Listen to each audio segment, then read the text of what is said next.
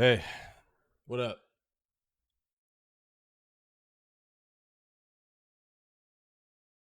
Hi guys. Yeah, no piggies today. They're asleep. I don't want to disturb them. Oh, maybe tomorrow. We're gonna play 16. We're gonna play 16, and then we have D&D in like 5 hours. I have like a fucking giga migraine, dude. So I'm like, we'll play 16 because I don't have to talk as much. Just watch some cutscenes, do some gaming. Pigs aren't real. They are real. I posted a video on Twitter, man. And then we got D&D. Did you see my video on Twitter of them oinking away? They're so cute. They're scared of everything, though, man. They're so scared of everything. I was I sat with them for like an hour, and it took like an hour for them to like approach me. But they haven't approached anyone else. They're just terrified.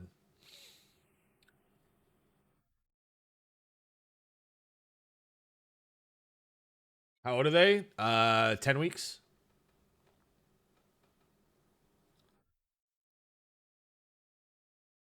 10 weeks.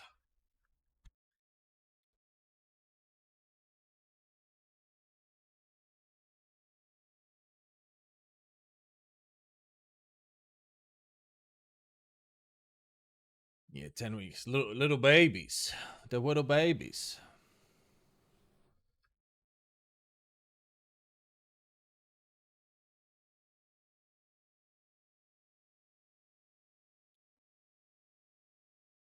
Are they siblings? Yeah, they're sisters.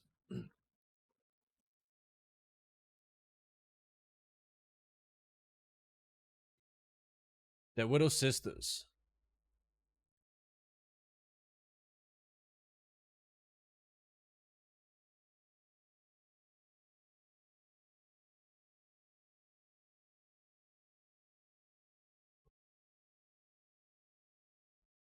Anyway, let's play 16.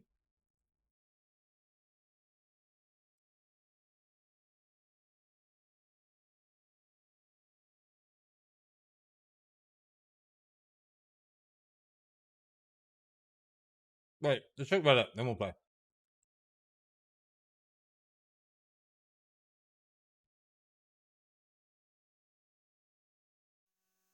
Mmm. Well, we know what's gonna happen to these guys.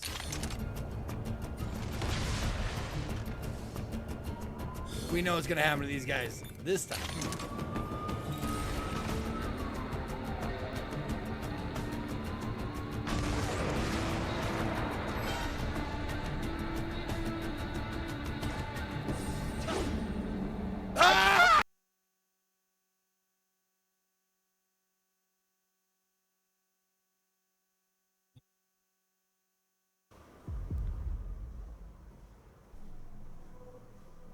The following video is a proof of concept, okay?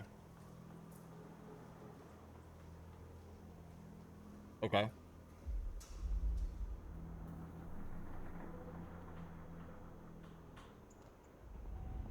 Dude, Small Soldiers was such a good movie.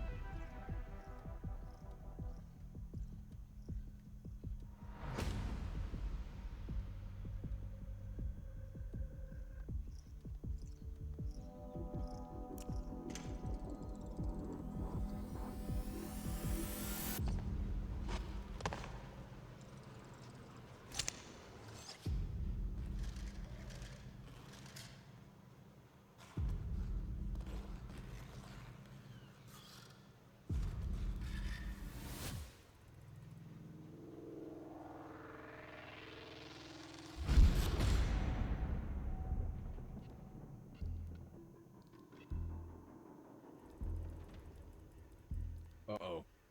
They're not inside the box.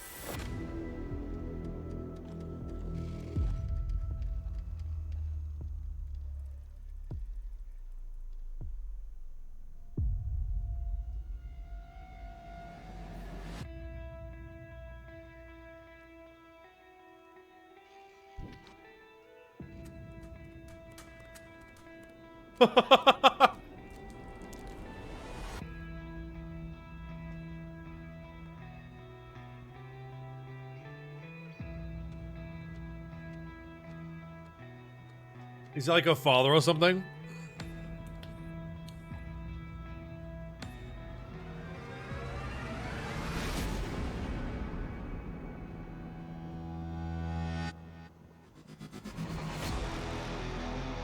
Wake up the others. It's time.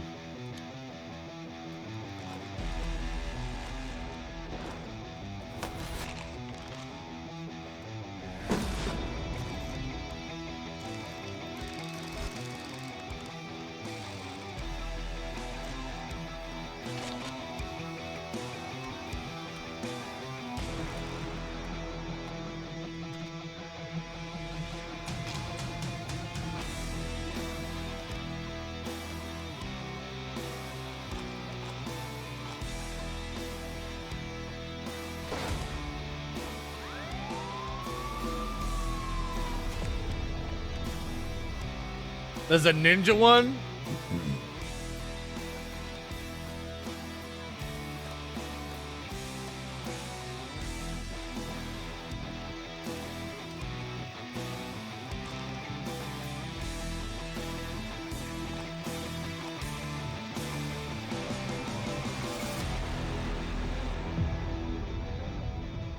Small soldiers, war for the neckline.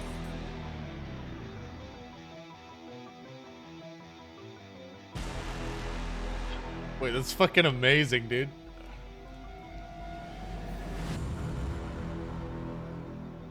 That was really good. Luigi makes a clean break.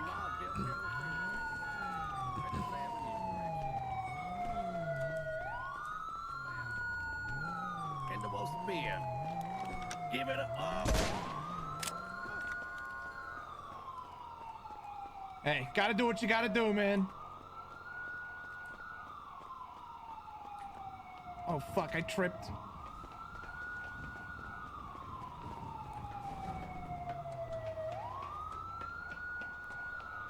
It's extra charge? No shit, it's an extra charge, but it's also every charge.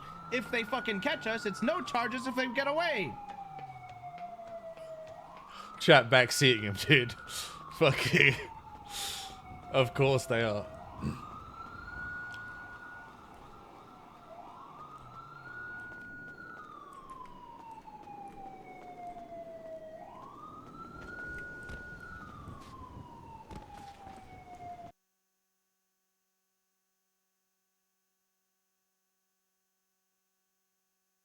Luigi's been making some good escapes, dude.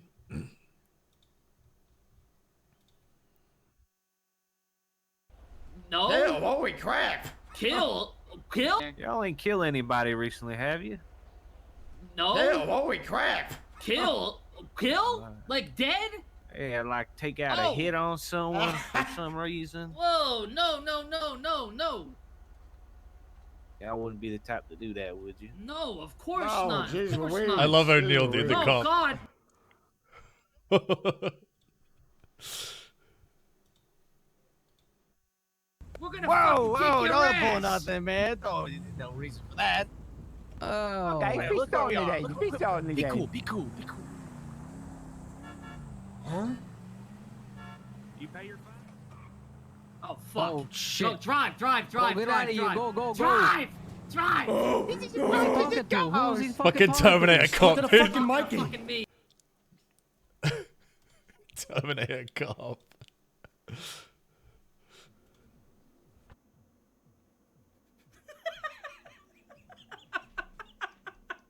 No, he didn't.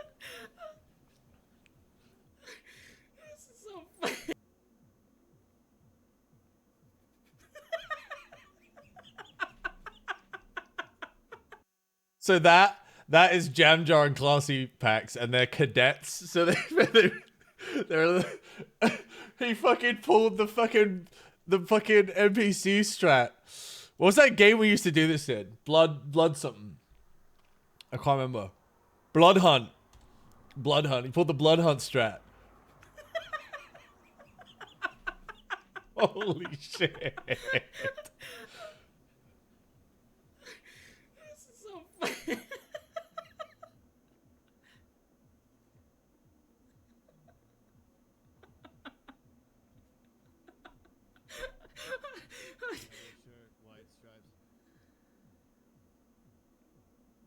Orange shirt, white stripes. They even describe what he looks like, and they still don't find him. Oh, does he? Almost certain he's fucking simply not wearing his glasses. He looks like a cigarette. He gave it to John Dallas. Get it ran by. He just looks like just a nice gay man looking up for a good time. That's all. Yes. I mean, look at him. He's been eyeing up those guys in the corner. I think Oh, fuck, that's good. Yes.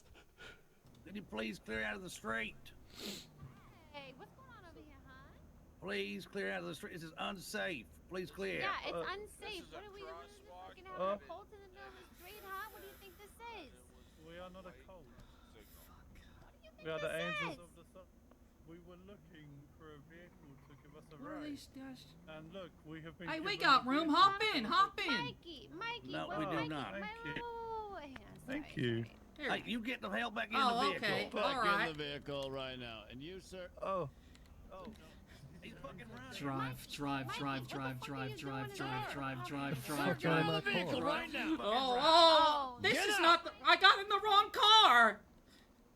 Oh, Mikey, drive. Yeah, bus guy. Yeah, all right. How you doing? I'm Mikey Cifaretto. I'm a wanted criminal. You think you can get me out of here? A wanted criminal, oh my god.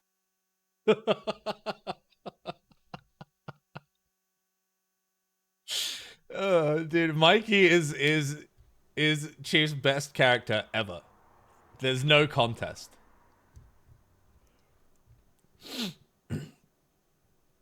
There is simply no contest. Yeah, look, there's a whole nother mango tree right here, guys. The whole family ate my pumpkin, Kraken. All right, you Well, let me eat from it though. Uh-oh. Huh? Momo? I see, Momo. What is it? What is it? I don't What see- is Oh it? shit! I just see. Momo screaming. I'm yelling. I think we hear you. Yeah, we're so fucking fast. We are really fast. Uh-oh. Oh my god. Oh no. Just run, you're small and fast. I'm gonna go on this.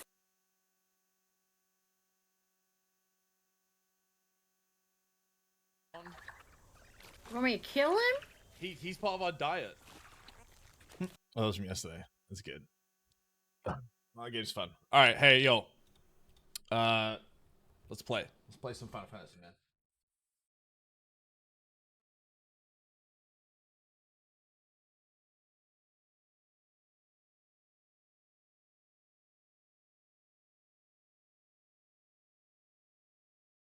Is this day 3 or 4? Day 4, right?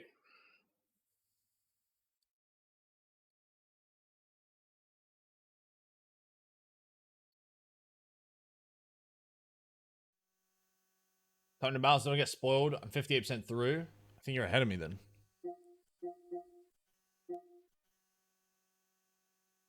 Honest with you.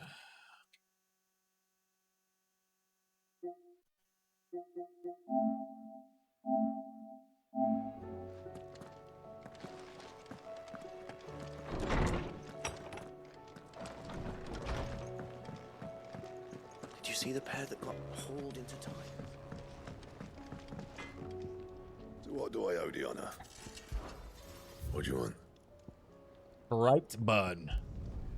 Not bad, if I do say so myself.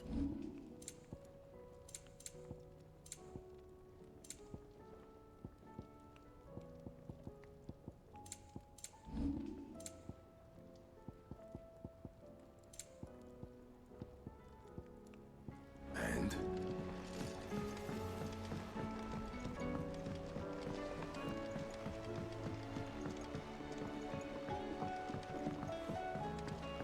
I heard the Emperor was impaled on his boat.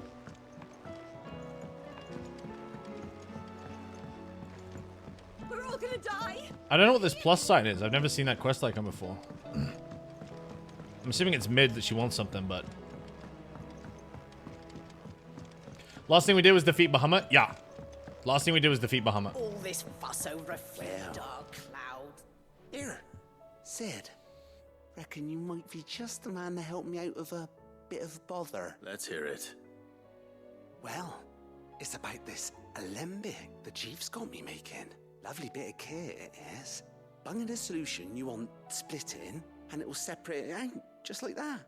Problem is, it won't always get rid of all the impurities. And with some of the stuff we need it for, that ain't good enough. Which is why I've been looking for something to filter the liquid we'll be cooking off. And that's where I was hoping you could help me out. I imagine Ty could get some use out of this alembic too. Distilling medicines and the like. All right. Why not? Proper job! So what exactly do you need for this filter? Nothing but bomb ash'll do, says the chief. Gave me a sample she'd obtained from the university stores. Couldn't believe my eyes. You pour the blackest blight water through it, and it comes out clear as a mountain stream. So, I did a bit of reading about where I might be able to get hold of some. And do you know what I found out?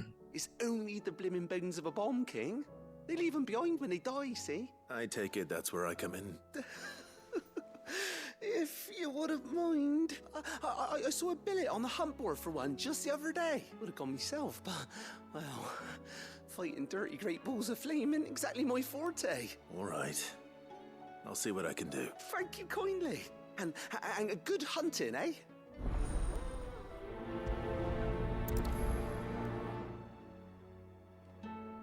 I've tried to find a supplier for this stuff, but it's rare as chocobos. Rare as Chocobo's teeth? Oh, Chocobos don't have teeth, right? That's the joke.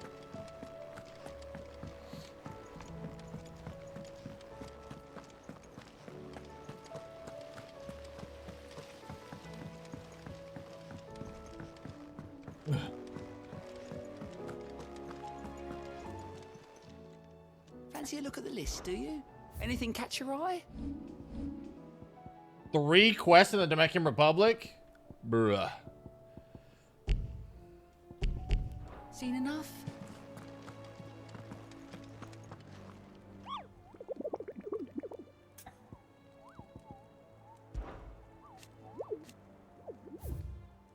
Alright, what's this Bomb King? The Croc in Sambrek.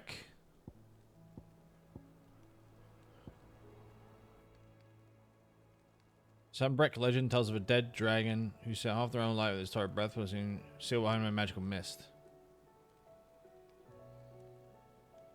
Recent reports of a great dragon's roar reverberating around the woodland passes of the Empire.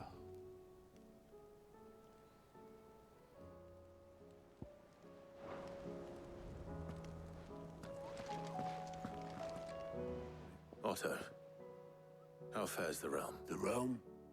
Oh, she's just fine. As long as you look past the fat storms out mother crystals and her skies are a roiling cesspit. And Gav? He's with your uncle in the Free Cities, helping Mid with her project. Sent an owl their way the moment the winds turned foul. Still waiting on a reply, though. Okay, so am I going to watch this Pete Davidson talk about commercial 8 times? If that's what it takes, motherfucker, yes. Well, that depends on your definition of good. All right, fine. What do you suggest we do? Oh, no, I'm just a messenger. I leave the scheming to those more suited to the task.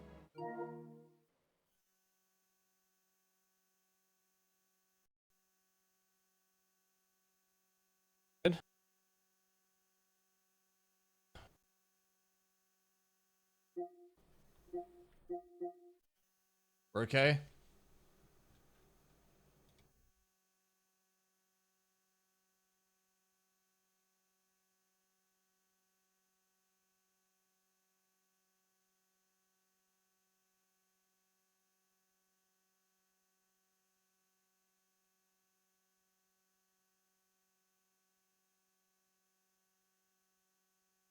We're back? Okay.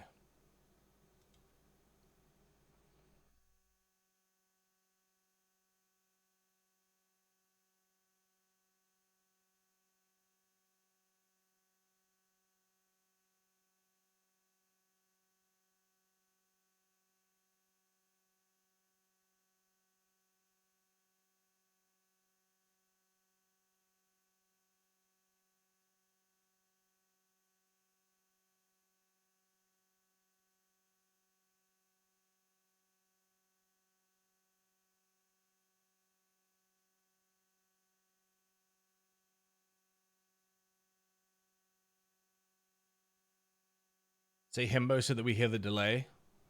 What? How would that help you?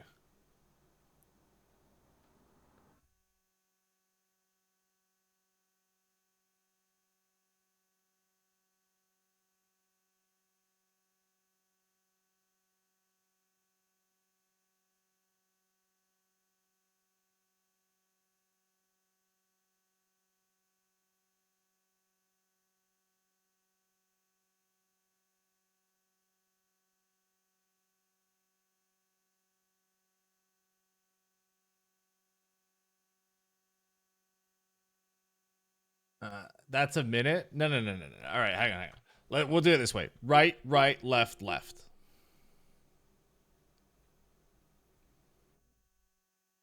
Wait, how would that help you guys either? Fuck.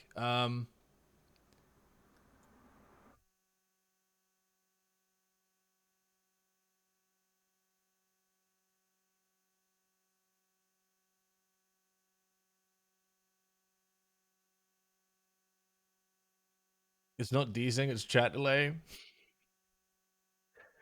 Oh, Delay fuck, check. Dude.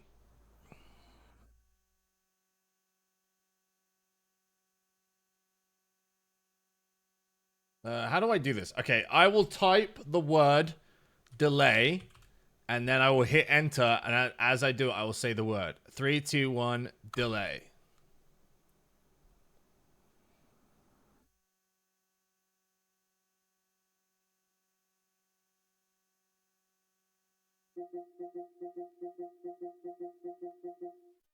Could be that Lady Vivian and Old Tomes have their own thoughts on the current state of things. Could be that they don't. It certainly can't hurt to ask. I suppose not.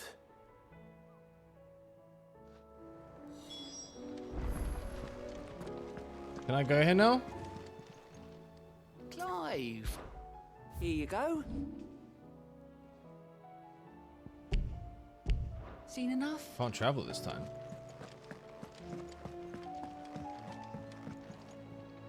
How is it that every one of your little excursions presages some inexplicable catastrophe? Not that you are to blame for the Dominion's fate. No one could have predicted the actions of the Crown Prince.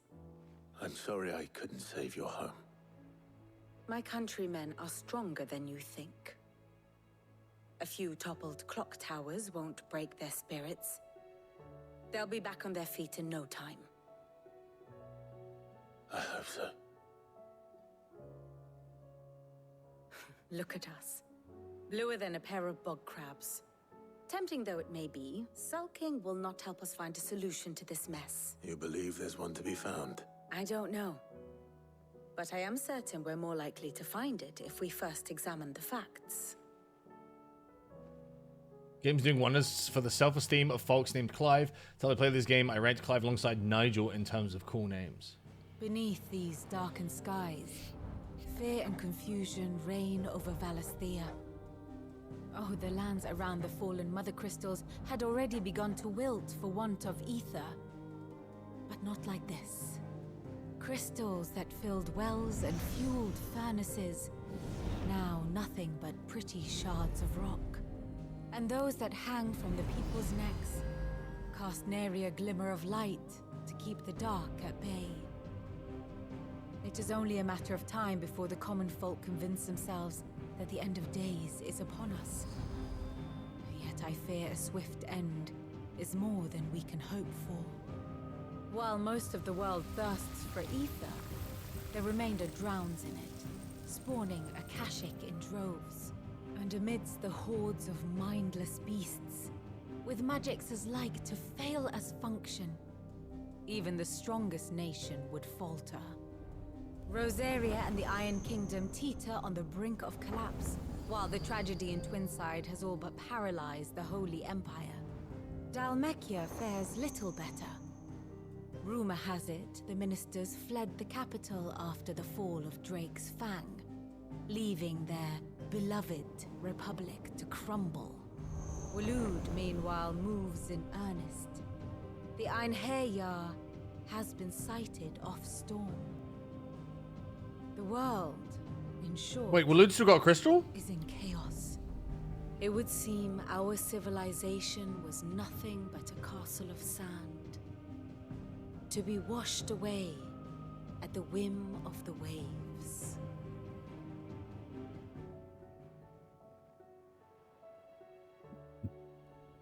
A castle of sand. Not my best flourish, but it seemed fitting. The reports I've received are considerably more blunt in their appraisal. Without the protection of their nations, it will fall to the people to defend themselves against those who would take what is theirs. Which is only ever going to end one way. Defending a farmhouse against a band of chocobo thieves is one thing, but pitchforks and palisades will do little to stall an army's advance. Should the King of Waloed deign to invade, there would be none to stop him. None but us.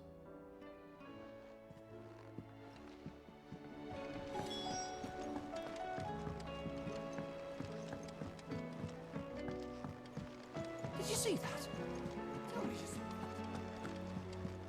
saw We have Brett's game tonight.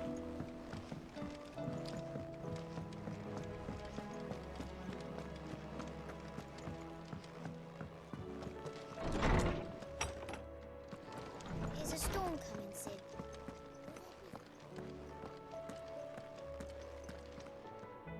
Let me guess. You're here about the skies. Is there anything you don't know, Lawsman? It doesn't take a court astrologer to augur the obvious. As for what has disturbed the heavens, that, I believe, is a question the Fallen might be better placed to answer than I.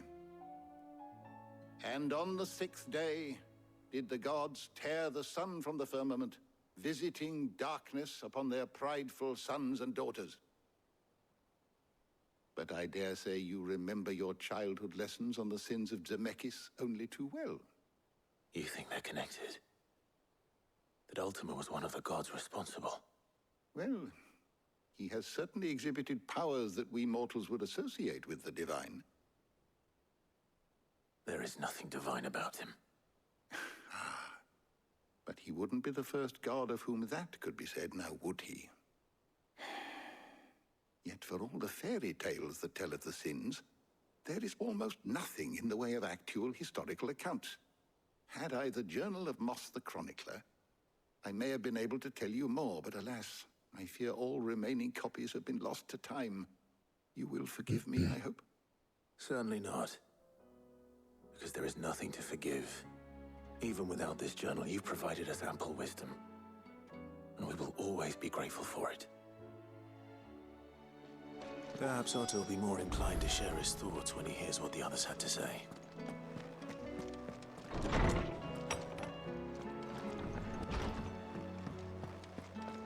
Seems the hideaway has lost its...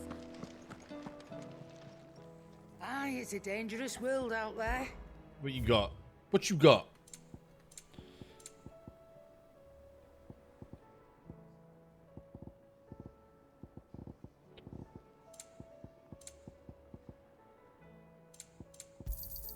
It'd better all be here.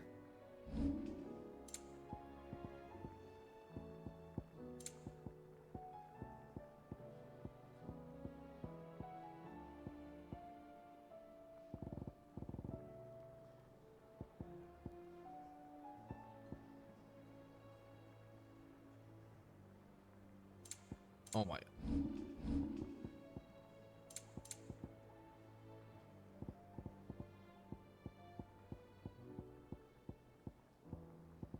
Have we stopped the baker from coming in the bread yet? You got out else? What the fuck did you just say? I reckon I can find a buyer.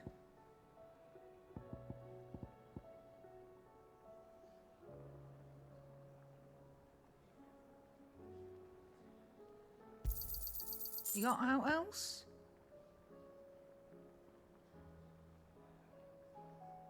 What the fuck did you just say? I reckon I can find a buyer.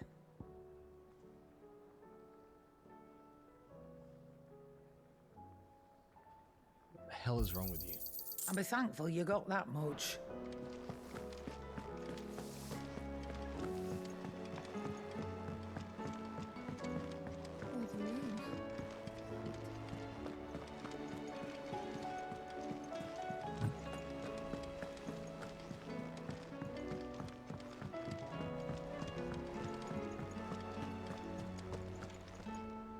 Clive, we have a problem. Uh-oh. Only one.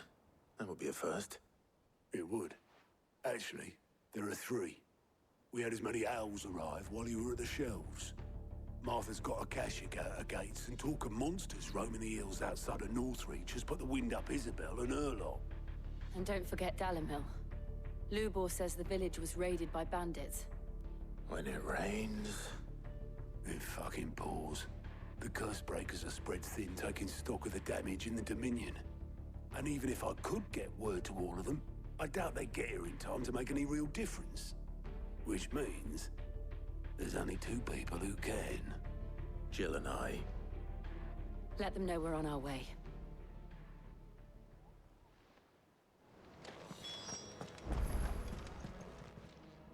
How are you doing? Here you go. Oh, it's a lot of quests, man. Oh my god.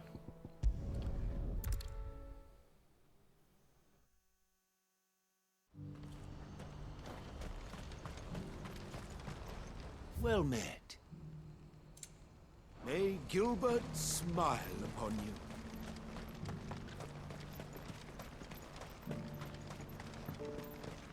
Do you have any fresh water? Now I just need to see about getting the work. I want to know right away. Bad news. Good, actually.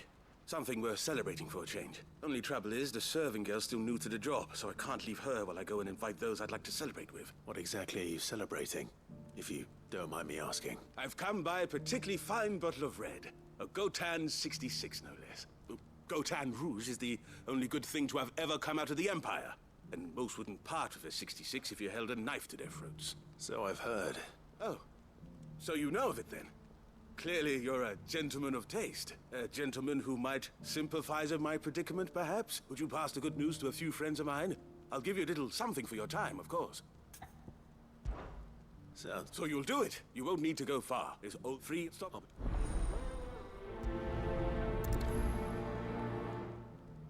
Robbie, in the story, we just fought Bahamut. Who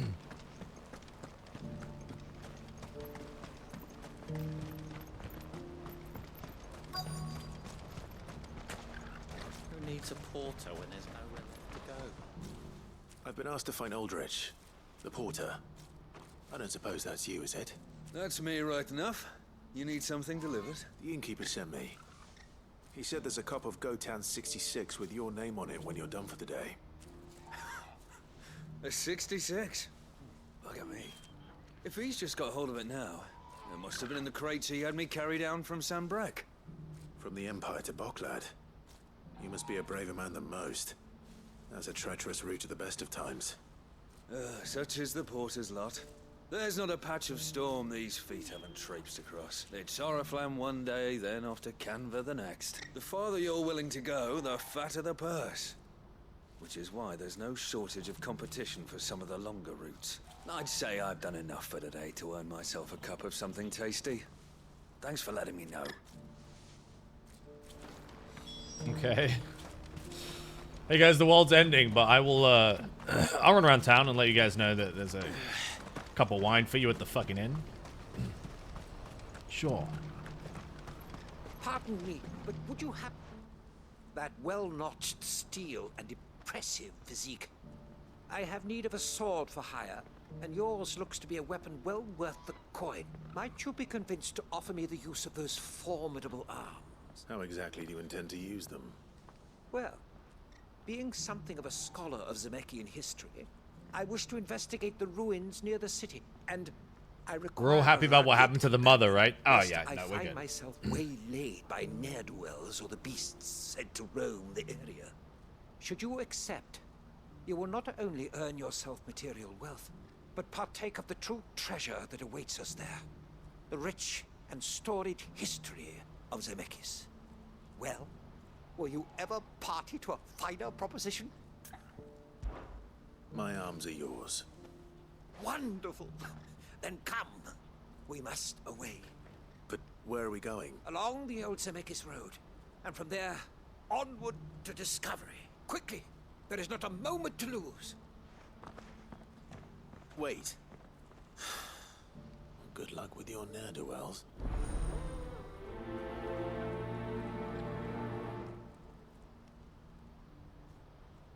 I better make sure he doesn't get himself killed.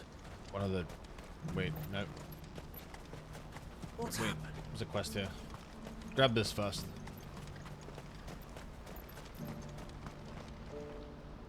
I see you've been of some assistance to Eloise. Perhaps you can extend me the same kindness? Perhaps. What would I be doing? Finding someone. You see, I've been having trouble with thieves, and despite the many pains I've taken, I can't stop them from rummaging through my packs. I was griping about my lot to a friend of mine a few days back, and he offered to track the culprits down. Now, Joseph's a sellsword, and a good one at that. But he's been gone days, and I'm beginning to fear the worst. Any idea where his search for the thieves might have taken him? The old Zemeckis Road, perhaps? He doubted they would be fool enough to linger here in Boklad. Joseph's lived a hard life. Made him grey long before his time. I just pray he hasn't been killed over a few sacks of grain. I can't imagine there are too many grey-haired sellswords around. Hopefully someone will have seen him.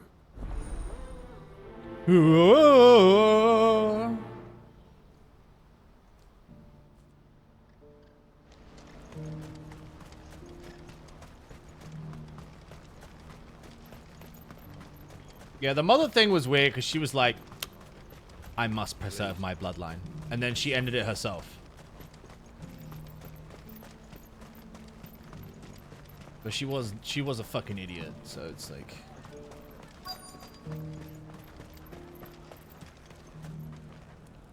Are you Milan, the butcher?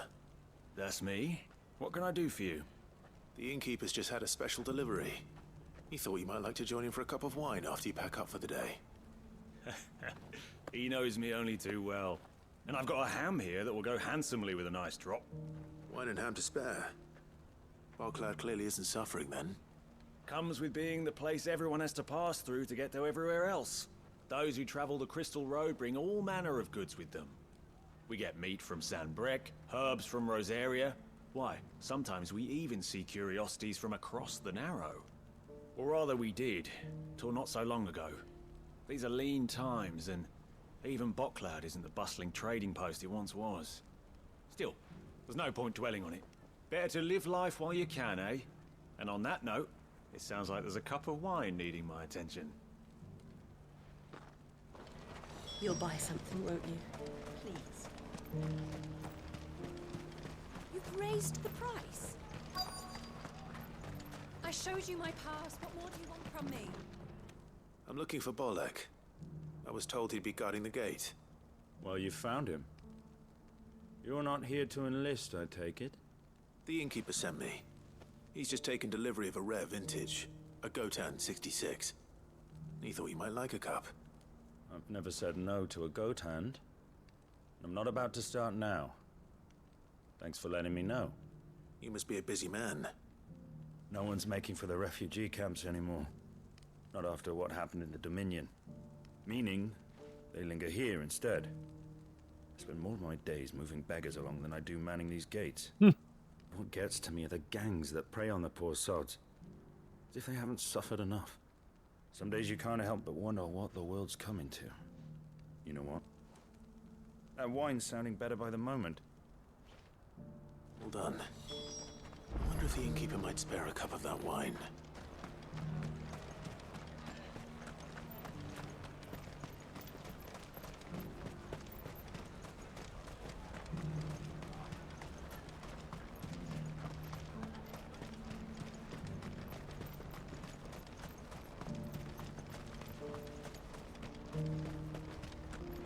This dialogue was different when I did this side quest before the last Mother Crystal.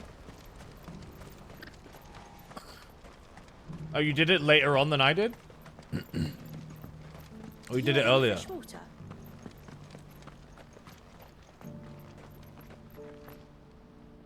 I spoke to your friends.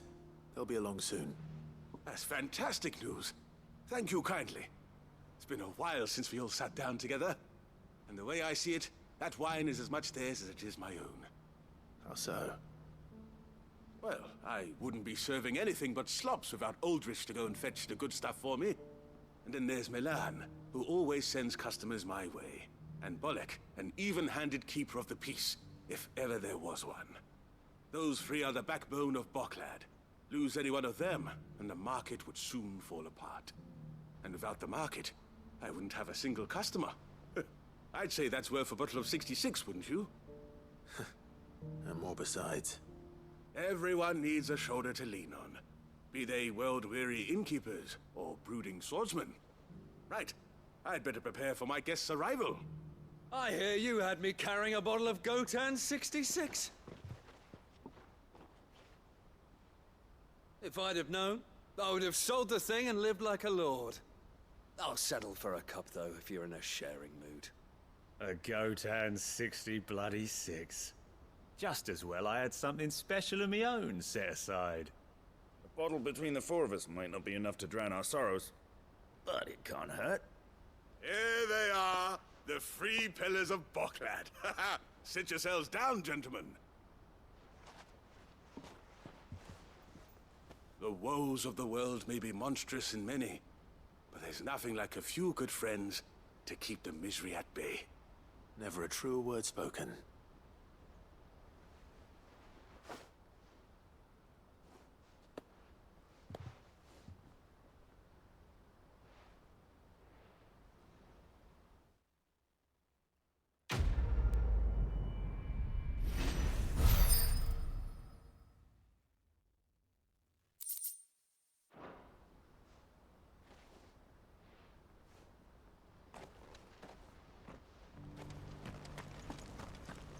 Do you have any fresh water? I hear the brothers found another victim. Can you believe it? I believe it, all right. What's that? The third this month?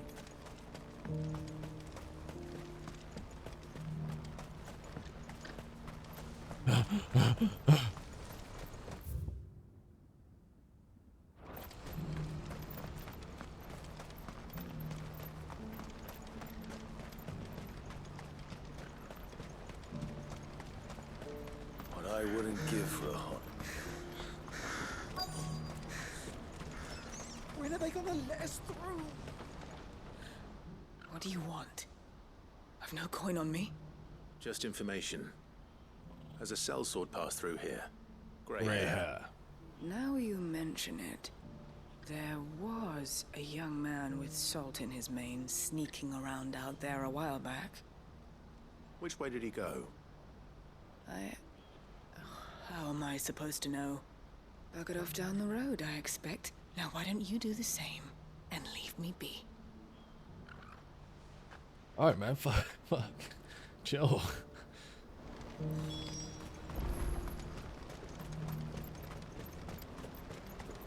I'm just, you know. Oh! Why am I not surprised? You'll hand over your coin when you know what's good for you. Oh, your fault! I want to try this out, actually. Is it like an uppercut?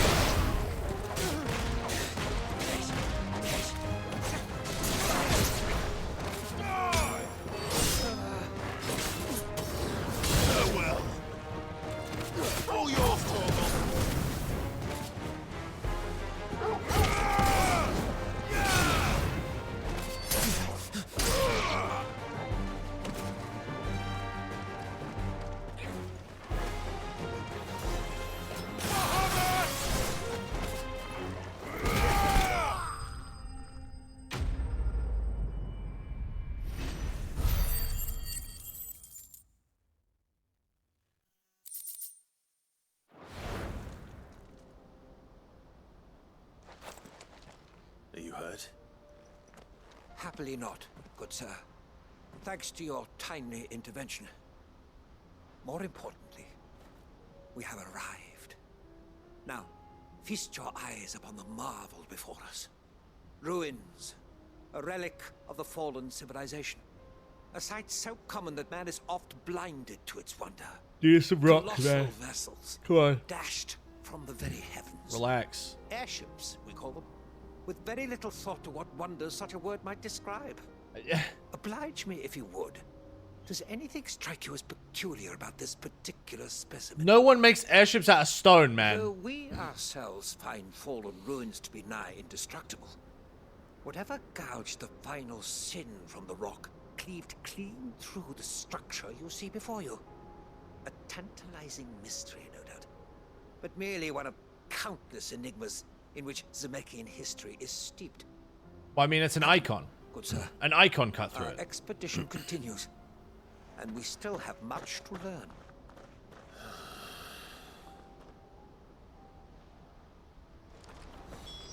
He's passionate. I'll give him that.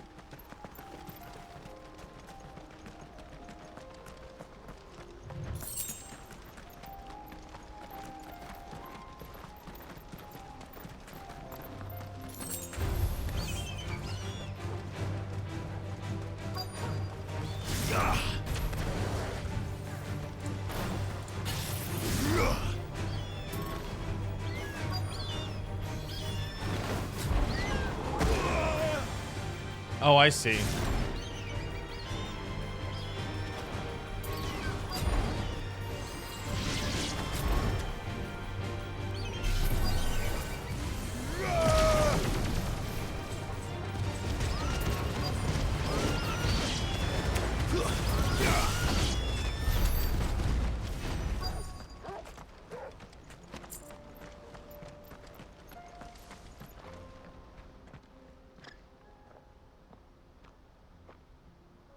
We don't want any trouble. Neither do I. I'm looking for someone. A grey-haired mercenary. Well, we haven't seen him. Yes, we have. We saw him climbing up the rocks. Those ones, over there. Maybe he found his thieves. Mum won't let me near them. She said there's goblins up there, and that they eat little boys for dinner. Shush now. You've said quite enough already. I only told him what you said. I'd listen to your mother if I were you.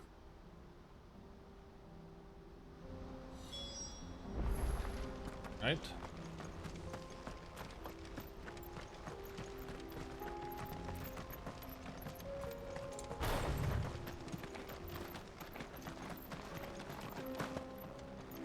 Did Joseph's thieves really lug their stolen wares all the way out here?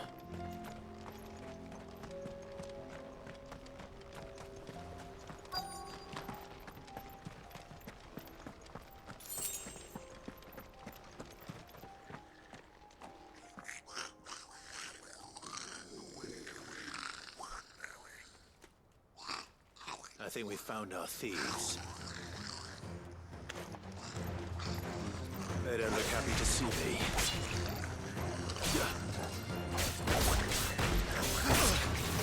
What the hell?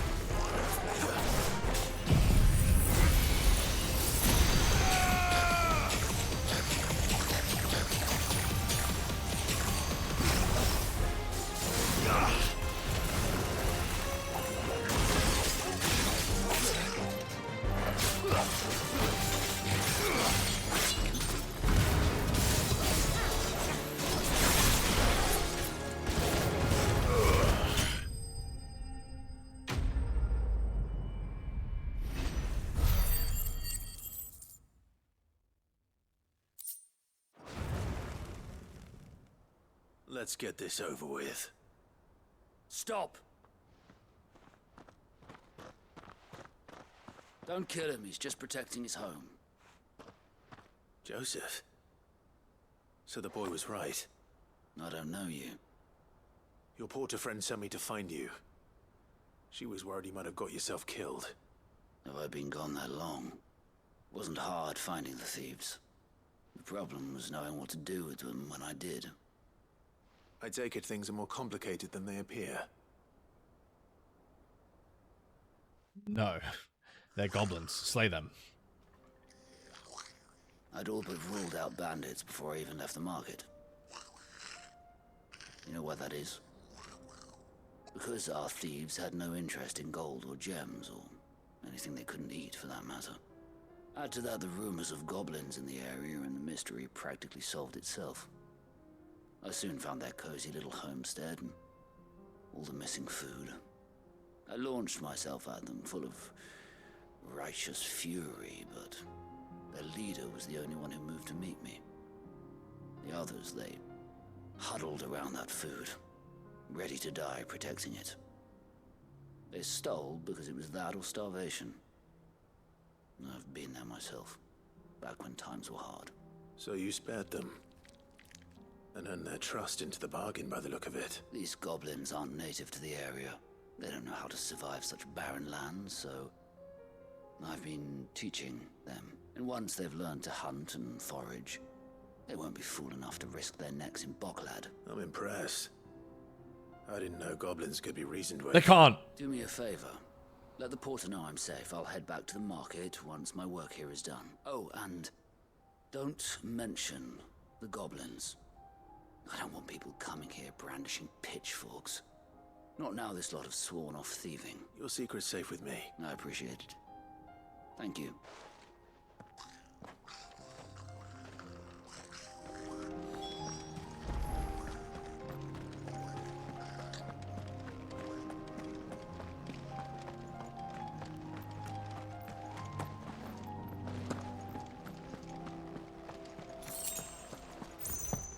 I love going out of my way to pick up things on the ground and it's just 10 gil.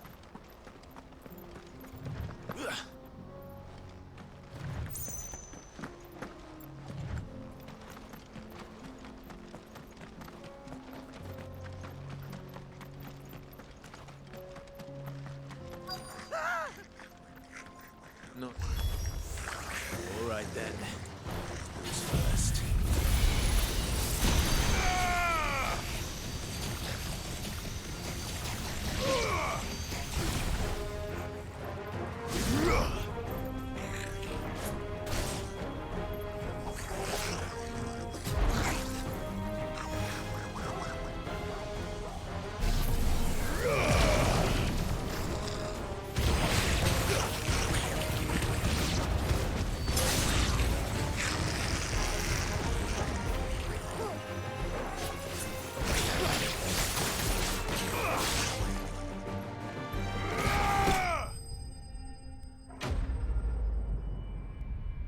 You just got told how they aren't that bad. These are different goblins, man. They're trying to kill this guy.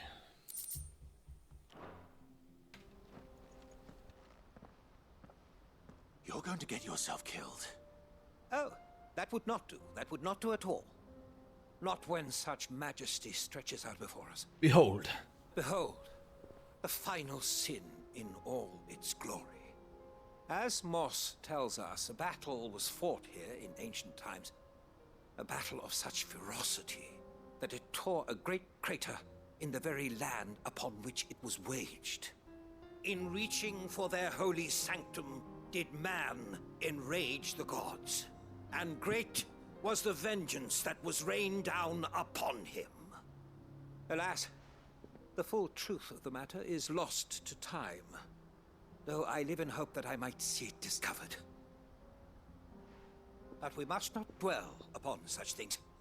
There is more yet to see. Onward. Come on, Mom. History awaits.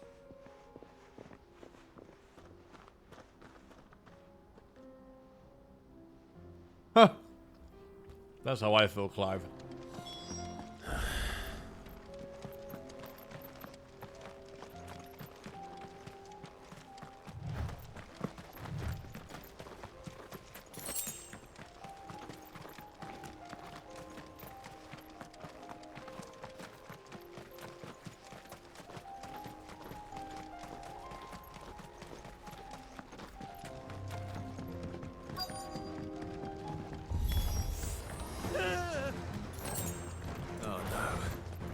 Really got himself into trouble this time.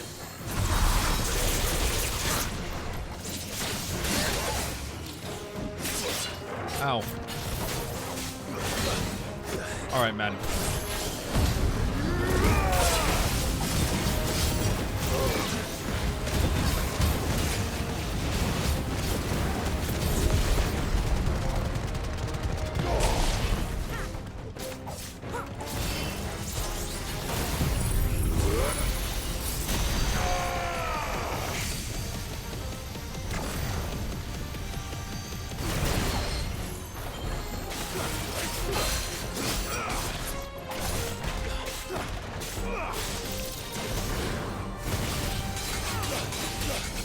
Oh my god.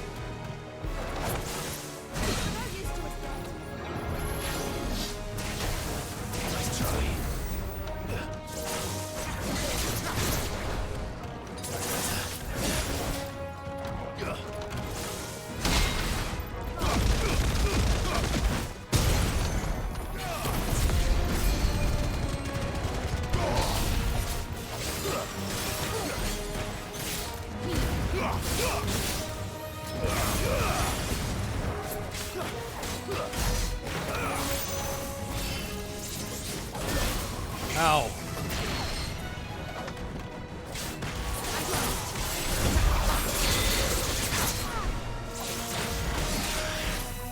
Ow.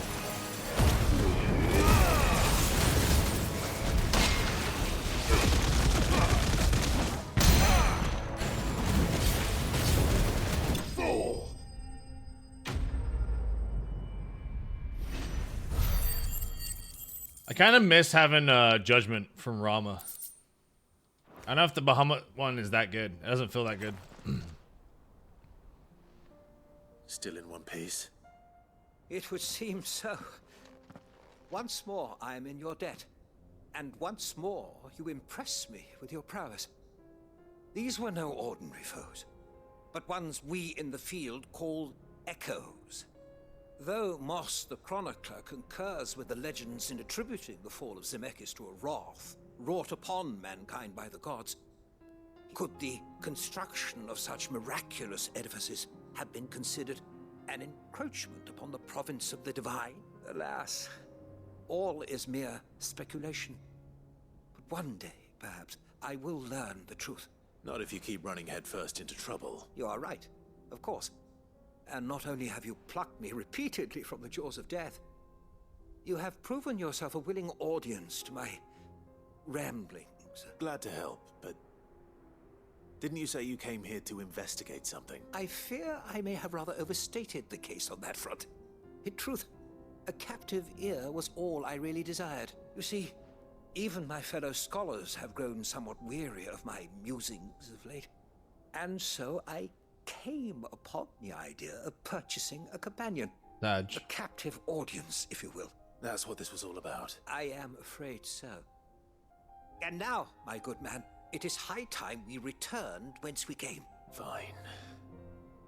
Just don't go running off this time.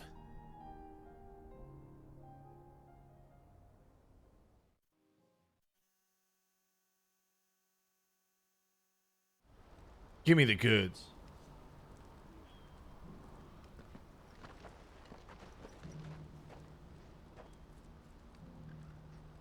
And so ends a delightful day. Here, your reward for humoring my selfish whims, plus a little extra for the trouble I have put you to. Oh, ra-ba-ba-ba-ba-ba.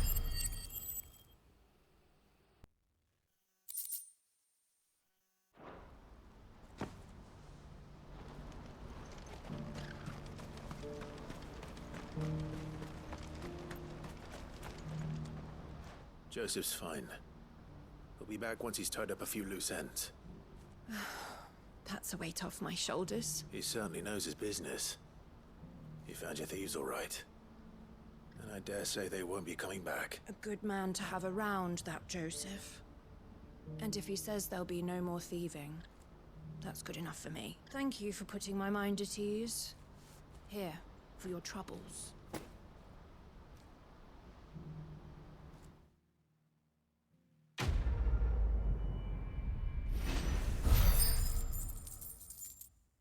Okay.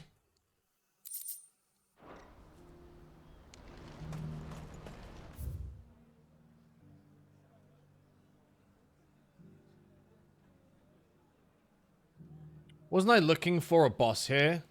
Or was that a different place? The crag? Where's the crag?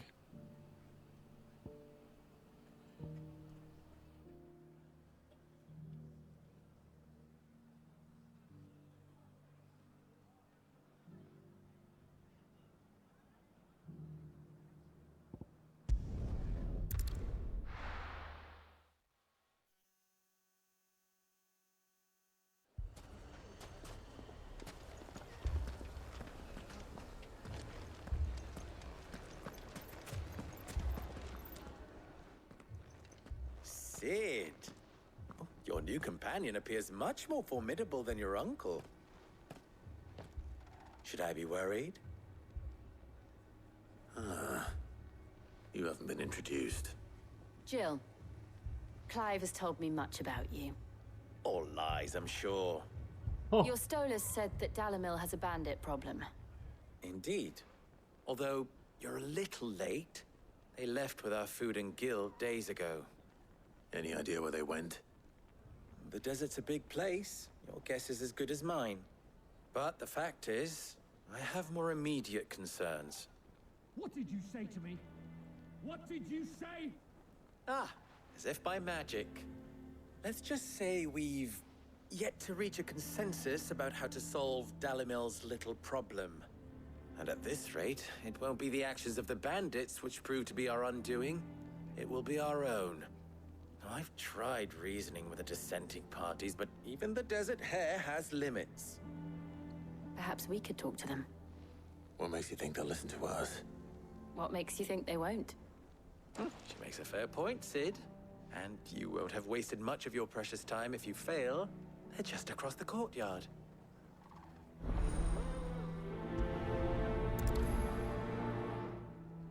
Yeah? Suppose we just follow the shouting.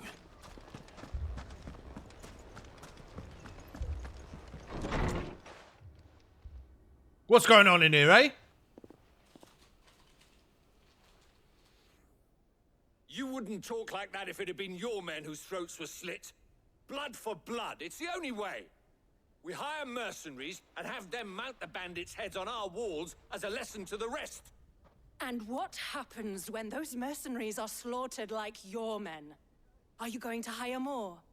We're better off using that coin to buy food and supplies. If we hire mercenaries, the only thing we're buying is the bandits' ire.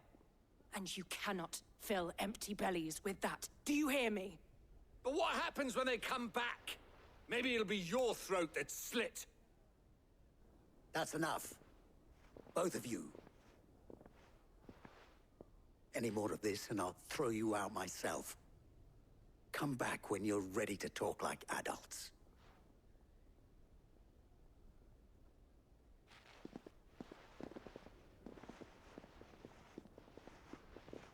To be fair, all she said was, we should buy food. And he was like, now slit your throat. What's he doing here? Sid. And Lady Jill. What brings you here? I was about to ask you the same thing. Costness is in chaos, and the markets have all but ceased to operate. The Briar's Kiss here in Dalimil is the only place I can reliably obtain supplies. I was here to do just that when Master Lubor told me of his troubles. He thought I might be able to talk some sense into these fools. But if you're here, I suppose his patience must be waning. Who are those people? Those were the thorns in Lubor's side.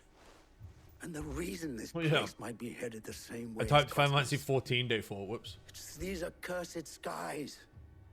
The darkness is enough to drive a man to madness. Or an entire city, for that matter. We're still working on the skies. But in the meantime, perhaps we can find a solution to Dalimil's problems.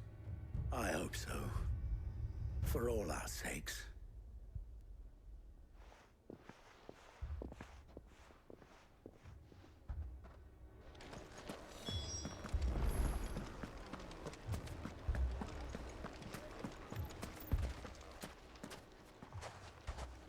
So, you see my predicament? What I saw was a room full of people who were angry and afraid. And with good reason by the sound of it. But if left to smolder, that anger and fear could set the entire town alight. My thoughts exactly. What to do? Both sides wish to protect their homes and livelihoods, if only they could agree on how. But as long as they are divided, we are vulnerable. And if there's one thing bandits like, it's an easy target. What would Sid the Outlaw suggest?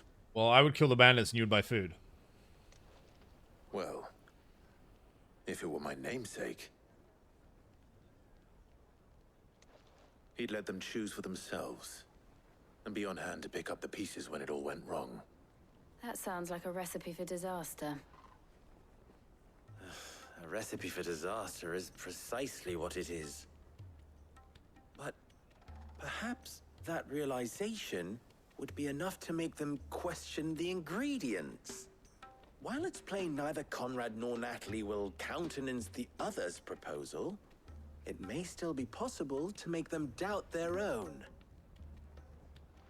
Before presenting them with a third option. And that would be? To pool our resources and save the city ourselves. Why fight each other? When all that fear and anger can be directed at the bandits. It appears we have a plan of action. Victor, pay Conrad a visit. See if you can't convince him of his folly. I'll speak with Natalie. As you wish. Your faces are not well known in this town. That may prove useful. Don't worry, Victor and I will do most of the talking. You need only play along. Play along? What he means to say is yes.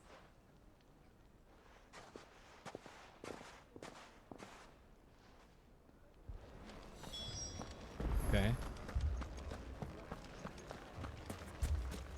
Picture it, Conrad.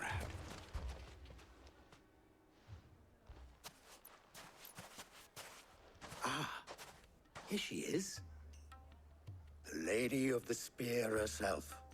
Conrad, may I introduce you to Jane, commander of the Red Wings, the oldest mercenary guild in the Free Cities. A pleasure, my lady. The pleasure is all mine. As I told you, I summoned the commander here from Canver to inquire about a contract. Victor says you told him no. That there aren't any men left to hire. Is that true? True as the crystal's cracked. Nobles came and claimed every last one worth his salt. And not just from us Red Wings. You know of the 7 high houses. There must be 2 swords assigned each one. Granted, we have a few boys left. If it's boys you're looking for. Well, Conrad, are you saying that Dalamel's finest cannot defend this town better than a gaggle of unblooded striplings? That a band of beardless youths could better avenge the deaths of your brave men than you yourselves? Absolutely not. We'll show those bastards who they're dealing with.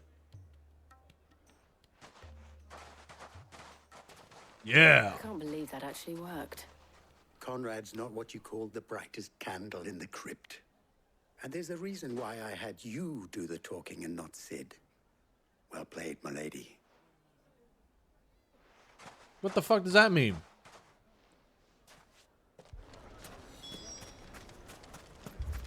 Hey! The fuck does that mean? My shop. If I had my pickaxe, I would. I mean, it may still be possible to buy something. Ah, here he is now. Natalie, So are the pigs going to be food at any point? introduce No! Lord Underhill of Randalar's prestigious League of Merchants. Lord Underhill. At your service. Underhill. I was just telling the good lady of our conversation, my lord, and how you were lamenting the state of the capital's stores. Lubor says that not only are the granaries almost empty, but that war and the blight mean this season's harvest won't be enough to fill. You don't them need to for shoot winter. him. It's a normal question. It's Indeed, fine. certainly that is the case. The nobles in the capital are buying up the city's stocks of barley and wine, driving the prices I'm not going to higher eat my than pig, man. most You know how much that commoners fucking could thing afford. cost? It is only a matter of time before the peasants revolt. It is worse than I thought. If what Lord Underhill says is true, I fear we have little hope of supplementing our stores, meager though they regrettably are. And while I applaud your endeavors to dissuade our more Then there's a honey? bellicose No, they're like citizens 500 from bucks seeking each. Vengeance, I sense Conrad is not wrong in his assessment of the bandits' likely return. Which means that now, more than ever, we will need to secure what little we still have. Food, weapons, herbs, everything. If our humble town is to endure not only this hardship, but those that are certain to follow, we must stand united.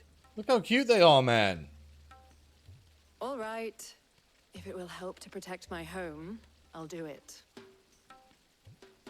But you needn't have gone through this charade.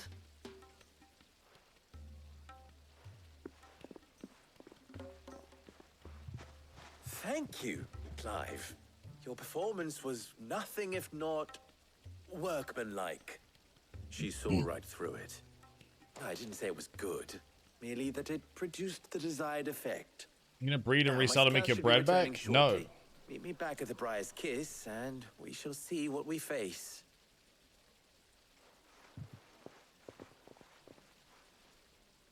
I'm not convinced our roles in this ruse were entirely Who the fuck, necessary. like, buys a companion animal, then's like, I'm gonna have to breed this thing to make my money back? I take it with you.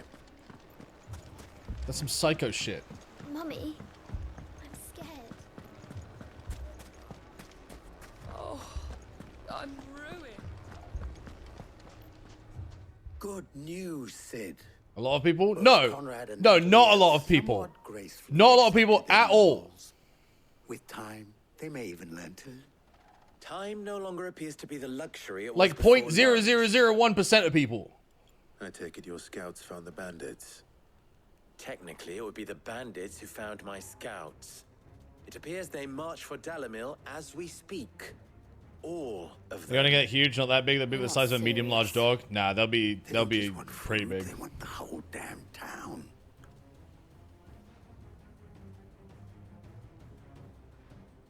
I have a favor to ask. I'm told the bandits march in 2 groups, one from the south and one from the desert. in a move doubtless intended to stretch our already gossamer-thin defenses. Very well. Jill and I will meet those from the desert. But what of the rest? The rest, my friend, the city shall fight. Together. The stakes, I concede, are high. But if this does not unite Dalimil, nothing will.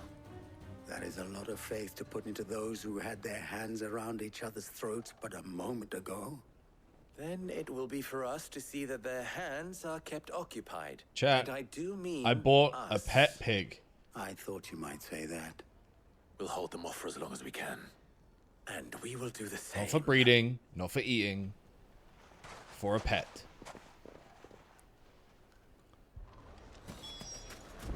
That's all you need to know.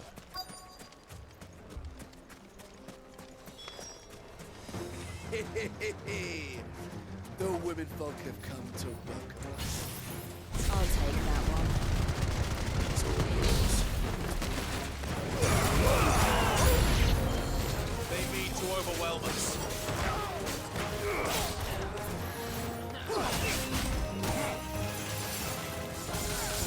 Oh my god.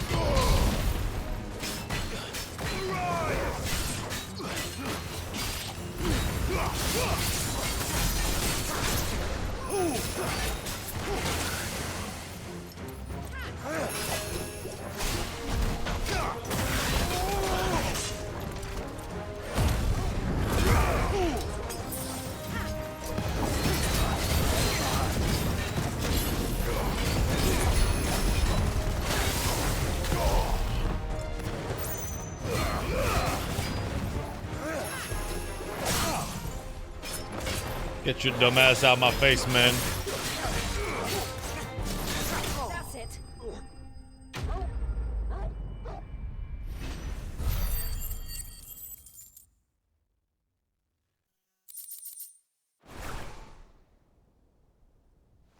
The townspeople.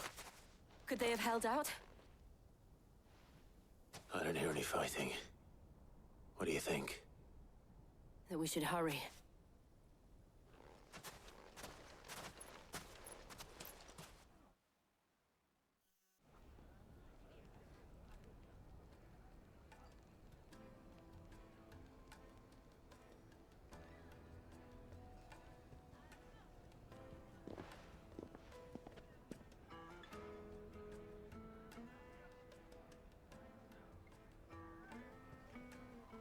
Natalie, I owe you an apology. You did well out there. The inn would have been lost had you not held the line.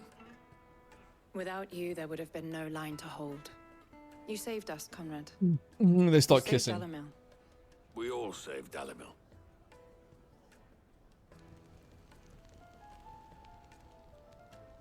Conrad seems to have had a change of heart. I'd say they both have. I take it from your presence that our visitors from the desert won't be joining us either. pity. The plan worked, Sid.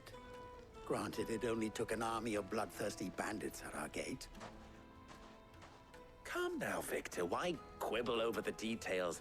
We are united, and that is all that matters. As for you, Sid, you fight considerably better than you act. I'll take that as a compliment.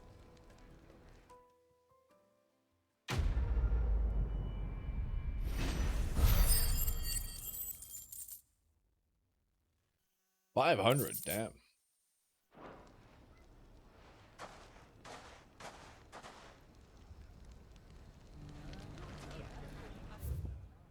All right, where was the Bomb King? Does anyone remember where the Bomb King was?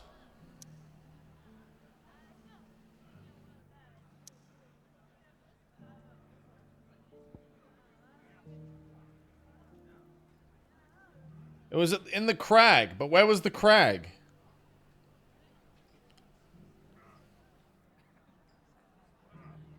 It has to be in this place.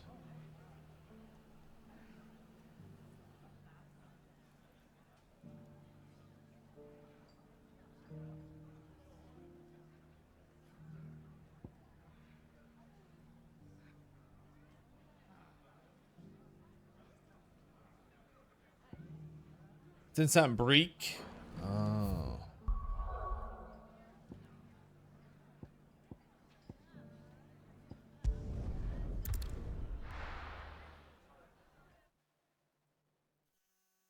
Sambrique, cheeky breaky. I'll be taking you all to a storehouse in the Bales.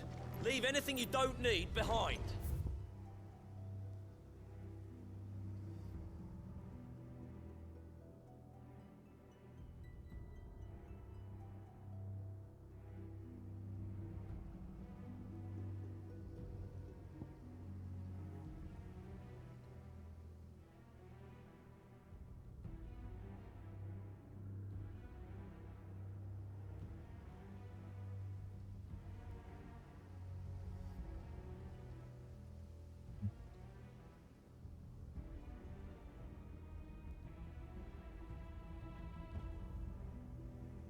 The croc. Was that it? The croc?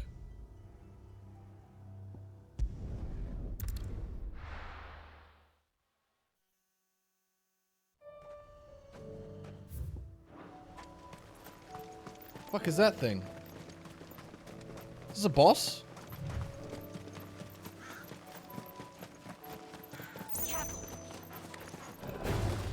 No mistakes.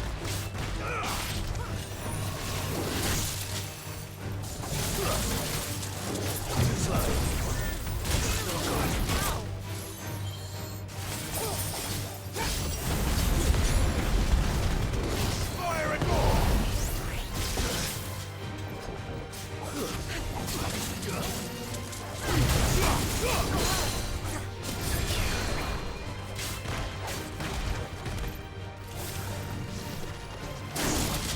Ow.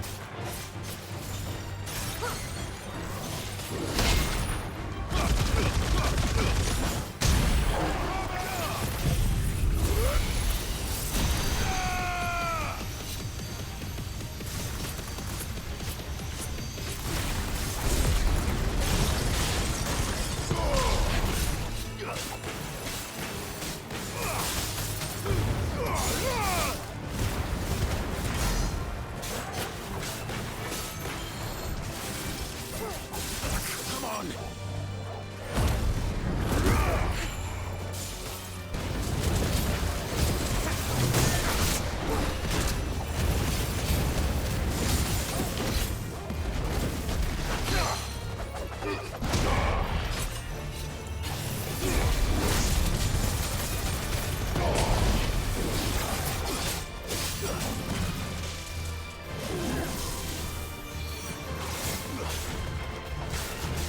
Nice try.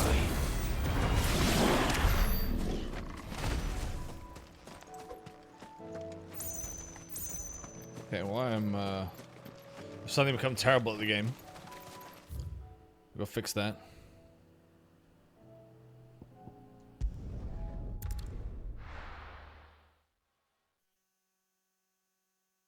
First we find Isabel.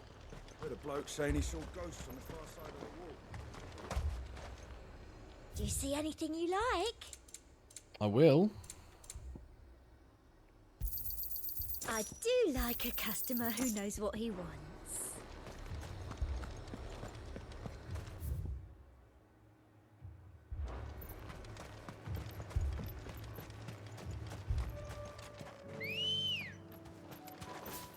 Good girl. Fly, Ambrosia.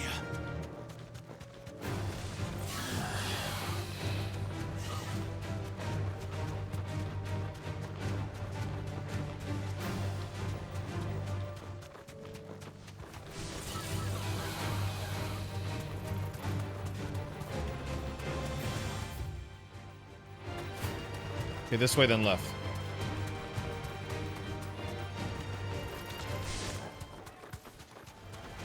This won't be easy.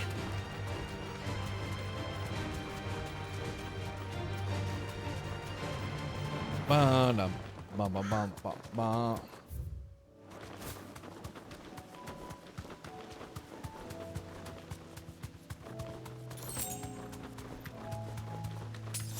I needed that.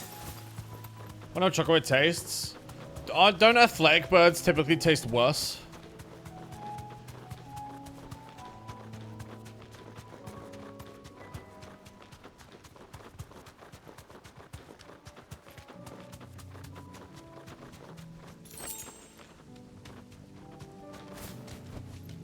No need to ride from here. Yeah, less fat, more gamey.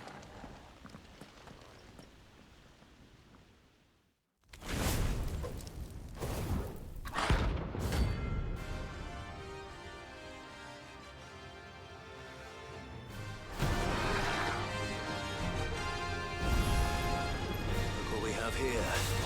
Greetings, Your Majesty.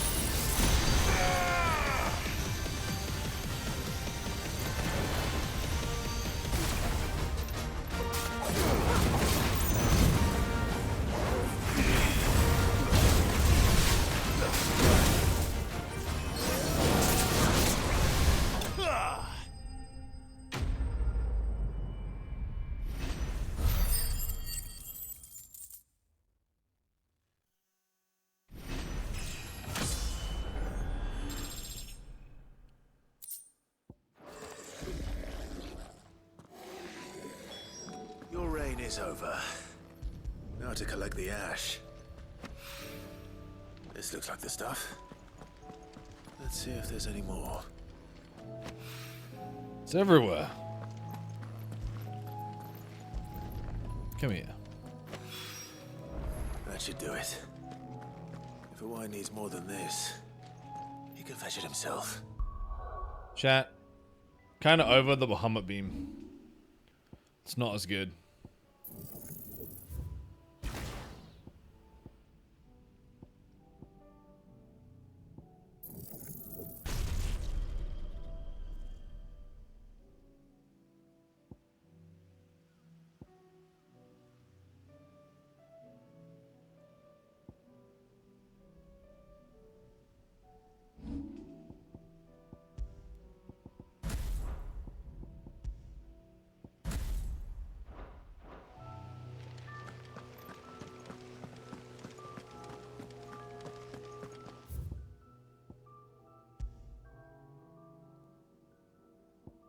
Okay, other quest is here.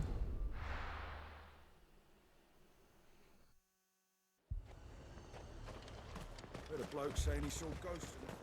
I saw it with my own eyes. Wah wah wah wah wah wah wah wah wah. I can't do it. Excuse me, excuse me. Alright, sugar tits, what's up? My lord, my lady. We received the dame's message. There have been sightings of strange creatures, I understand. With the blue eyes. Yes. Like a Kashik, but different. But different, you say? I've taken so many. I've lost count. Akashic, but different. Ultimus thralls. And what of your mistress?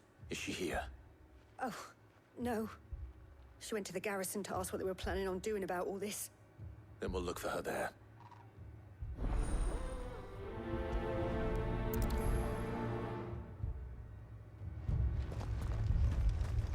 More arrived from the capital this morning.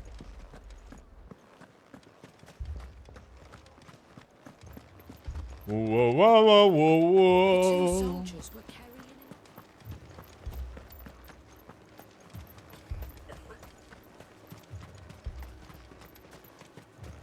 Madame, please! Half the garrison's been slaughtered by those things.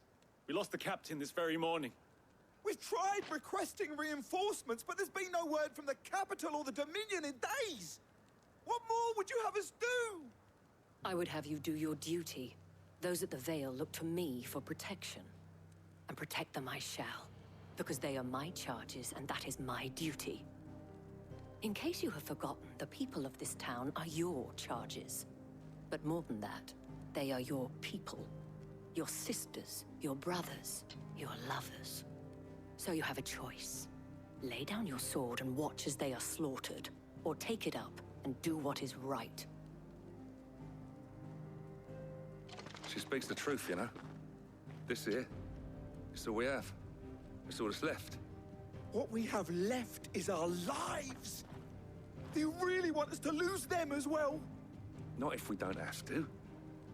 Look, there's a cask under the captain's bunk. Let's talk about this over a drink, eh? I'm listening.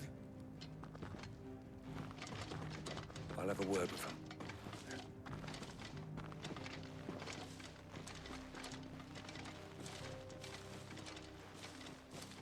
Ah, Clive. I didn't expect help to arrive so quickly. And sought to take matters into my own hands. It was a noble effort, but I thought you might still need some support. I'd like you to consider my needs. What we need to consider is where the creatures came from. The way the survivors speak of them, one would think they appeared out of thin air. And perhaps they did. It's hard to know what to believe these days. We'll talk to the survivors. What did Jill say something? I was too preoccupied.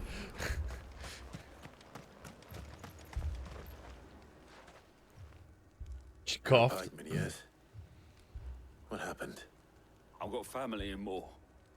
I heard the flood was spreading, so I went to see if they were all right, and a pack of them glowing things found me in the meadow. I ran for my life. I never did get to the village. Leave that to us. Hey, what's up, Yorkie? I'm great, thanks, man. Hope you are too. Family. Me, Paul. It's all right.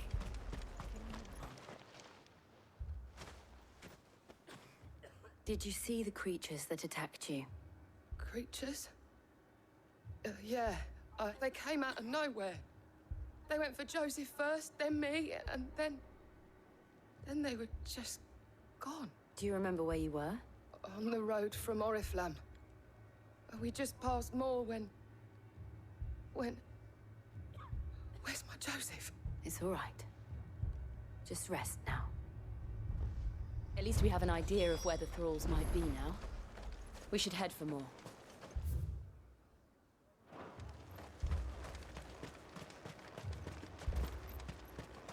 How do I get out of this? Assume you have a plan?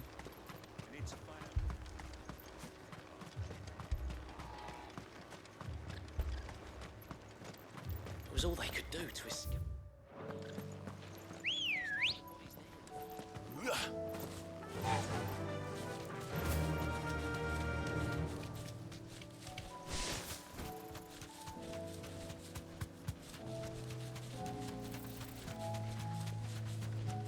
Where's my dog? There he is.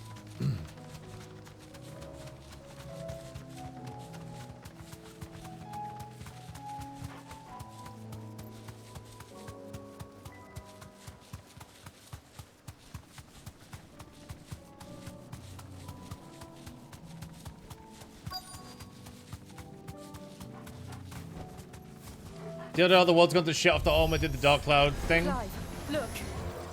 I see them. With me. The world was already going to shit. We destroyed the crystals to try and stop it from going to shit.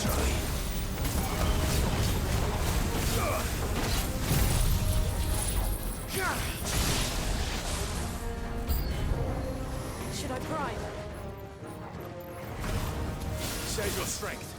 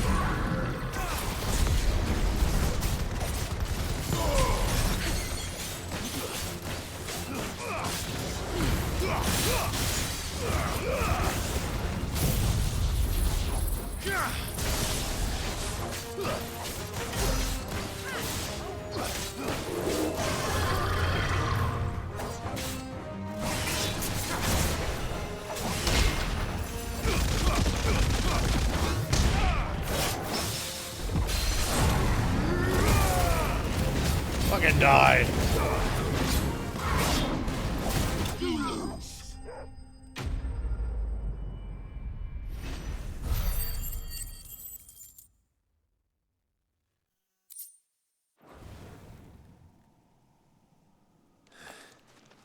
Do you think there are more?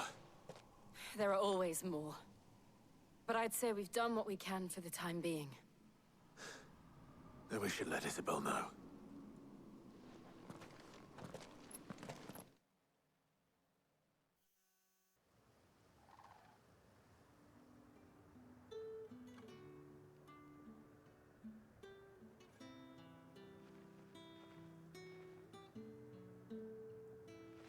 You have the town's thanks. Don't thank us yet. There will be more. Many more. And you'll need to be ready for them. Oh, we shall. Isn't that right, Captain? Yes, milady. The garrison will be ready. Philippe here has convinced most of the men to remain at their posts. For now, at least. Hearing that the Dane would look kindly on any man who committed himself to the task certainly didn't hurt. It's not the most selfless of motives, I'll admit. But whatever it takes, eh? Now me, I never needed convincing. I became a soldier to protect the people I love. And the people I love include the ones standing before me. Handsome and chivalrous. Now, if you don't mind, I have sentries to post. Milady.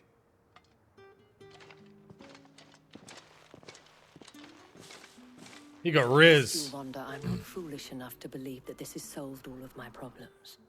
But it has solved one. And that's one fewer than I had this morning. Thank you again, Clive.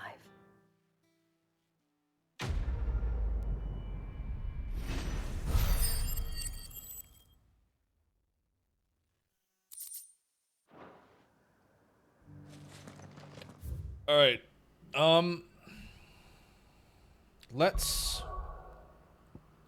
We've got one more, but I believe we've also got a side quest somewhere here.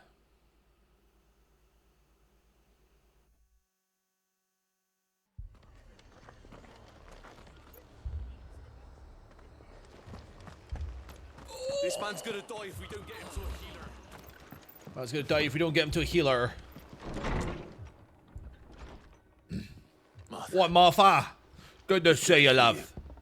And you, Clive. Jill? Otto said you'd been attacked by a Kashik. What exactly happened here? Those skies are what happened. Not long after they fell dark, we had our first visit. There were hundreds of them. Tried to storm the hill. Only a handful made it up here, but that was more than enough. The rest are still down there now. And while we have a few willing fighters holding them back, they're sorely outnumbered. What do you think, Clive? That we join the fight? I thought you'd never offer. Now, where I need you is the Fallen Gate. That's where the fighting is fiercest. Let the men know you've come to help. Something tells me they'll be pleased to see you. We're on our way.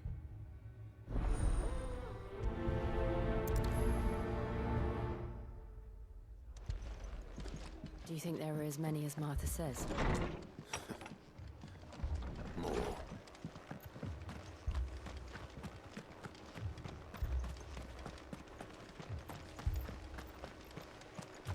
You don't think they've abandoned us, do you? Time to break into my feral sprint.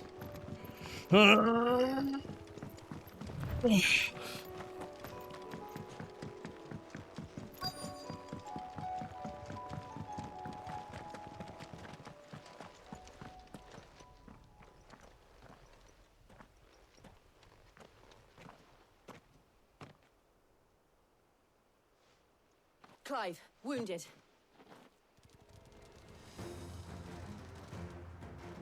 We deal with the Akashic first.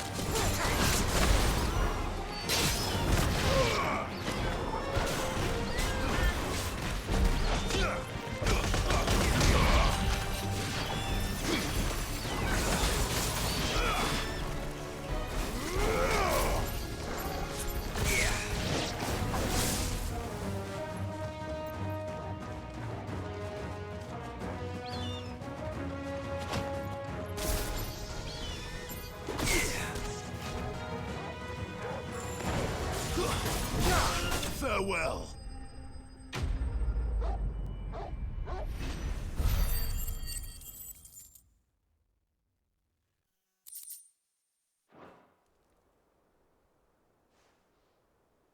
These men don't have the look of hired swords.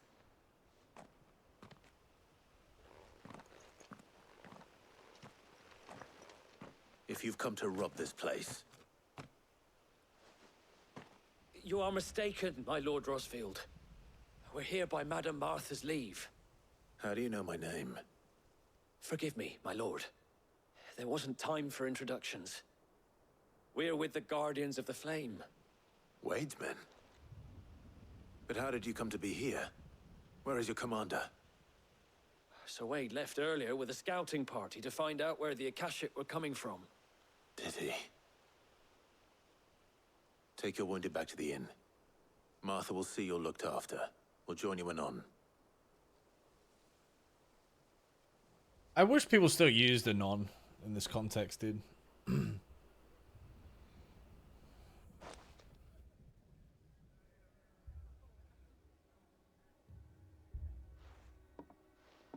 And to think you took them for thieves. A fine reward for holding off the horde, that is. When did Wade and his men arrive? Not long after Rosalith fell. The Guardians asked me to shelter some of them that had lost their homes. They were making ready to leave just as the skies turned, and we agreed it was best we stuck together. Still using it anon? I shall. The scouting party's almost at the lift, but they got a pack of Akashic snapping at their heels, and they got wounded with them. They're not gonna make it. Damn it all. We'll worry about them, Martha. You look after everyone here. If any can still fight, send them to the lift. I will. You two be safe now.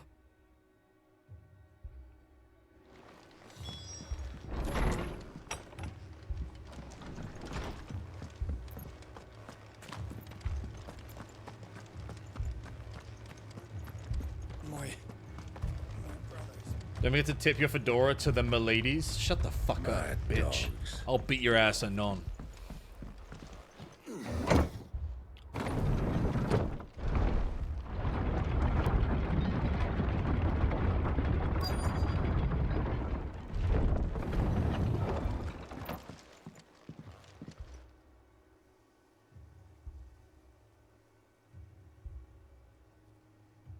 Squire, I need you to get those who can still walk up the lift to Martha's.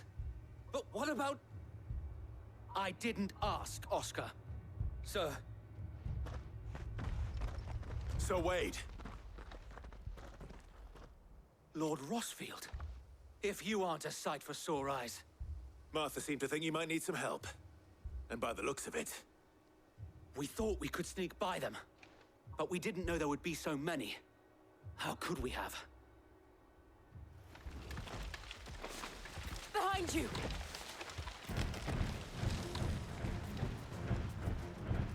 Damn it!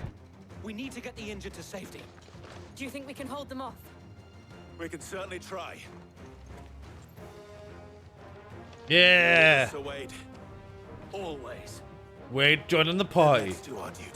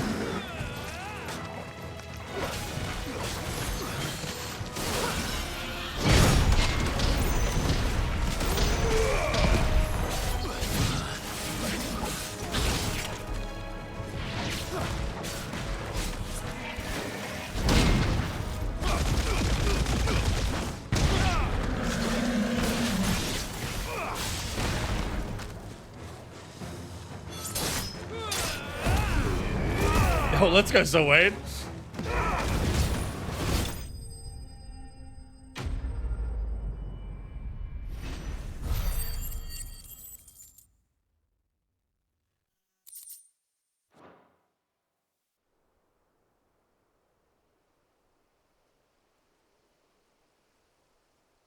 Is anyone hurt? I don't think so. And yet again, you've pulled me from the flames. It's just a pity I keep walking into them. You've never been one to shy away from danger, Sir Wade. Like any shield worthy of the name. I see you're all in one piece. Martha! Is something wrong? The lookout saw smoke coming from down Eastpool way. Too thick to be a hearth. A second horde. Feel like finishing the job? Always. Jill and I will make for Eastpool. You'll need to move the injured without us. Don't you worry about them. The moment my men are safe, I'll follow. Good luck.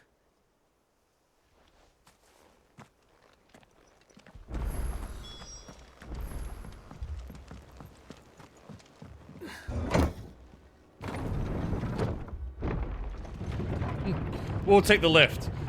Figure out how to treat the wounded. Mad dogs.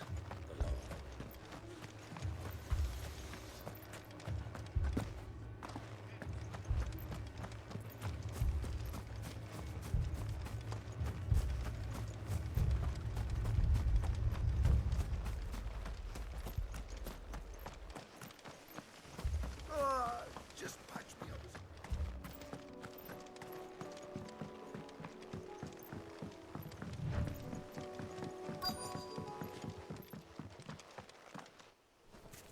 Oh my god.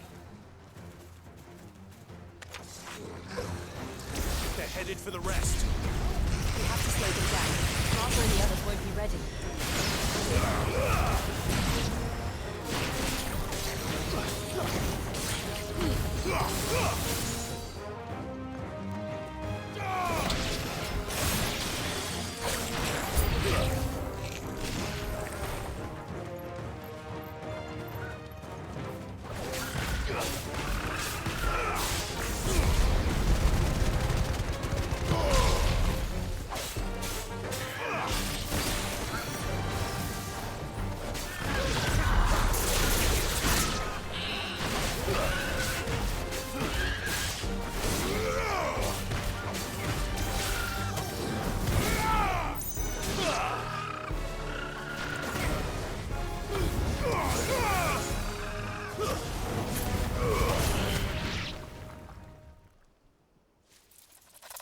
Something's coming.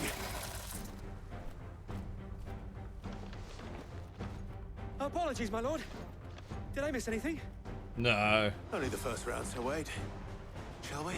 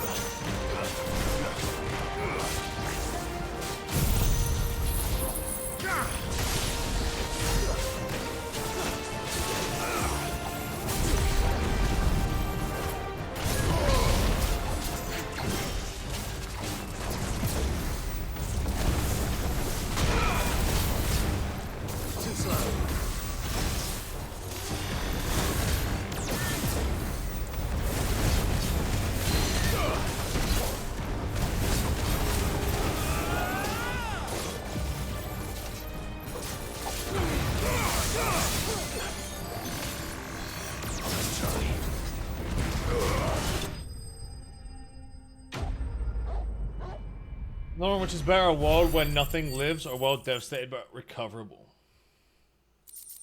Obviously devastated but recoverable, no?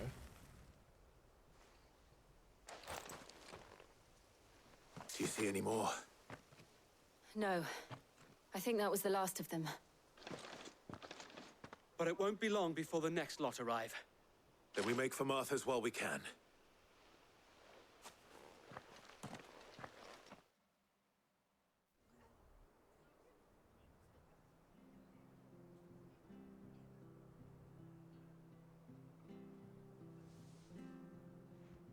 What did you find out there?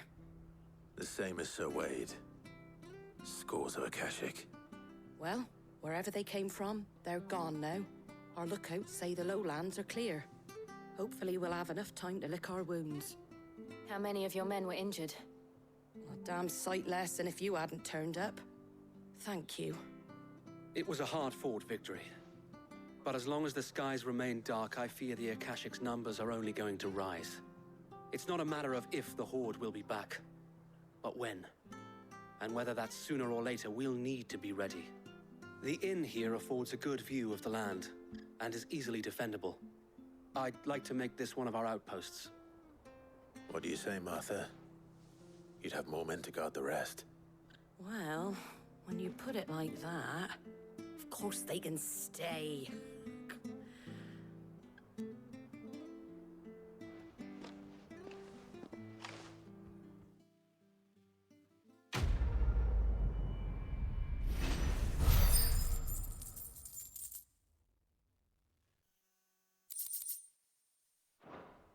Guardian Scarf. My lord, there's someone I'd like you to meet. Okay.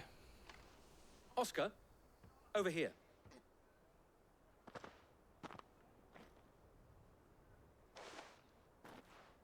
It is an honor to make your acquaintance, Lord Rossfield. I am Oscar. Oscar of House Murdoch. Murdoch? I wasn't aware the Lord Commander had children. Oh, he didn't. But his brother, my father, did. I am Sir Rodney's nephew. Well, go on, then. It's not for me to ask him. Yes, Sir Wade.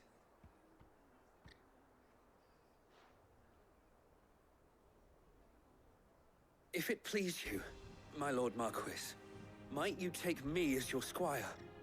I would learn the duties of a shield from the finest. I'm sorry to disappoint you, Oscar, but I'm a shield no longer. Nor was I ever the finest. And spending time in the company of an outlaw hardly seems a fitting education for one aspiring to take his oaths. My Aunt Hannah once told me that a man is not defined by his title, but what he does in its name. You have accomplished much since taking on the mantle of Cid, winning no little honor in so doing. And I would sooner serve under an honorable outlaw than an unworthy shield. Not that Sir Wade and the other Guardians are... I mean to say that, they're... It's all right. We know what you mean. There is only so much the boy can learn from me, my lord. But a squire... Would that really be so bad? You were a squire once. And I'm certain Sir Rodney would approve.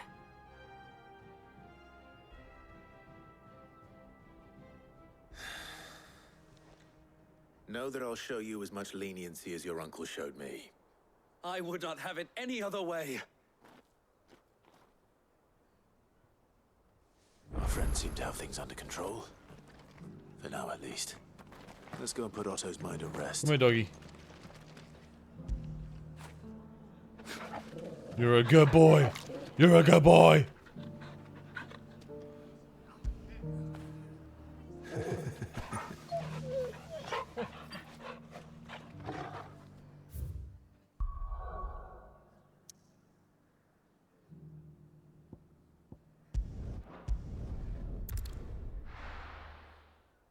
You're a good boy.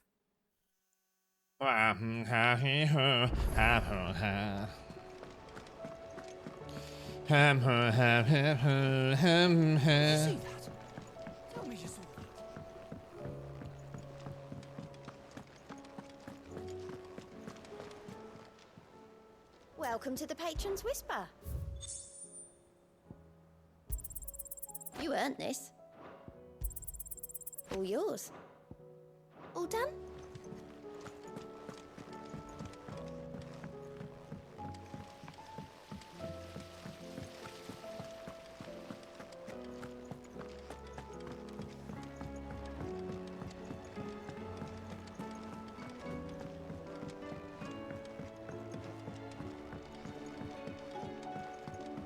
All this fuss over a few dark clouds. All right there, Sid? Right there, mate. How's that hunt for the bomb ash? Bomb ash is going great, mate. I've got it right here, mate.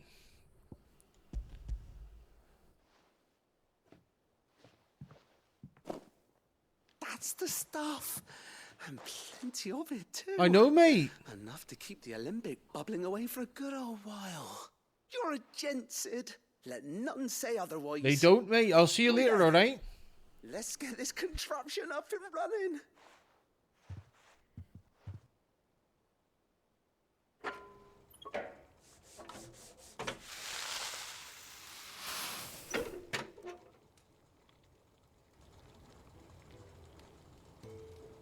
Time later. There we have it. The Telemon Alembic. And it works just like the chief said it would. Very impressive. Says the man who cut down a burning boulder. Speaking of which, I still haven't returned the favor. There's no need. The good it will do for the hideaway is reward enough. Don't be silly. Why don't you let me take a look at that bag of yours? The one you keep your potions in. Reckon I could work some magic on that. What kind of magic? Well, we happen to have isolated a substance in our test run of the alembic that I reckon will make even the toughest leather supple as anything. Thought we might use it to breathe new life into old boots and the like. Save the hideaway a few gil. Ah, I reckon if we slap a bit on your bag, it'll loosen it up enough for you to squeeze in a bottle or two more. Well, it can't hurt to try, I suppose. That's the spirit. Leave it with me. I'll only be a mo.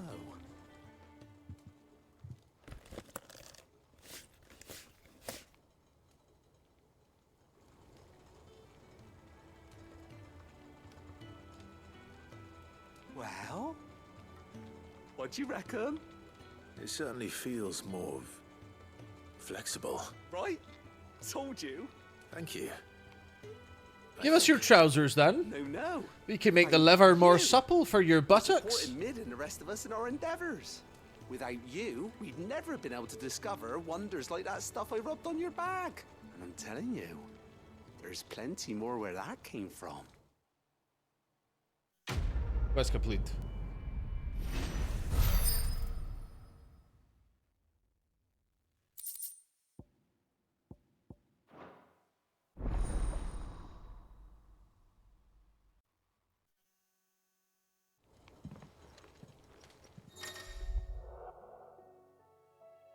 Whoa!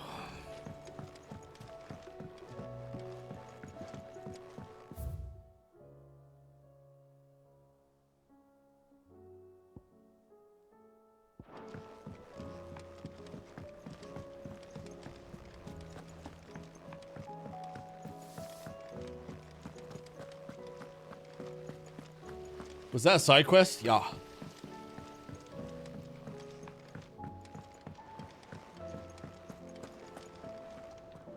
Was wondering when you turn up. Had owls from all our friends thanking you for your timely intervention. How is it you always manage to arrive at just the right moment? Luck, I suppose. Any word on the rest of the realm? Let's see. Storm's still crying out for mother crystals. The nations are still in chaos. And the skies are still the colour of a kick in the kidneys 2 days on. So... Right. Clive, we knew this was going to happen. Well, not the bleeding skies part, but you take my point. Now's not the time to second-guess yourself. Now's the time to visit the infirmary. Tyre says your brother's awake. Thank you, Otto.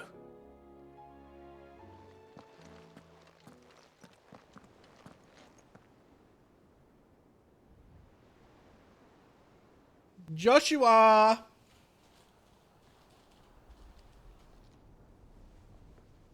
So it was not Sylvester, but Olivier who served as Ultima's puppet. And when Dion learned of this, he sought to slay the fiend.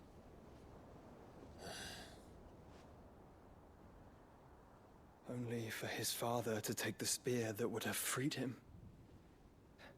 Enough to drive a man to madness. Small wonder he hasn't stirred. afraid to wake. Had I but reached out to him sooner, warned him of the threat Ultima posed. But now, both an empire and her prince lie broken. Joshua, what do you know of Ultima?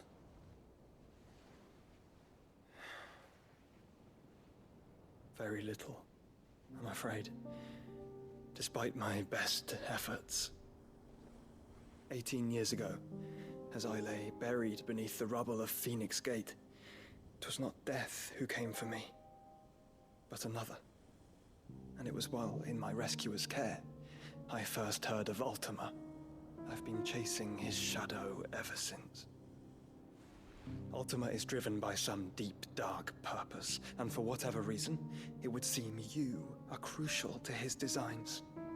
He will stop at nothing to have you, even if that means toppling an empire. But why me? What possible use could I be to such a creature? That is one of many answers that have eluded me. Yet, I am certain of this. It is not mere chance. You were chosen for a reason. All dominants carry within them the might of an icon. Nigh limitless power that is at once acutely limited. I wield fire, and only fire. And I only ice. 8 wardens for 8 elements. But you, Clive. You are different. You're special. Your abilities begin with the flames of Ifrit. But they do not end there. The fact Ifrit can even exist goes against everything we thought we knew of dominance. Perhaps Ultima has been waiting for one such as you, whose potential is truly limitless. I've encountered that thing several times now. If it or he, as you say, needs me, why hasn't he claimed me as he did the boy? Were I to hazard a guess, I'd say the two of you are somehow incompatible. His mind not properly attuned to your body. His mind? Mind, awareness, spirit, call it what you wish. But I believe Ultima to be an embodiment of the concept. This is why I struggle and fail to contain him here inside me. I'm sorry. Inside you? With every setting sun, I feel my strength wane.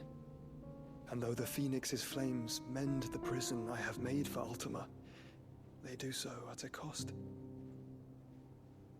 We must find a means to bring an end to him before I meet my own. What were you thinking? It was that or let him take Clive. And I've always had a soft spot for my brother. But that doesn't mean you should sacrifice yourself to save me.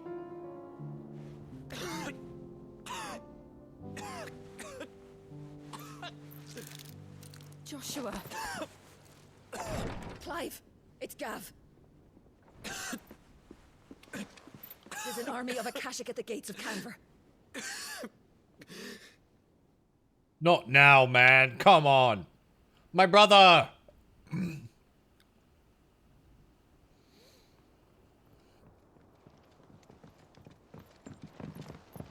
Well, what's the short of it? Tyre told you. The capital of the Free Cities is under siege by an army of monstrosities. The city guard are doing their best to stem the tide, but numbers ain't on their side. What of Lord Byron and Mid? Were they able to escape? No, but they're all right for now. They're hiding with Gav at midship. We have to get them out of there. And we shall. Otto, prepare a Stolas. Tell Gav to stay exactly where he is. Understood. Vivian, what's the swiftest route to the Free Cities? That sounds like a question for the map. No, it's a Look question here. for you. Just This road, through Tabor, should provide the least trouble. Good. What a coincidence. Tabor is exactly where I'm bound. Joshua, bed is where you should be bound. You don't think I told him the exact same thing? Were Taya not such a talented healer, I would surely have been inclined to agree. But, thanks to her ministrations, I feel I may safely rejoin my attendant, who was to wait for me in Tabor if we became separate. All right, we travel together. Clive. If he stays close to me, he'll be fine. Thank you, brother. I'll look after him. Still can't get over Lena crying about how hot Joshua is. It's in my head rent free.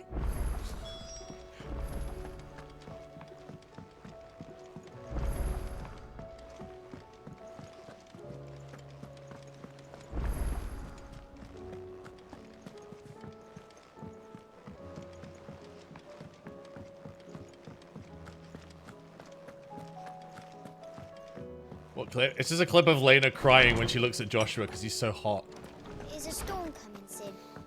Will there be... Sid, perhaps you can help me solve a mystery. I can certainly try. Who's gone missing this time? It's not who, but what. Mid-scales.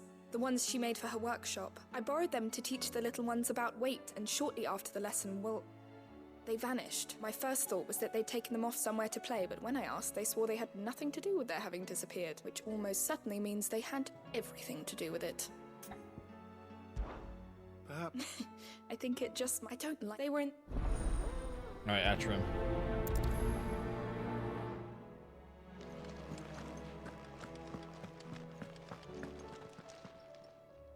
Ah, you'll be pleased to hear that I've completed another volume. And while my collection is still far from becoming the 1,000 tomes that young Crow has quaintly dubbed it, I hope the knowledge chronicled within might yet be of some benefit to the Hideaway. Of course, I would not have penned half as many volumes without the tales you and the others bring back from your travels, for which generosity I shall be forever grateful.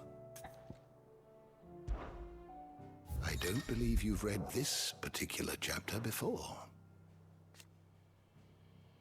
Clive tells Harbinger's Adventures, Harbinger's updates the tomes.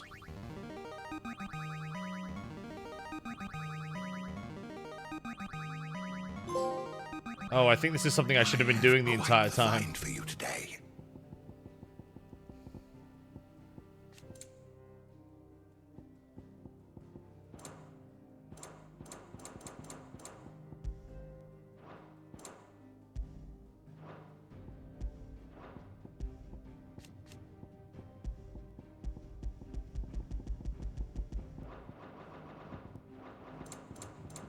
Why can't... Hello? Am I stuck?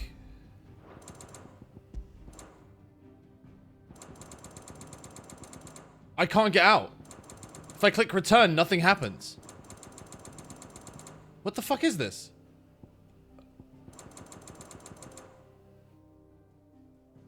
Huh?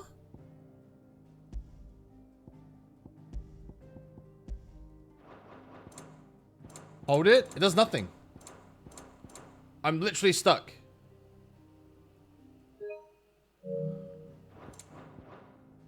You wish to study Holy the fuck. tomes?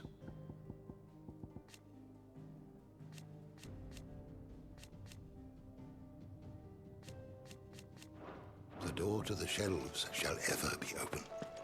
Get me away from there.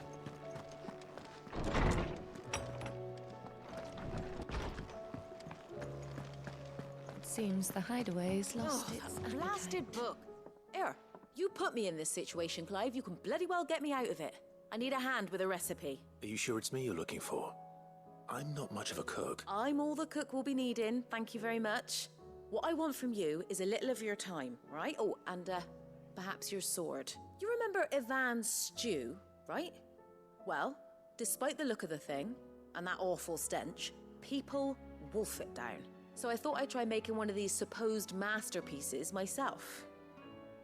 Had a peek at the book and gave it a go, but, well... It wasn't as straightforward as you'd hoped. Ivan had the same problem. Yeah, but this is my blooming kitchen, and I will not be outdone. So if you don't want to be seen as playing favourites, I suggest you lend me a hand.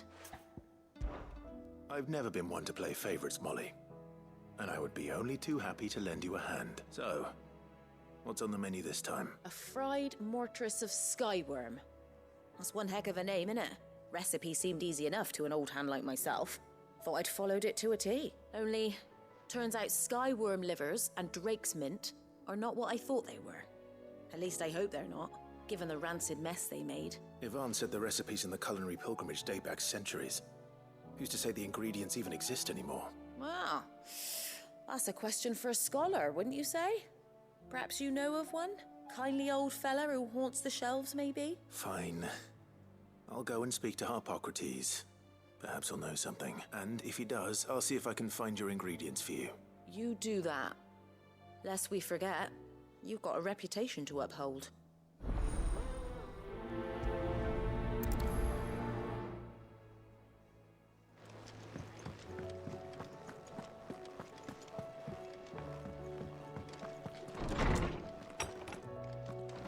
Is a storm coming, Sid? I think we have enough now for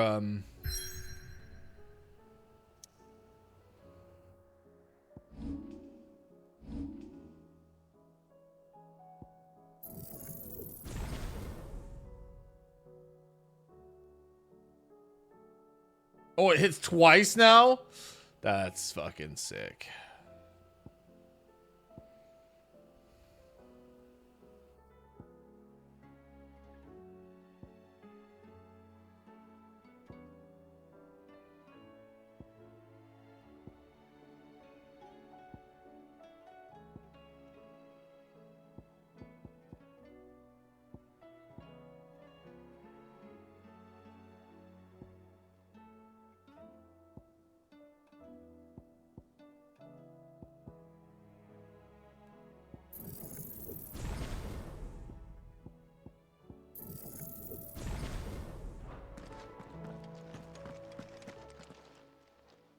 Lawsman Harpocrates.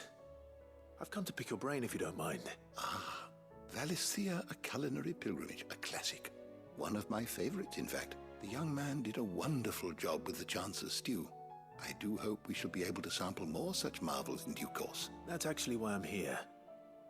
I don't suppose you know where I might find skyworm livers and drake's mint. Ah, so the fabled Sanbrequois delicacy is next on the menu. Delightful. The descriptions of fried mortress never fail to make my mouth water. Now, skyworm is a somewhat antiquated name for the wyvern, their ground livers being the paste from which the mortress is made. Dragon livers. How very Sanbrequois. One would have thought the disciples of Bahamut would have a touch more reverence for their icon's brethren, but apparently not. I believe the specific dragon the recipe demands is the blueback wyvern, said to be the very color of the sea beside which it resides. So we know where to look for our liver.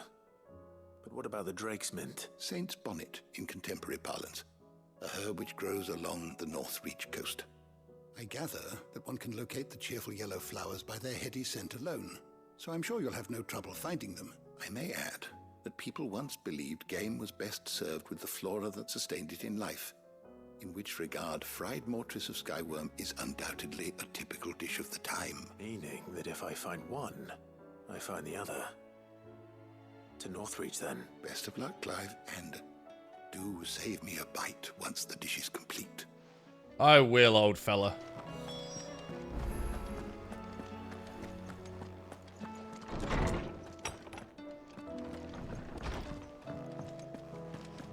It seems the hideaway is lost.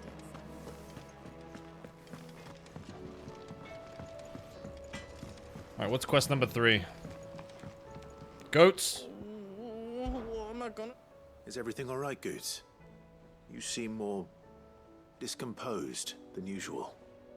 Oh, I don't know what that means, but I'm in a bit of a muddle. Oh, I think Nan might be in trouble and she's... It's alright. You can tell me.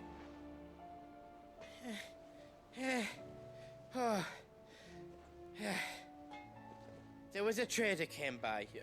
One of our usuals, like, said he'd heard some rotten rumours about her down Dallymill Way. Folk are saying she's been selling to bandits and cutthroats and that.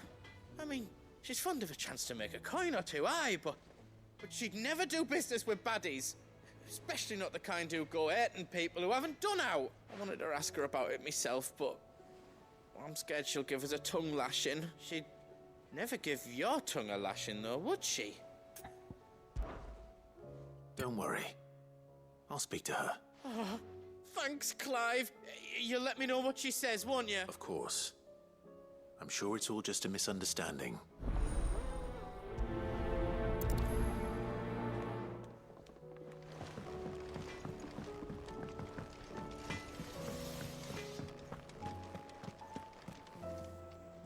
Lady Karen. How's business? Not nearly as foul as the weather. You're doing good trade then? Both in and out of the hideaway? Can't complain. Wait, what exactly are you getting at? Not once in 5 long years do you pay my affairs half a care. But here you are today, raking me over the coals like a bloody popoto. Whoa. Just asking. Out of interest. All right. I'm here because I was told that certain rumors have been circulating about you selling weapons to brigands. Oh, are you? And who was it who knows me so well as to tell tales of my evil exploits? I didn't exactly hear firsthand. All I know is that someone in Dalimil has been spreading word to that effect. And what? You believe it? You think I'm profiting off the blood of innocents, do you? Look, I've done things I'm not proud of. Might be there were a time when I turned a blind eye to the wretchedness of the world so I could line my pocket. But that woman is no more. And you'd know that if you'd ever paid the slightest bit of notice. You're right, Lady Karen. I apologize. It was wrong of me to doubt you. Aye, it was. Now, I reckon you've got better things to do than pointing your do-gooding finger at a poor old woman. Of course. Good day. I just got fucking chewed out, bro. Like, hey, why didn't you go? Why did you make me go, Goots? I spoke with Lady Karen. What did she say? That the rumors were unfounded.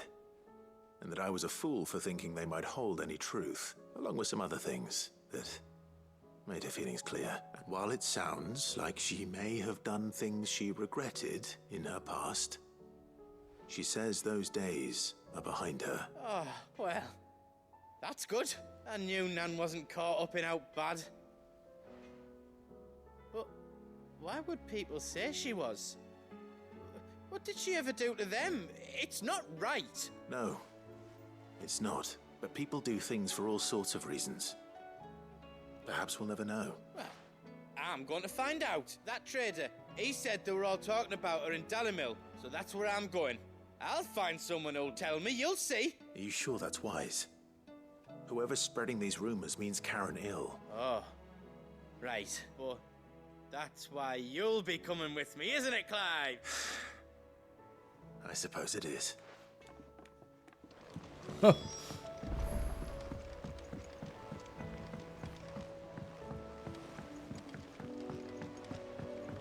heard the Emperor was impaled.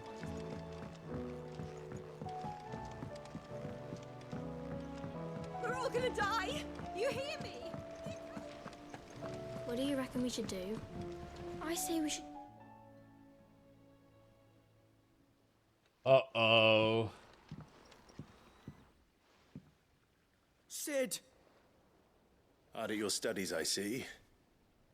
And what is that? It's not a set of scales, is it? No. Of course it isn't. Well, not anymore, it's not. And just how long hasn't it been one? We're sorry. But we didn't break them. We dismembered them. Just like Miss Mididol showed us. Miss Mididol? Why would she have you dismembering her creations? Because that's the only way to become a ninja-neer. Miss Mididol said, the best way to see how something worked is to take it apart and put it back together again. Well then, your work is already half done. Carry on. About that. The taking apart was easy enough, but it's the putting back we can't work out. An engineer. Speak for yourself. The heavy thing goes at the bottom. Then.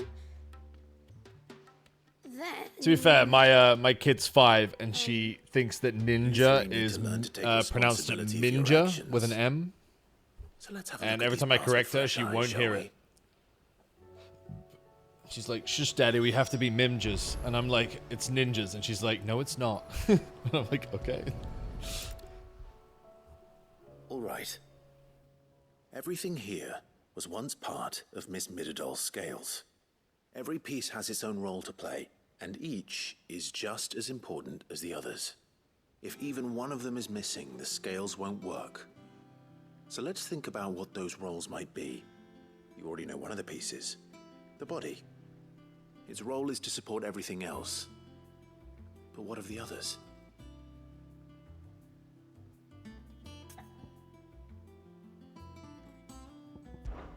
This tiny piece is what's called a cogwheel, or gear. Have you ever seen one before? I have. Miss Midadol's dungeon is full of them. Most are on the floor. She puts them in all her inventions. They spin round and round and round and round and... That's right. They're very useful when you want to make things move. Do you remember if there was anything on the scales that moved? I remember the arm moved when I tried weighing an apple. And then somebody ate it. It's not my fault. You should have tried weighing it before lunch. We know what part's supposed to move and how it's supposed to move. So, let's put the pieces together first, see what doesn't move, and then stick the cogwheel to that. Not a bad idea. You see? It's not so difficult. This is called the arm. Why do you suppose that is? It doesn't look much like an arm. You're right. It looks more like a wing. Like a chocobo wing! You've ridden a chocobo before, haven't you, Sid? Will you teach me to ride one day? I'll think about it. Now, what do arms do? What arms do, chat? Hold things. So wait, maybe this arm holds things too? Good thinking. You're on the right track. Is this what it's like being a dad? Yeah, literally. These round parts are called the pans. You all know what a pan is, don't you? I do. Molly uses them in the kitchens to fry bangers. But these aren't for frying bangers, you idiot. They're for weighing stuff. But what if I wanted to weigh goods? I don't think you'd fit on that little thing. Probably not. What are the chains for? Holding the pans up? Well spotted. Which means something must hold the chains up in turn. So, now that we've taken stock of the parts and learned what they do, what do you think? I think we've got it. Then here's what we'll do. You tell me what goes where, and I'll put the scales together. Well, obviously you need to start with the body. All the other pieces fit onto it, don't they? And the arms go on the body, just like real arms.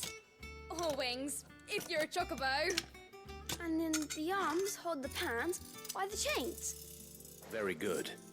Let's see if that works. Ah, all finished.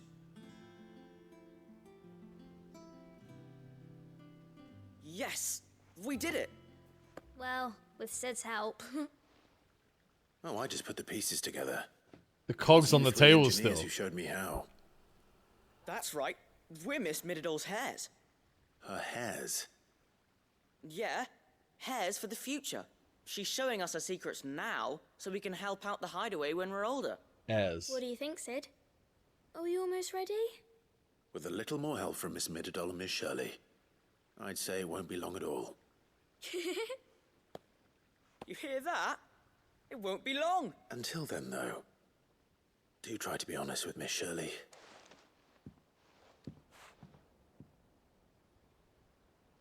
Hey, look! We never used the cogwheel. You don't think Sid forgot about it, do you?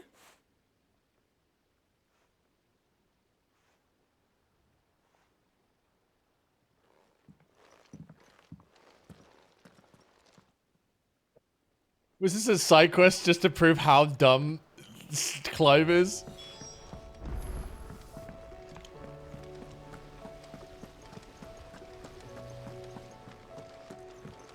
We're all gonna die.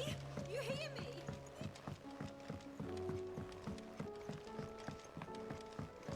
He's I heard the strength Emperor build, not was in. impaled on his Yeah.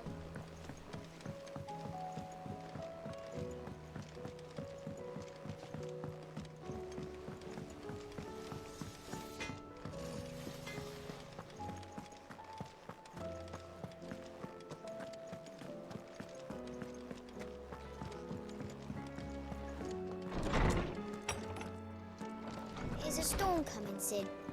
Will there be... Well, did you solve the mystery? It was as you thought. The children had the scales, or the parts of them at least. They dismantled them to see how they worked. Oh, no, Mid will have my head. Thankfully she won't. This might even have been her idea, although I was the one who ended up teaching the lesson. I'm so sorry, Sid. I know how busy you are. I shall see that the children are properly punished. Please, there's no need. Mid seems to have taken the three of them under her wing. She's even calling them her heirs. She'd have them follow in her footsteps. And her father's. I see. Sid, do you know why Mid has been spending so much time at the hideaway of late? She told me it was because her studies have been interrupted by events in Canva.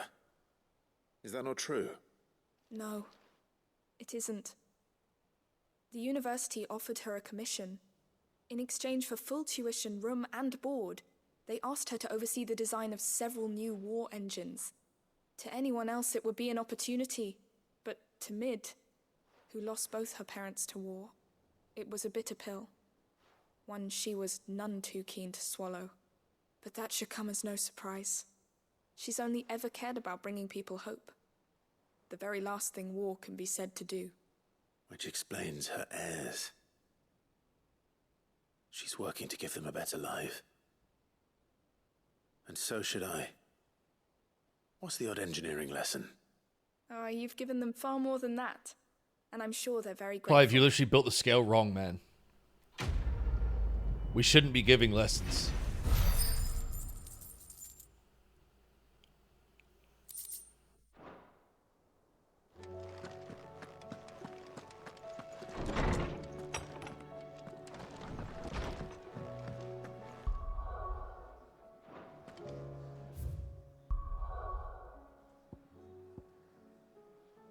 I can't even go to Dalamel right now because of the story quest. I can't do either of the side quests. Story quest it is. Wait, there's an extra side quest here. Where is it though?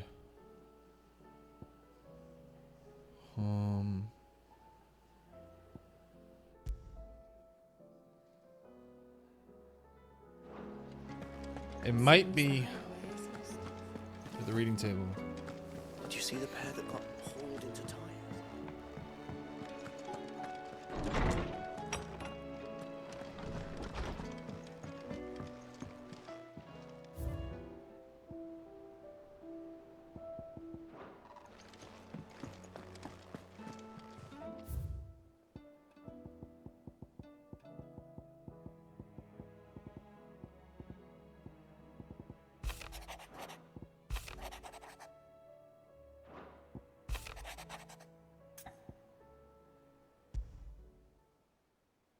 Trouble with the ledgers. Shouldn't he be asking Otto for help?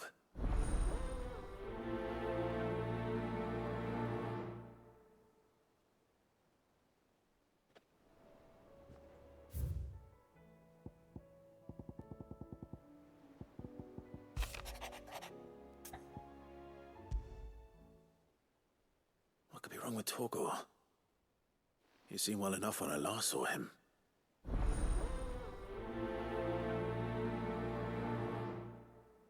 Torgor?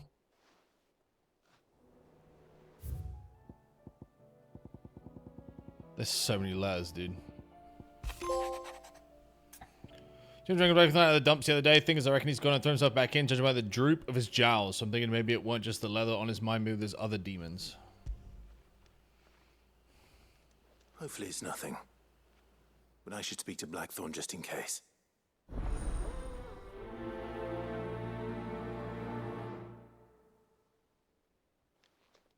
It's like checking your emails after you've been on vacation, I know, dude.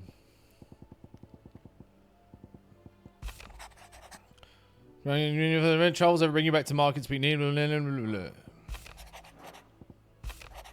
Ports from my brothers and sisters afield are all the same. These accursed skies are not only upon the land, but hearts over the people. Hearts already heavy from the fall. For now the realm endures, but with each new flood do have few remaining children descend into madness.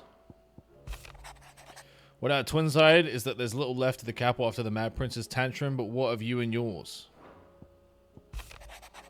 The Garden League have put aside their differences for the time being, allowing us all to leave to sip our snake spit in a relative leisure. For that, I would hazard, we have your better half to thank. She put on quite a performance. As for yours, well, from one aspiring thespian to another, might I suggest you work on your delivery and your projection, and those stiff limbs of yours, and your countenance, and everything else. Clive, you have the talents, thanks for helping rid us of the thralls, but we are neither of us so naive to think that we have seen the end of their like. Good Philippe has taken to seeing that we are prepared should the ghouls come, once again calling. But I often worry the rank of captain has begun to weigh heavily on his shoulders. Just as I imagine the same might be said of you and your burdens, but remember, should the weight ever become too much, you needn't stand alone. The Guardians are getting along with the axes fine enough, working to shore up the rest walls when not clearing out what few threats remain, though the Chancellor would still need to be neck deep in Akaship had you not given the Horde your firm but gentle nudge. I never am to say, but if you ever need of a quick reviver, come see us.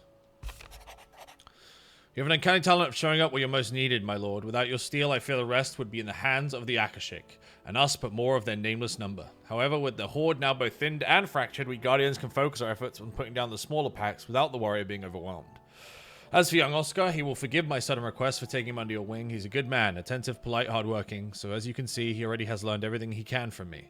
He would do well to continue his squirming under a more worthy shield. Mr. Clive, I apologize for the sudden and untoward gesture. Circumstances forced me to seek immediate aid, and there is none other whom I may turn. Your most esteemed Lord Uncle has presented me with a task most vexing, and I fear I'm wholly unable to perform it to his vaulted expectations, namely due to a marked lack of martial aptitude. To wit, I am but a manservant, not a mercenary. Rutherford. Wasn't that the name of my uncle's manservant? Why would he be at Martha's Rest?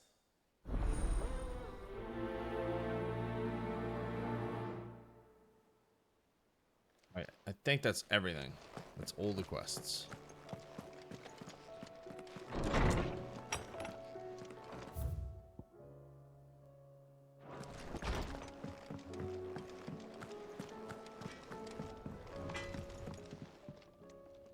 Blackthorn, do you have a moment? Not really, no. This won't take long. I just wanted to ask how you're getting on. August was worried about you, and you might still be doubting your craft, even after learning the trick of that cuirass. Is there something else weighing on your mind? Perhaps sharing your thoughts might help. That bastard's like a dog with a bone. Still, he's got a keen eye, I'll give him that. He's just, well, Karen showed me something. Something I've never seen before. And that was? A sword. An odd-looking thing with a single-edged blade. The metal itself wasn't anything to write home about, but fuck me. The edge on it. You could slice a man clean in two with a weapon like that, and he'd be halfway home before he even realised he'd been cut. So that's what's troubling you? No. Not troubling me exactly. More distracting. Can't stop thinking, how do you get an edge that sharp? It's driving me mad. And if you knew how to do it, we could arm the curse breakers with even better blades. That's about the size of it, yeah. I'll see what I can find out. Sharper swords are always welcome, and we can't have our master blacksmith being distracted. You're a soft touch, you know that, but I can't say I'm not grateful for it. Good luck, eh? Thank you. Let's see what Karen knows about this sword. Oh, aye, it's folded Nippon steel, that. I got your note. You think something's wrong with Torgal? So you can read. Congratulations. But I didn't say I were wrong with him. I said something weren't right. He's not been eating me treats. He used to love cracking the bones from Molly's boiled brown, but now he won't so much as look at him. Didn't like him. Which is why I'm of a mind that his mind's on something else. You've not been working him too hard, have you? No harder than usual.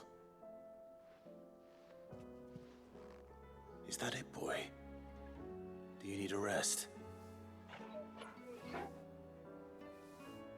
What was it you said he was? A frost wolf?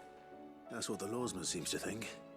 Then maybe this all has something to do with whatever it is that's woken inside him. I suppose things have been different since Rosalith. Perhaps Hippocrates knows something. Instead of everything, you mean?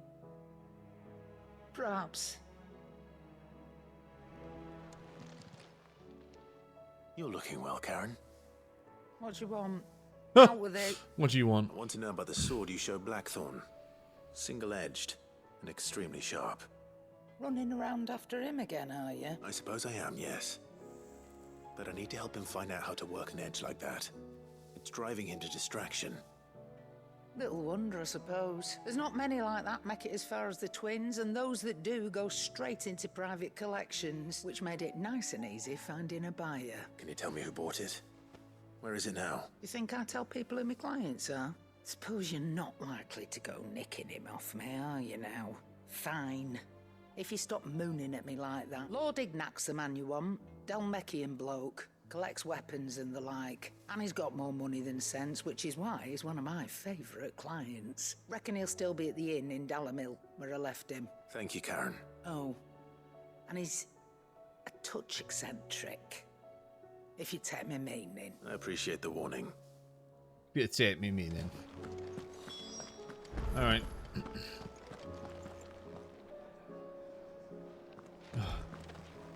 There's so many quests. Seems the hideaway's lost it.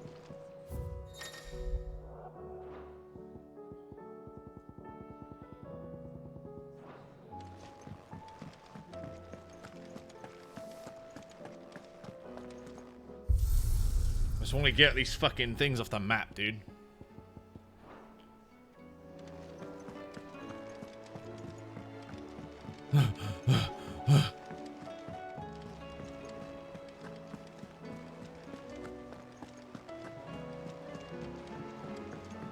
Did you tell Timo about the Alien game? I did, yeah. He asked me if I recommended it, and I said it was really good, and if you liked XCOM, but he would enjoy it.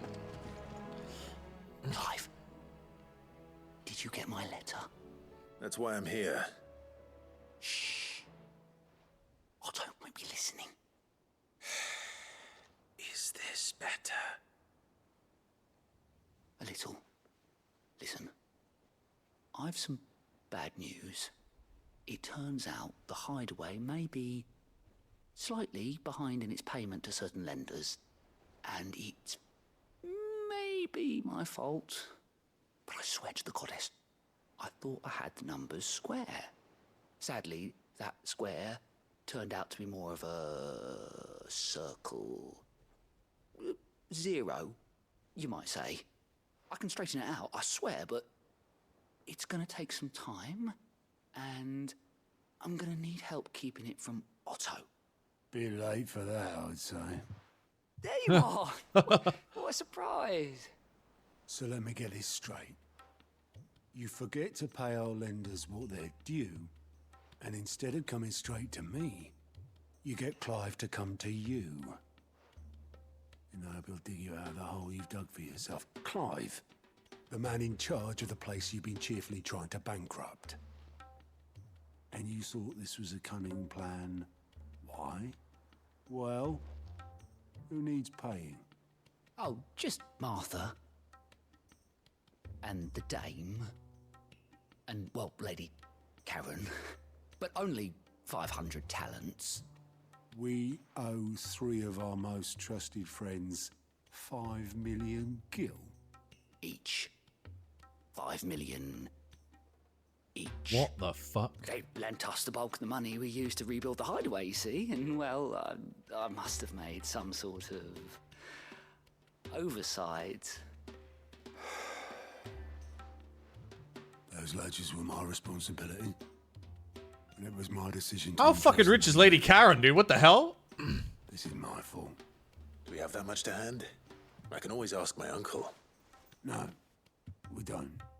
And no, you won't. We've lightened Lord Rosfield's purse enough.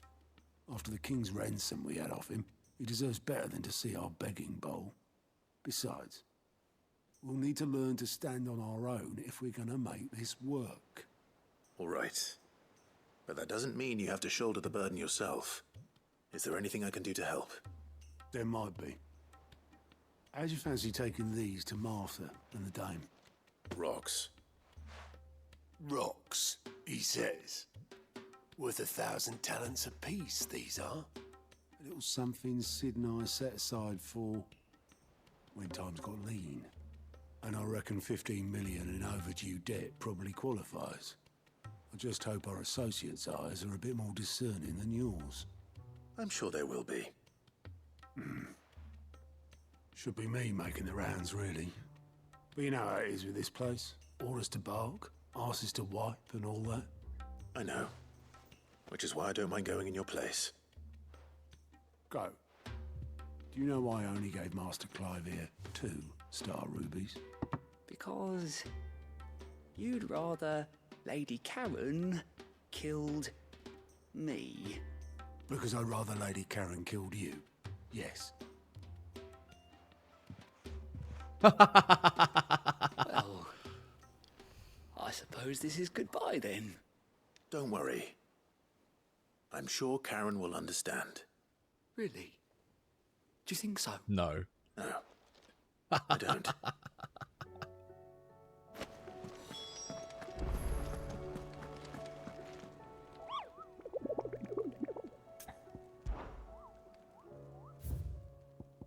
Alright, what we got? The 10 of clubs, the Mageth brothers, and the pack.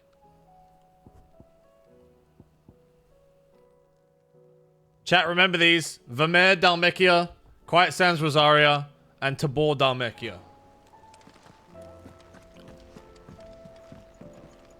What will it be today? What is it that you wish to learn? Here you are. You did a review of your current and past events relative to Clive's story. I didn't know any of this. This is cool.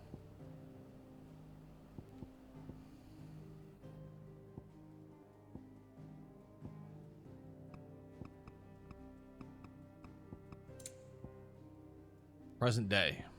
We're heading to Tabor. Very good.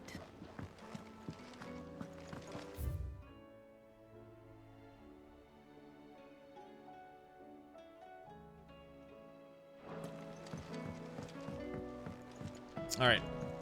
I don't think we can do any of these side quests until we do the story anyway.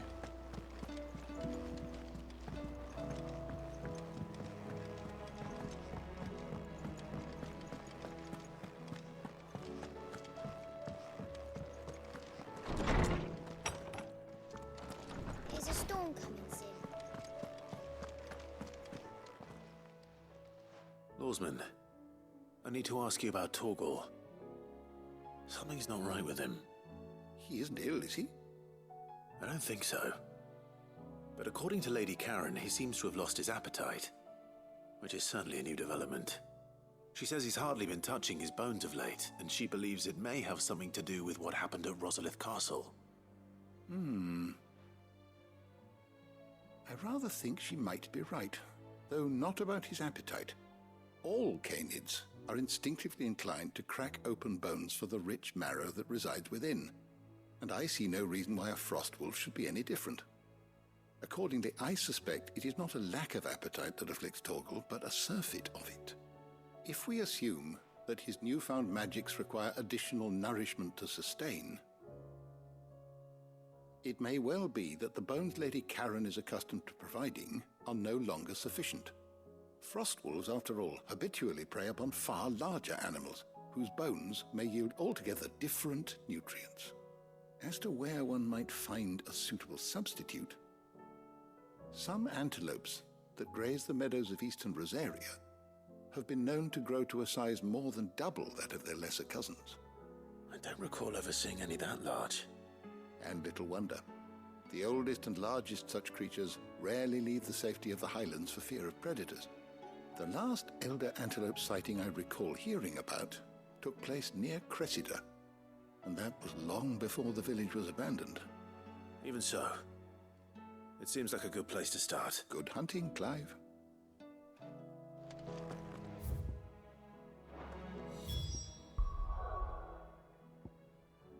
All the side quests are just locked. Let's go.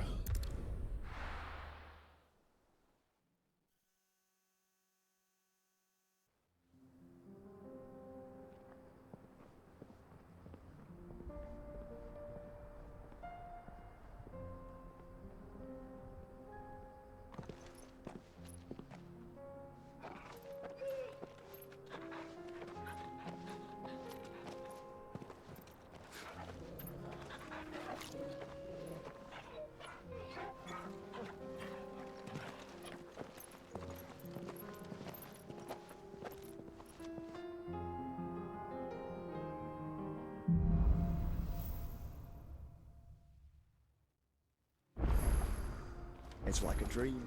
The four of us out walking like we used to. Enjoying this, are you? Gav and the others could be in danger as we speak. You're right. I'm sorry. Yote is All right, Clive, chill, man. If Candor was attacked, she will already have begun gathering information. Tabor isn't far. We should pick up the pace.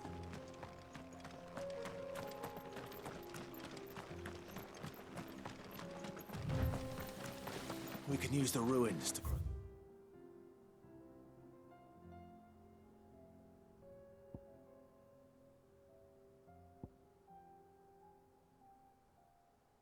It's the ravine.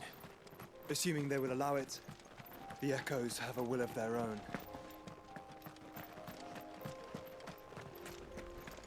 You can do the side quest now if you want. I'll just do this first.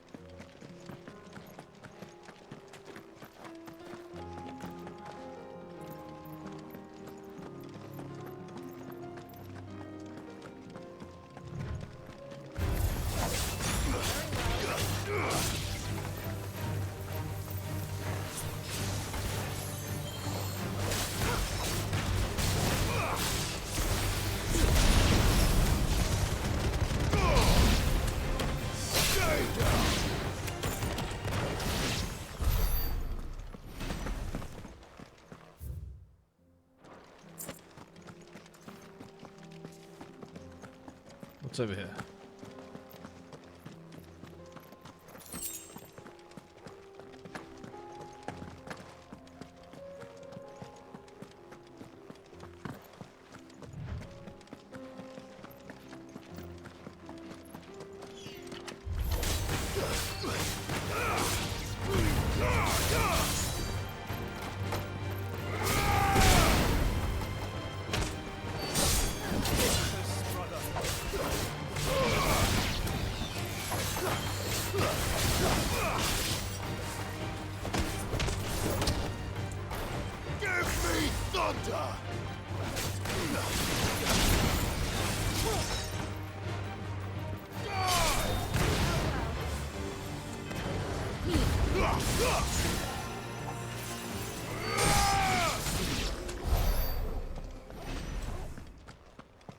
You barking at, boy?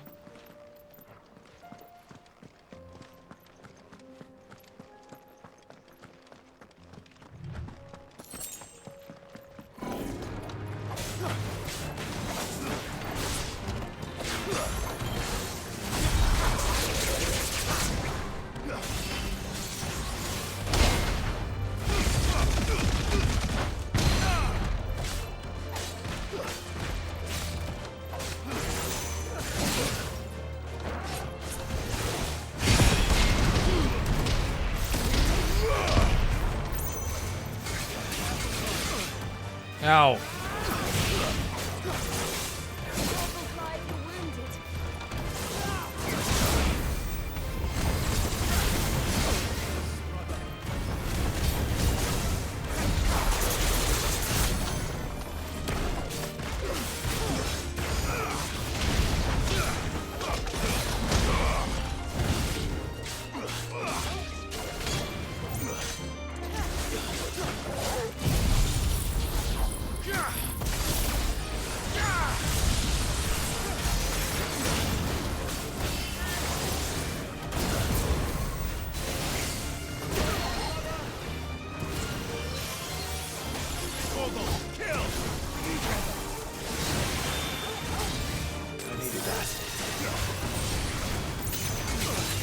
Oh my god, will you chill, man?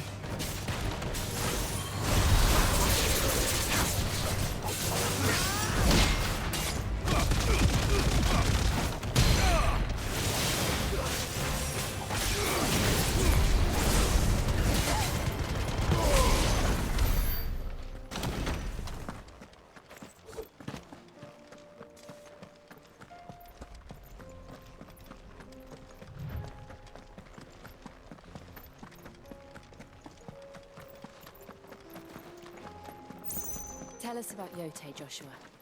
She's strong-willed, loyal, and deadly with a blade. Much like Clive, but with better manners. Huh.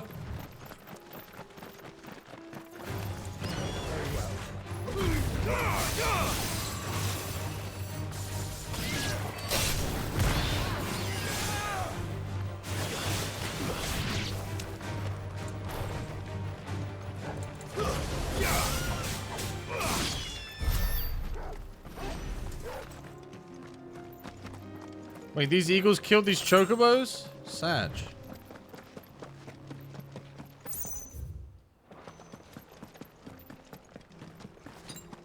Guess we're all ready.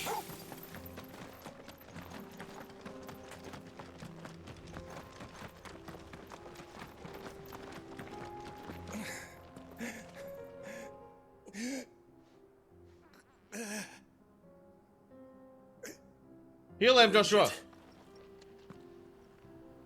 What happened here? Where are your comrades? Ether flood up ahead.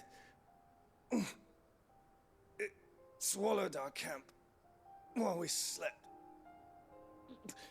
My own men did this.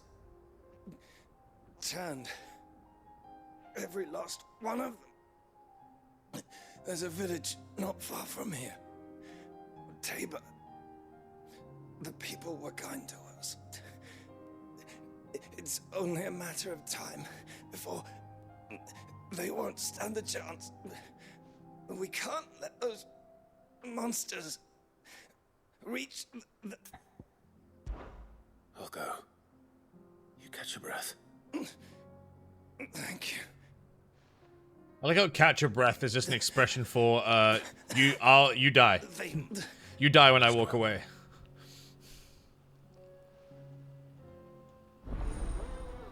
They always say it. Just need to catch my breath. And it's like he's very clearly dying. Go ahead. I'll catch up. Just need to catch my breath. Let's hope the Akashic is still there. Another ether flood. They're everywhere now. We can't go around it. Then we'll just have to be careful. Got here in time.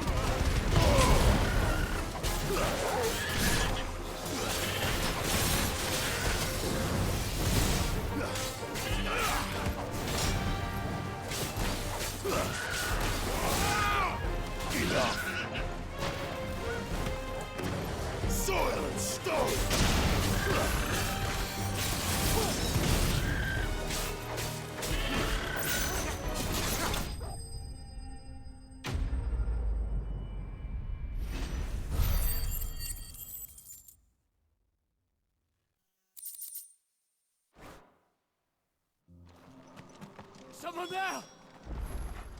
Please, I can't move my leg! That doesn't sound like an Akashic.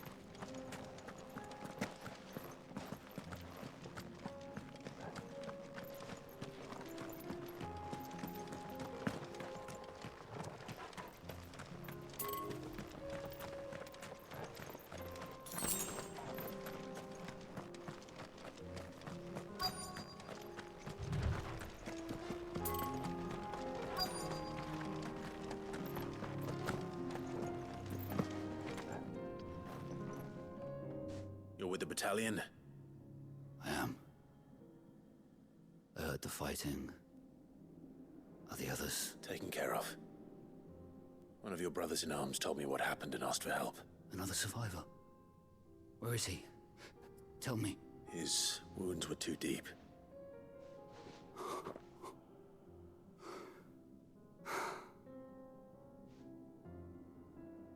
He was right to send you. Those things you slew are no longer my brothers. Tabor is safe thanks to you. Here, you've earned it. Thanks, man.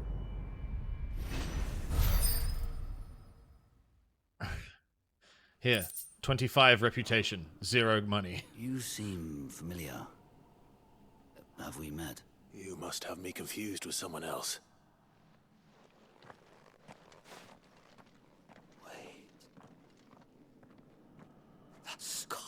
Oh, dude, this is the guy that like fucking laid into us when we were bearer. Oh, you're Sid. I was there in Cosnis when you killed my brothers. I was there in Rosalith when you killed my commander.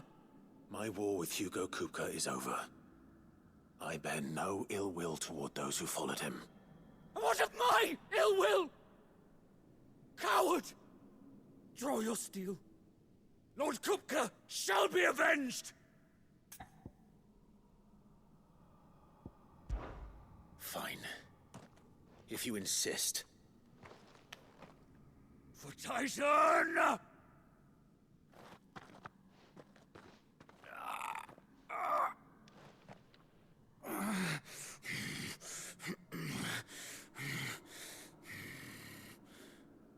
You're in no fit state to fight. And this should be easy for you. Come on. Kill me! For what? The sins of your master. You and I have no quarrel. And I will not strike a man who cannot defend himself. True. No. I won't be deceived. Lord Kupka told us of your crimes. You are an outlaw.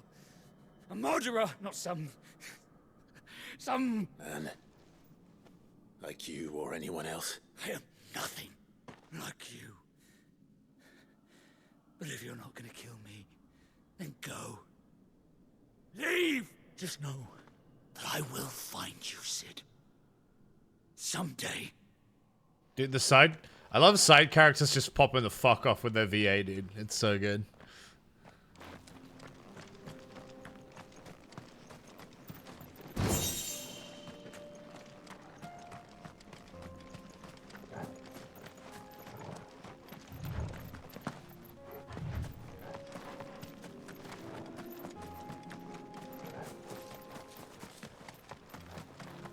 hitting me with the performance of a fucking lifetime, dude, for like a side quest. That's gonna be me one day, chat.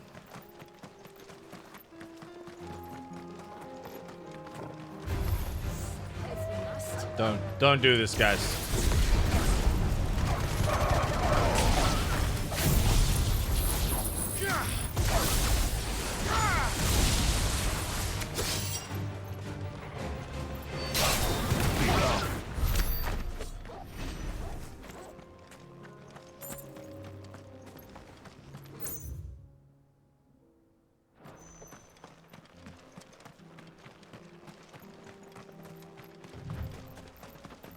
We're nearly there. Have you been to Tabor before? There are a few places I haven't.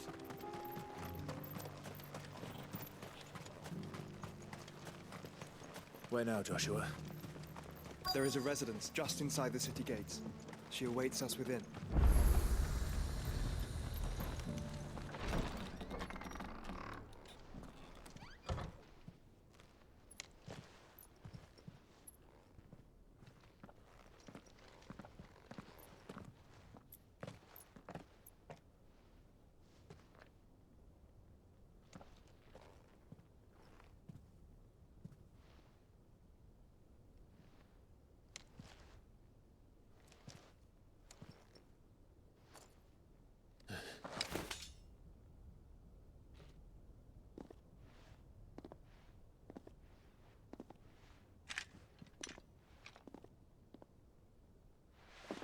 My Lord Marquis, it is an honor. I am Yotei, Knight of the Undying, charged with the protection of His Grace Joshua Rosfield, Keeper of the Flame of the Phoenix. Of course. It all makes sense now. Would you care to elaborate? The Undying are loyal servants to the ducal throne.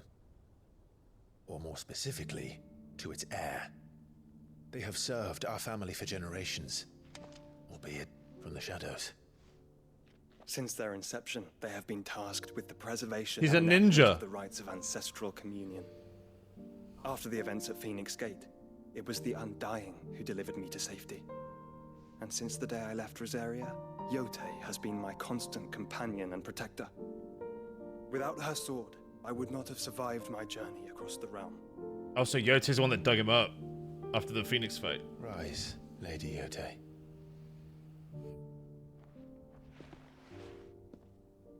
You saved my brother. I owe you a debt I can never repay. I but did my duty. Come now. Tell us what you've discovered. Your Grace. It is as you feared. The vessel we spied off the coast of the Crystalline Dominion on the night of her fall. It was the Einherjar. Beyond any doubt. The Black Galleon. Joshua, the Einherjar is the Royalists' flagship. What business would they have in the Dominion? Upon learning of Waloed's involvement in recent events at Drake's Fang, I sensed the malign influence of Ultima, and bid Yotei and the Undying look into the matter. We have reason to believe that the Black Galleon weighed anchor shortly after the fighting began, and set a course due south. For Canva. Then it is Waloed knights who besiege the cities. What is left of them, yes.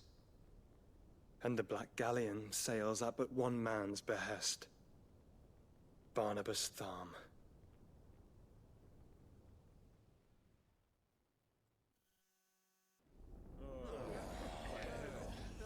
Meanwhile, the free cities of Canva. But are we truly safe here in the Agora? The city guard have been paid, if that's what you're implying. All the more reason for them to run. Well, you are free to leave, Lord Minister. Markets abandoned, warehouses aflame, blackened hulls choking every port in the capital. Canva is ruined. The realm teeters on the brink of chaos, and all you can think about is commerce. Forgive us. We were not aware Dhalmekia now subsisted on charity. Quite. How dare you?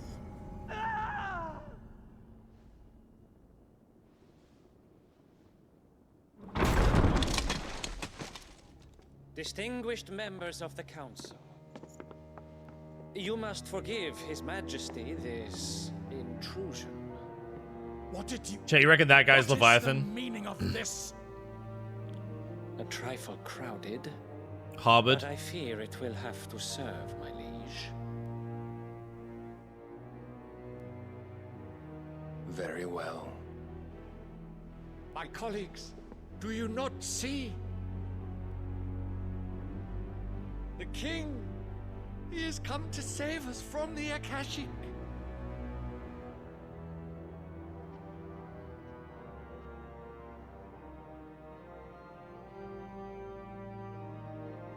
He is a gift from the heavens, divine intervention, our very salvation.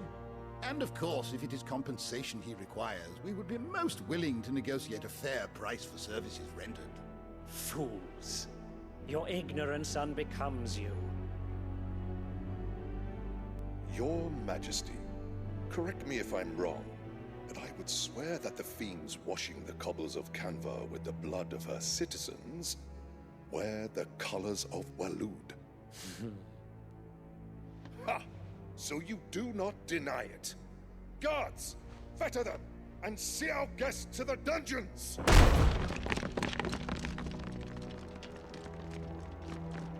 Enough.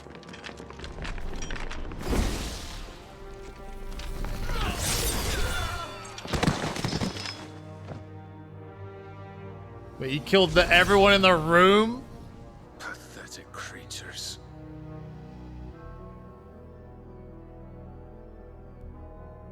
That you should imagine yourselves worthy of salvation. The girl is still here, somewhere in the city. Her consciousness fair dripping with her late father's hubris. A consciousness to which Mythos is inextricably bound and inexorably drawn. See that he is made welcome. Yes, Your Majesty. They might be looking for mid. Come, Mythos. Surely the prince's light cannot have sated you.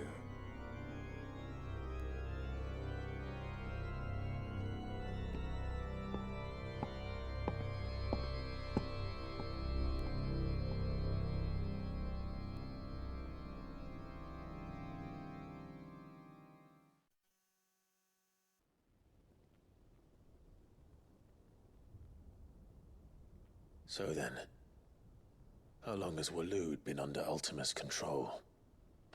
How long indeed? Based on what we know of Barnabas's actions, I would guess some few years, mayhap more. But to what end? What does Ultima want? The tapestry. Show them.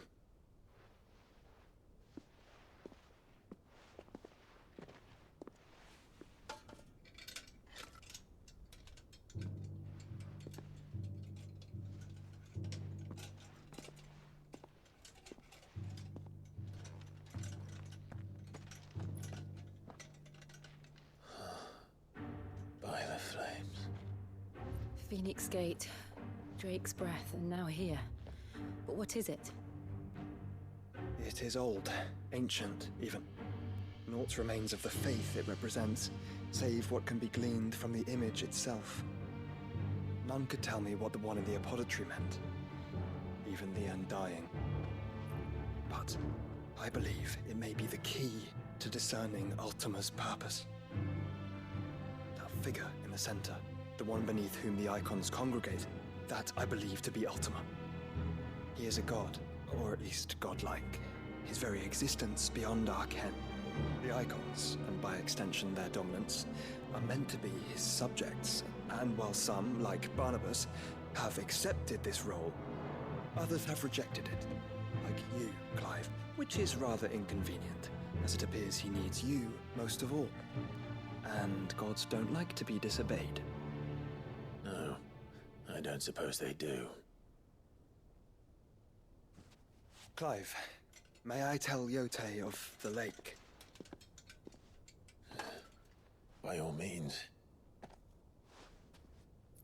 Yote, I will be accompanying my brother to the Free Cities. Whilst we are afield, I would have you watch over those Clive has made his wards. Umielos delan tuisag ilith. Though well concealed, the hideaway lacks trained fighters to defend its occupants should they be discovered. But it is my duty to... As it has ever been my brother's duty, remember. If that is your wish, Your Grace. But please be safe. If aught were to befall you, You have my word.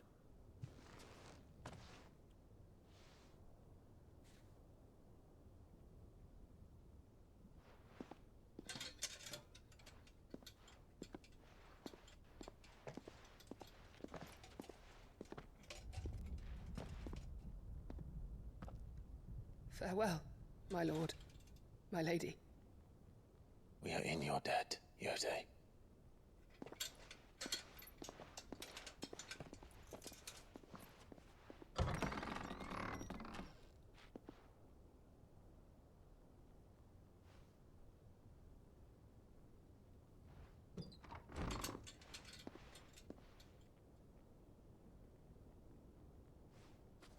Let's find our friends.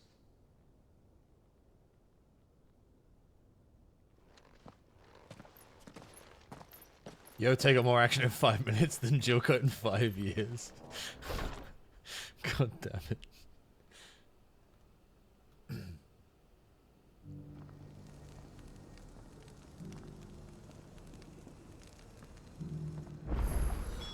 It's plain she cares for you very deeply. And I her, which is why I had to let her go. Bold enough to heed her call.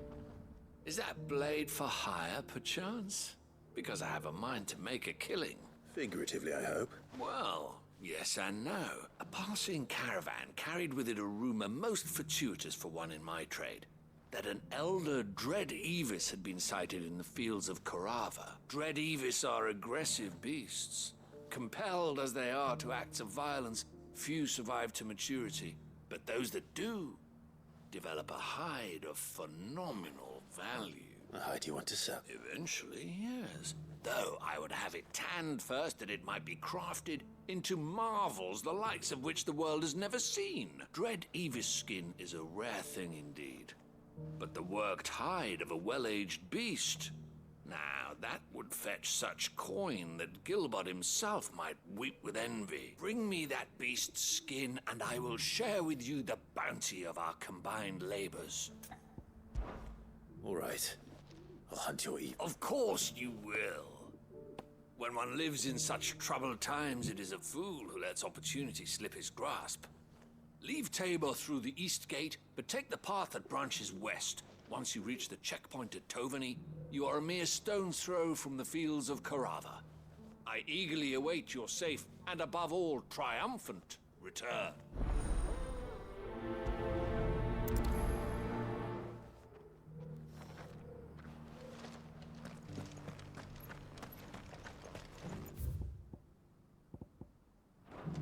There's another quest there?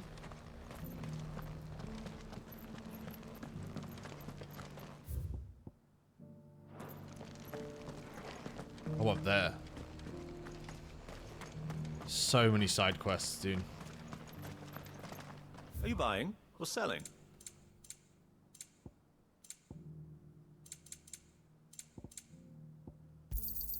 A fine choice. Of course. A fine choice. Of course.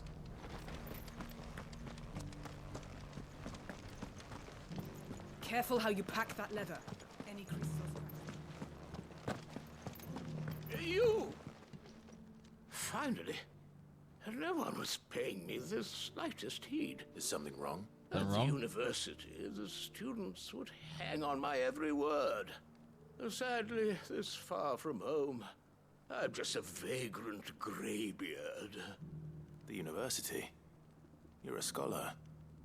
A specialist in ancient cultures, the most accomplished in all Valistheas. In my heyday, no obstacle could have kept me from my studies. Yet here I am, a wizened windbag, bested by the many steps of Tabor. The answers I seek lying just beyond my enfeebled reach. Would you do an old man a kindness?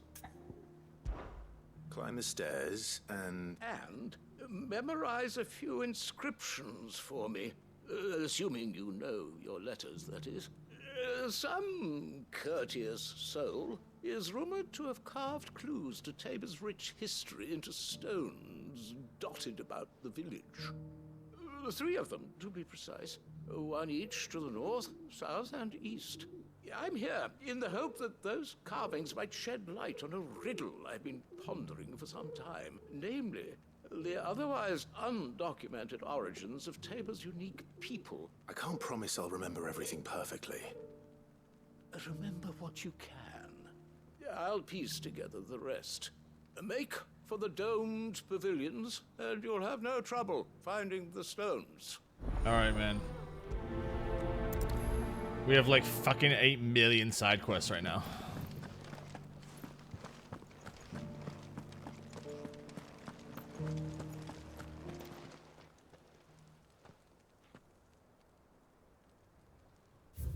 Children of the hunters, now tillers the land, reap her promised blessing and give praise her gracious hand. Farmers must have settled here in Tabor. Decent quarry's been hard to find since the sky's turned. It has indeed.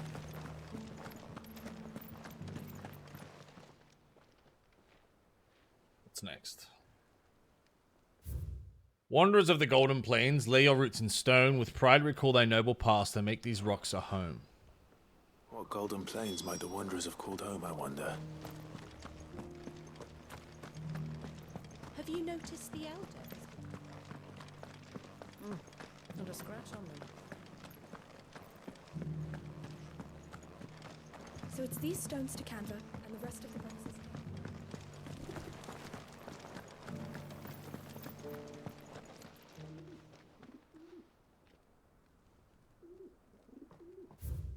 Guardians of the Crystal, the first stones of Tabor, sacred hold thy noble blood to the end, till ends the mother's labor. No history would be complete without mention of the mother crystals. I should speak to the old scholar before I forget everything I've read. How are those new boots treating you?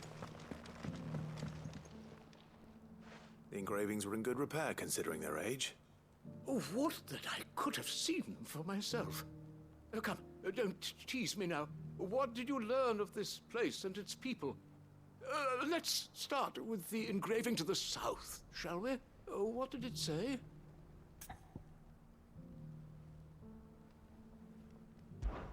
Guardians of the Crystal, the first stones of Tabor, sacred hold thy noble blood, till ends the mother's labor. I'm pretty sure that was it. Fascinating. It would seem the founders of this city were descendants of those fallen charged with protecting the mother crystals. But whatever could have driven the Guardians so far from their sacred charges, I wonder? The engraving to the north is next, I think. Wanderers of the Golden Plains, lay your roots in stone. With pride recall thy noble past, and make these rocks a home. Or, I think that was it, at least. No doubt you're right. There are vestiges of nomadic customs in Tabor its guardian roots could never account for. This is proving most enlightening. Now, for the final stone.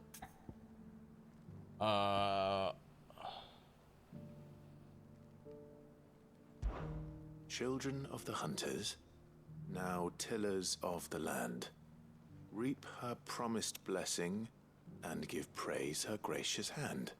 That's all three. And so, we add primitive farmers to Tabor's founding peoples, the final piece of the puzzle. 3 engravings, one for each of the 3 peoples to have settled Tabor in ancient times. Guardians of the Mother Crystal, wanderers from across the plains, and last but certainly not least, hunters turned farmers. Little wonder it was so difficult to trace the roots of Tabor's culture. Those roots reach down through 3 distinct traditions. Nonetheless, one cannot help but wonder why this fact is not better known among scholars, given that the stones stand here for all to see. Too many stairs, perhaps. Ha! Too many by far. Here, and thank you.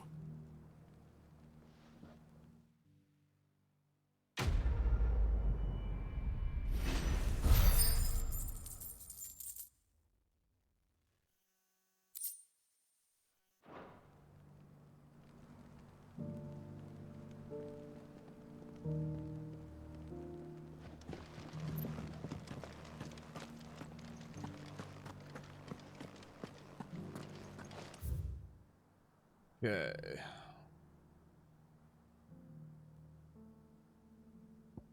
Skin trades over here. Where was the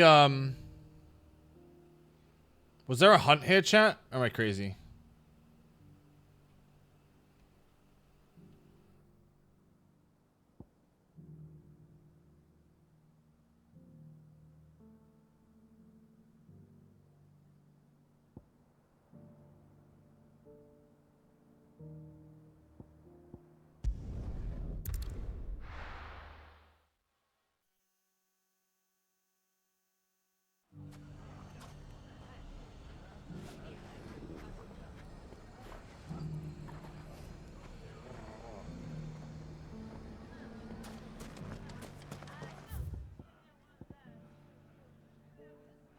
People take notice of wealthy men. Shouldn't be too hard to track down Karen's collector. Good things for this town.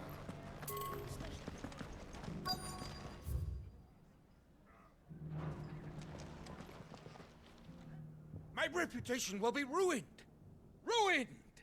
Calm yourself, Lord Ignac, I beg of you, before you do yourself a mischief. Pardon the intrusion, but... Out! Get out! I paid for these rooms so I wouldn't be disturbed. Leave me be! Please, allow me to apologize. His lordship is going through a difficult time, and he's never been fond of guests arriving unannounced. Radim! Get rid of the filthy oaf this instant! Very good, Lord Ignac. Would you mind stepping outside for a moment? Holy fuck, dude. This guy's a streamer. One ego. I'm sorry if I've caused you any trouble. That? No. That's just how his lordship is. Though the morning's events have left him somewhat fractious. He has been dispossessed of his luggage, you see. The thieves also made away with a considerable amount of coin. Coin the innkeeper will soon be keen to collect. I don't suppose a certain blade was among the stolen items. A single-edged sword. It was purchased from a merchant friend of mine. Ah, you know Lady Karen. Yes, I'm afraid it was. Then I'll retrieve Lord Ignac's luggage. But I have one condition. You have but to state it.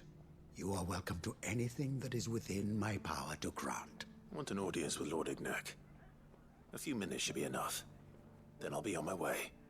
A condition I would be a fool to refuse. Of course, you shall have your audience. I don't suppose you saw where the thieves went? I did not, no. Though some discreet inquiries made on his lordship's behalf mean that I know where you might find them. The bandit's bed. Every ill-gotten coin in Dalamel is said to pass through that disreputable corner of the Valcroy. And that's where I'm heading. I shall speak to Lord Ignac in your absence. and arrange for an audience upon your triumphant return. That will be very kind of you. Farewell, and best of luck. Redeems his mod. Yeah, his PR guy. Alright, let's go.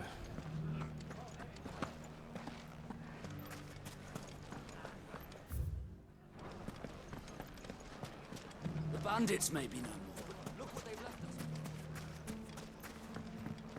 You shouldn't be too hard to find Goots. Yeah, Goots is here somewhere, right?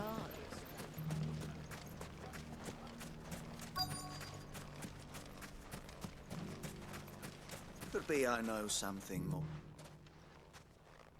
Clive, listen!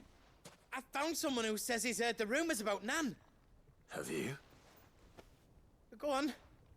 Tell him what you told me. All right. It's like I said. A wizened old crone by the name of Karen's been selling steel to whoever will pay her price, be they knight or knave. Says the more swords and spears she puts in people's hands, the more war they'll wage. And the more war being waged, the more call for swords and spears. And who will they all turn to keep them in steel?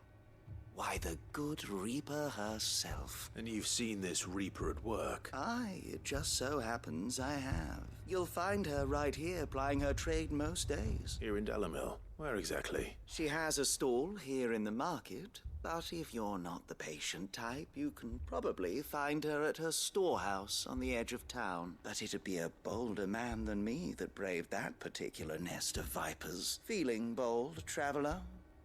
I hope so. For your sake. Now, if that's all, I have places to be. Sorry to have kept you. Someone's masquerading as Karen. You don't think Nan's the Reaper, do you? Not unless she's discovered the secret of how to be in two places at once. Eh? What do you mean? Lady Karen hasn't left the hideaway in weeks. So who has been running this store he spoke of? Good question. I'll go and have a look. And I'll visit this storehouse on the edge of town. All right, but be careful, Clive. Goots is spot with an accent. You too, Goot. He really is.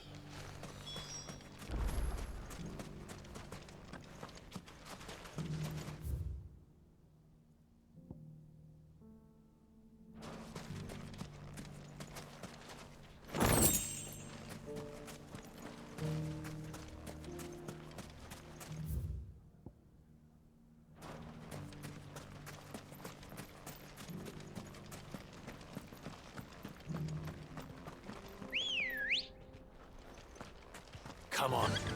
Yeah.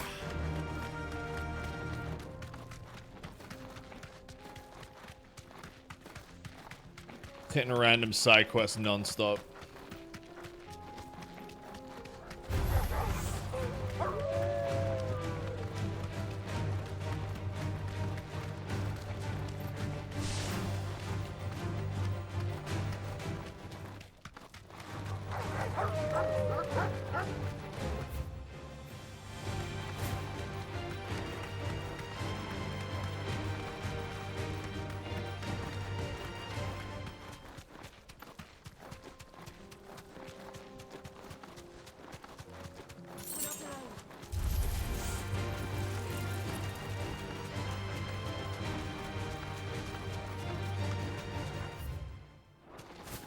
Bro, imagine if you didn't get the Chocobo.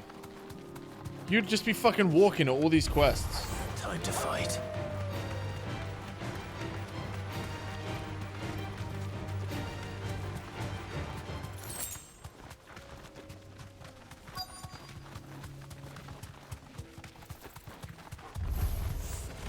Old he may be, but it looks like there's still plenty of fight in him yet. Too slow.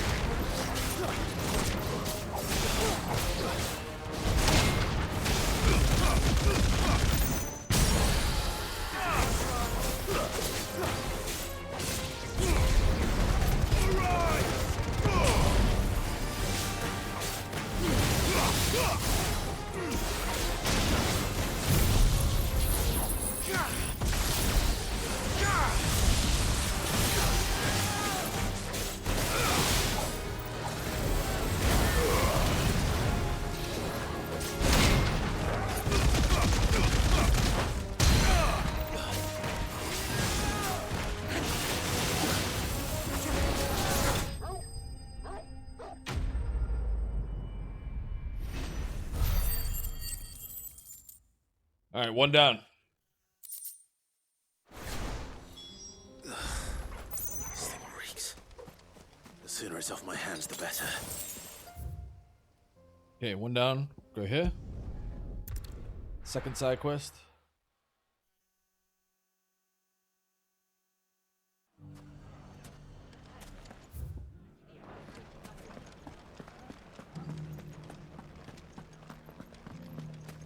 You fought very bravely. The safety of the town is in our hands.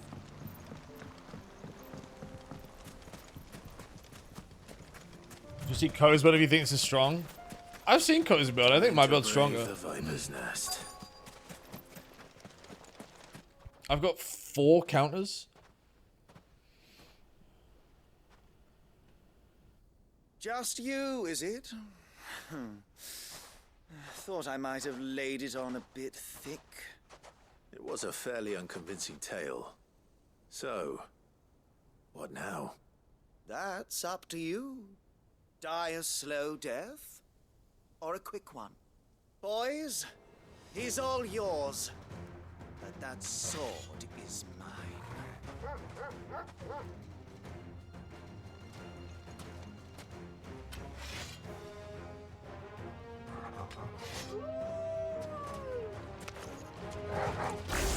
Leave now and we can pretend this didn't happen.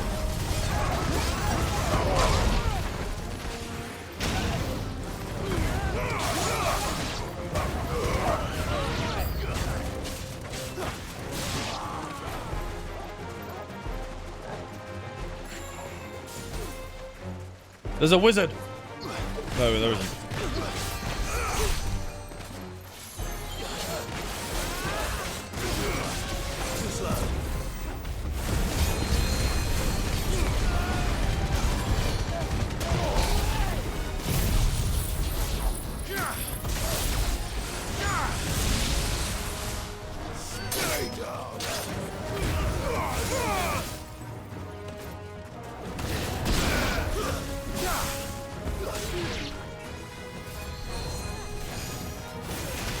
Who's casting Cure in this bitch?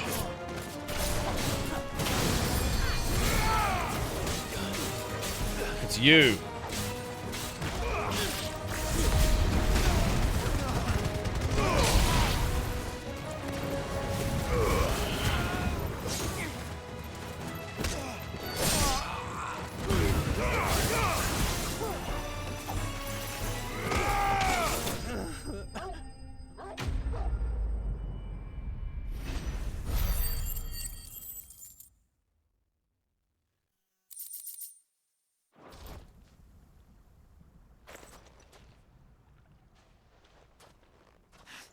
Oh, you've done it now. Go on. Tell me what I've done. When the Borgwyn finds out you've killed his men, he'll have your head. He only wanted that bull of a manservant, the dim one always clinging to Karen's skirts. You weren't even supposed to be here. Who the hell are you anyway? What were you going to do to him? The Borgwyn wanted him to get to Karen. I was only supposed to point the lamp in the right direction once he arrived in Dalamil. But then you turned up. Well, go on then.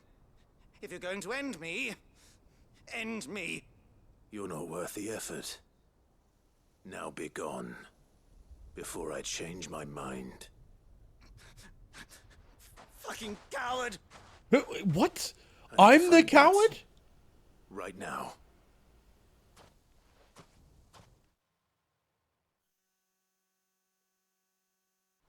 He put a run cry. Coward! Get your filthy paws off me, you naughty-pated lout! Stop calling me names! And stop spreading them horrible lies about Nan! Well, that will be easy enough. For they are not lies. Every last word is true. And she must pay for her crimes in blood. Blood? Goose, are you all right? He's gonna kill Nan! He said she had to pay in blood! After what she did, it is only right. She ruined my life and the lives of countless others. That loathsome harpy's very existence is a crime, and I will not allow it to continue. Goots, was it? I have no quarrel with you. Only with your employer. Run along now. You need not pay for her sins. No. No? I don't care what she did. I won't let you hurt Nan. Promise me you won't hurt her, or I'll kill you myself! Goops, no. Enough, all of you!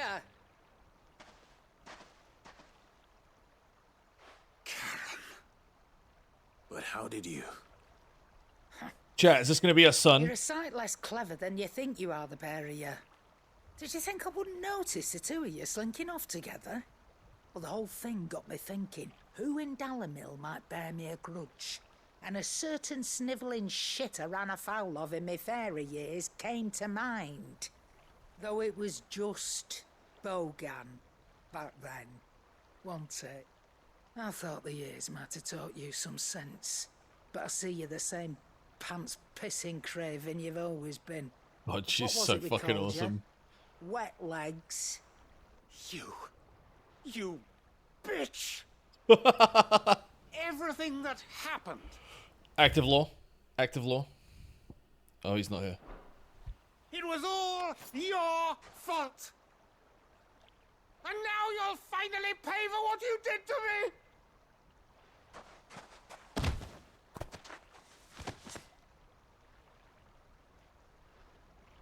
Gooch, you...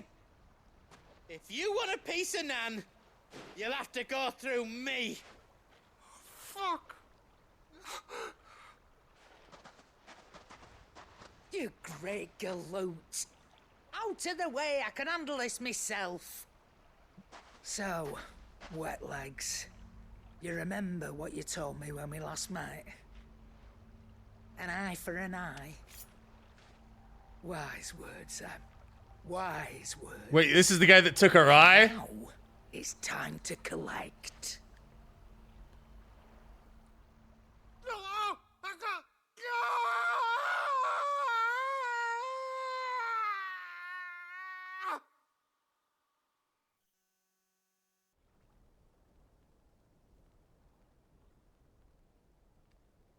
Sorry to keep you It says one waiting. eye? Yeah, her left eye is glass.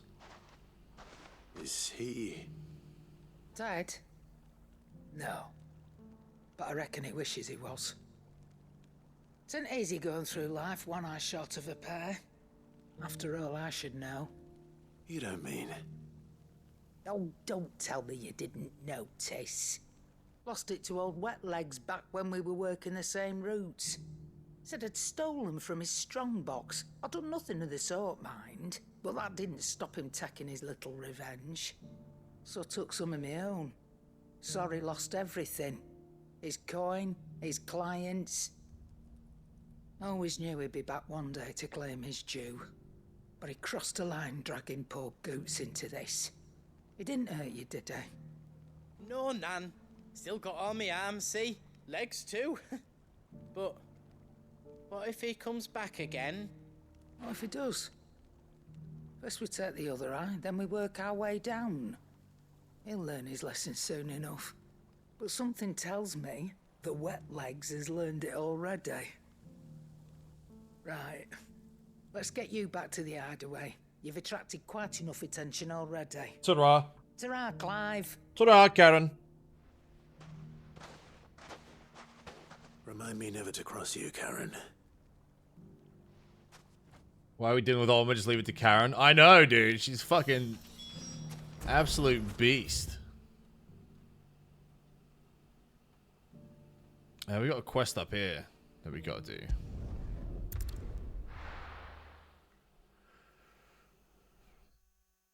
What's the time, chat?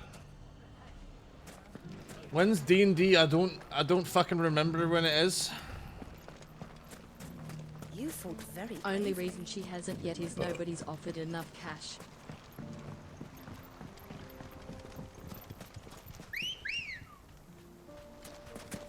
These should be in 15. Let's go. Isn't it in 1 hour 15? Fuck, I've gone the wrong way. Good, just go from there.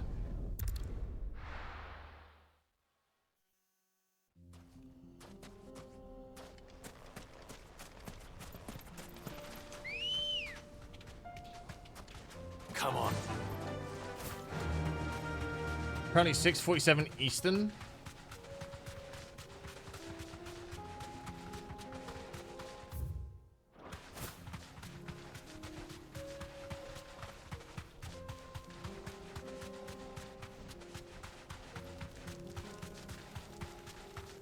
The show is at 8 EST. Okay.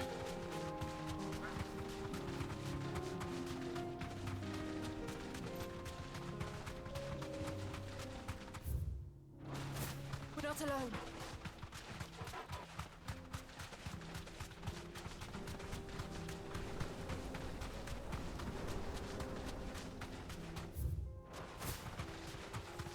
We should do today. Brett's one.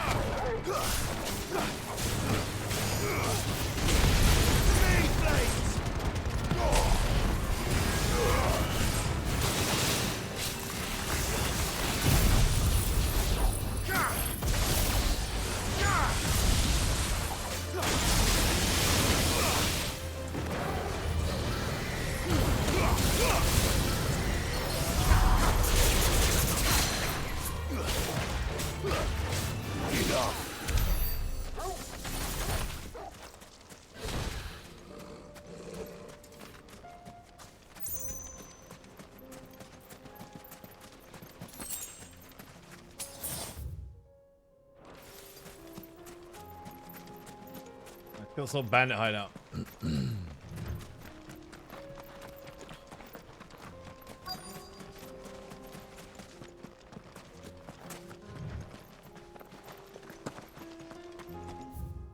Confused. Oh, here they are. That's better. We've got company. Come on, lads, let's tear the bastard's head off.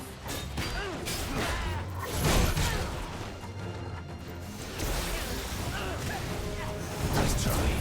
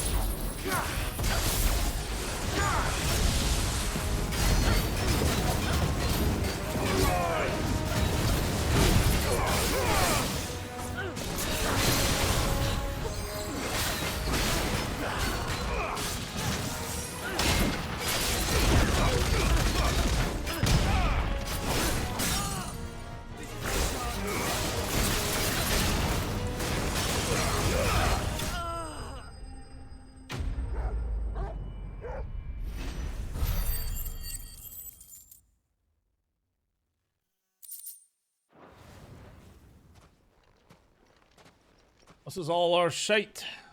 This must be Ignac's luggage. Nothing seems to be damaged. All right. Let's get it back to Dalamil.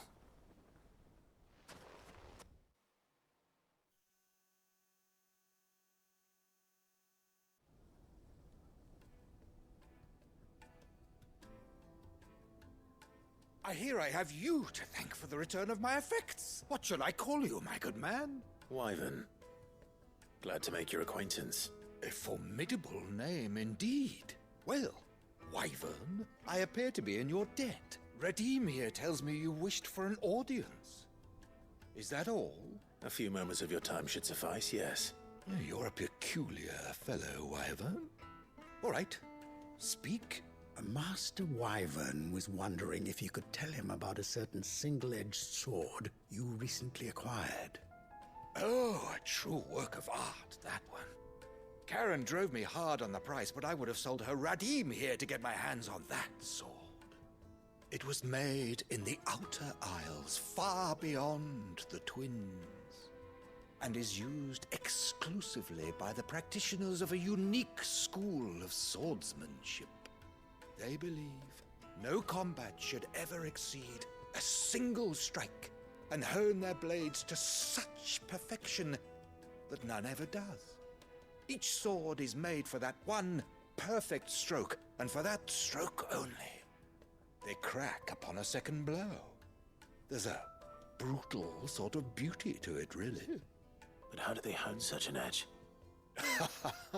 Fine question. Why, they use a whetstone, of course. Whetstones, rather. A whole array of them, ranging from the coarse to the fine. 10,000 licks with the sharpening stone, then 10,000 more. But it is the final stone which lends the blade its legendary sharpness. A mineral quite foreign to this great realm of ours. And that is the key. The secret ingredient. Wyvern, it occurs to me that my little lecture is hardly equal to services rendered. Take this, together with my regards. The very stone of which I spoke, far rarer among collectors than even the blade itself, and a far more fitting payment. Thank you. Pardon the intrusion, my lordship. However, it is long past time we prepared ourselves to depart. So it is. I am locked in bitter competition with a rival collector of curiosities. I am one step ahead of the unscrupulous scoundrel, but he is hard at my heels. Are there many other collectors out there? Too many to count, but only one do I consider my Ha! nemesis. His uncle! Lord Byron Rosfield. And is a perennial thorn in my side. I can imagine. Farewell, Wyvern. May our paths cross again. Radim, we mustn't dawdle.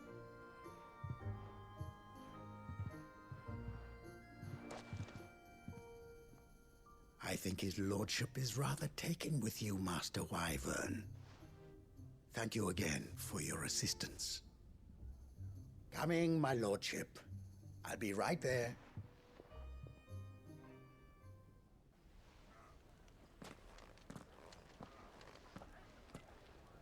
Trust Uncle Byron to find such an interesting rival. Now, let's see what Blackthorn makes of this whetstone, shall we? If all of us continue to work together in defending Dalamir.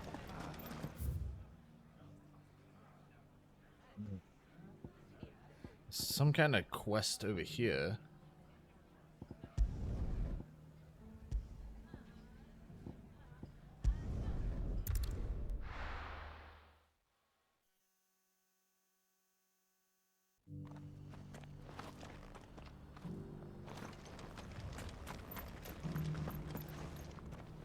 Here's your hide, as requested. I worried you might never return. Quickly, let me see it.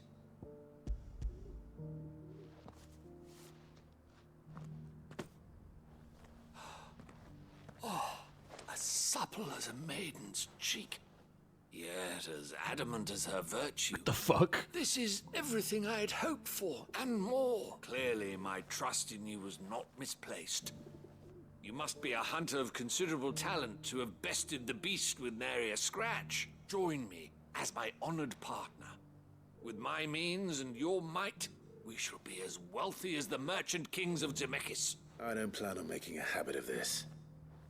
I'm busy enough as it is. Very well. Though I believe fate had a hand in our meeting, it would be unbecoming of me to beg. Do not allow me to keep you from being about your business. Here, for the hide.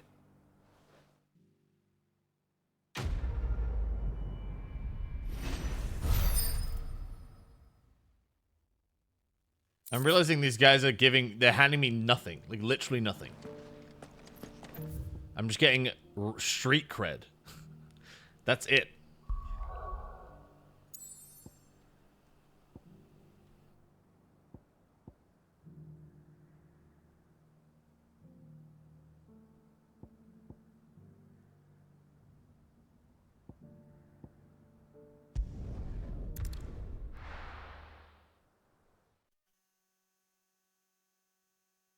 All right, let's go kill a dragon. Nothing like a little unrest.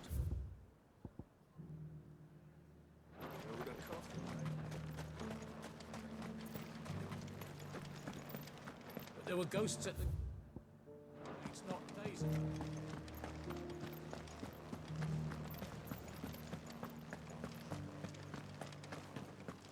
Those things I said before.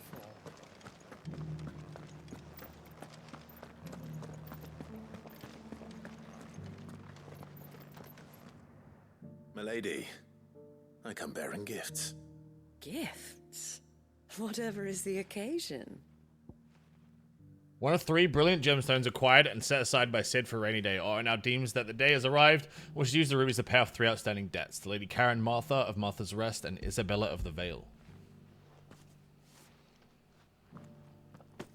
Oh my.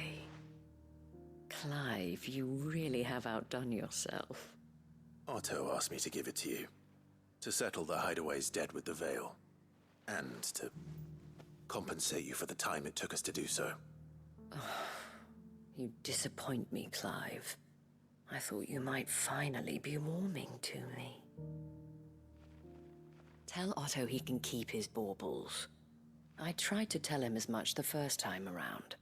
The man owes me nothing, nor does the Hideaway. My contribution to the restoration effort was made freely and willingly. It was the least I could do. You once told me Sid did you a kindness. I'd like to do the same. Please, accept it. For my sake, and for Otto's. For all of us. For all you've done. It is rather fetching, isn't it? Very well. Otto is lucky to have you, Clive. I doubt anything could ever replace his son. But you and the others at the Hideaway... Otto lost his son? ...are the closest thing he has to family. Law? Otto had a son. Long ago. Yes. Sid told me Otto lost him when he was just a boy, and blamed himself for not being able to stop it. I don't know how it happened, whether there was anything he could have done, but it was clear that it weighed heavily on him. I didn't know. How could you have? I doubt anyone did. Besides Sid, I've never met a man more keen to bear his sorrows in stoic silence. An ill habit, given that both have always been surrounded by friends desperate to help them. I'm beginning to see that.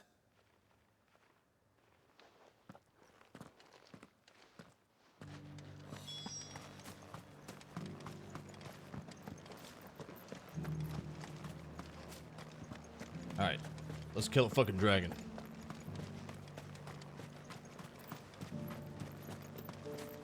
To the meadows, then. That's what the captain said.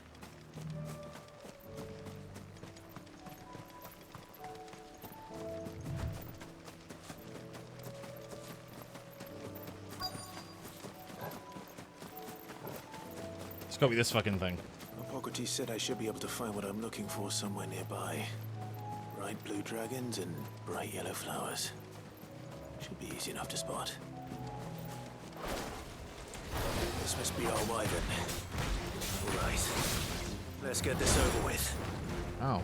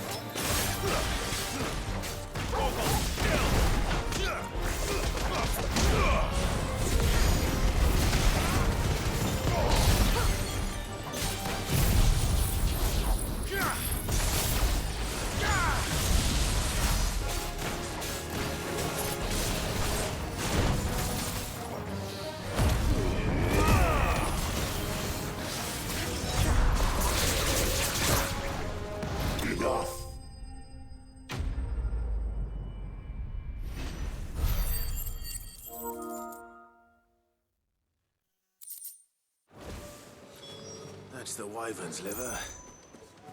Now I just need to find the herbs. Bright yellow with a heady scent.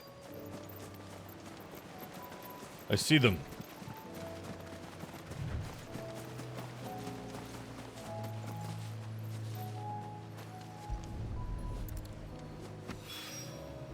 I think that's everything Molly needs to resurrect her recipe.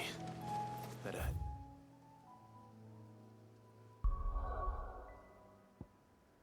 Okay, next side quest. Give Martha the ruby.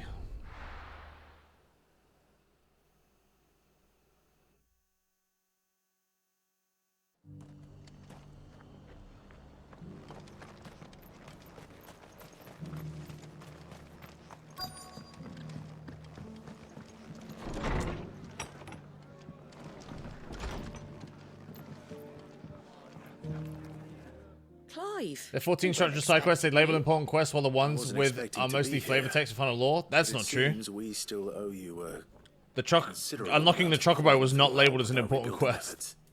And though I doubt it's what you were expecting, we were hoping you'd take this as payment.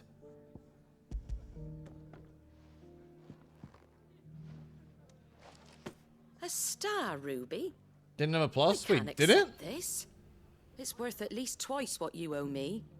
More if you can find yourself the right buyer. Oh, think of the difference as interest. I'll take this off. Interest? If word got out I charged that much, no one would ever. But all the other side quests have got like anyway, amazing world building and about this. backstory and stuff. I'd have expected Arto. Bit much sending the Lord Marquis out to settle your debts, isn't it? The old goat working himself to death again. Something like that. Most days I think he's the only reason the hideaway's still standing. Same as always, eh? Back when the place was nothing but a twinkle in the eye of a recently retired Lord Commander. Word is he was the first one Sid reached out to. Probably knew that without his strong arm and level head, the idea would never get off the ground. Sid may have been the face of the hideaway, but Arto's always been the backbone. And when Sid passed away, we were all worried that would be the end of it. That Arto would just give up. His death was hard on everyone. But it must have hit Otto hardest of all. But he didn't give up, did he? Quite the opposite, in fact. If I recall, he was the one who nominated you as Sid's replacement. And rallied the rest around you. I reckon what he saw in Sid, he saw in you too. And don't we all? Doesn't hurt that you're half as stubborn and twice as handsome, neither. That, and you keep good company. I suppose I do. Go will want to know the stones were delivered. If he's still with us.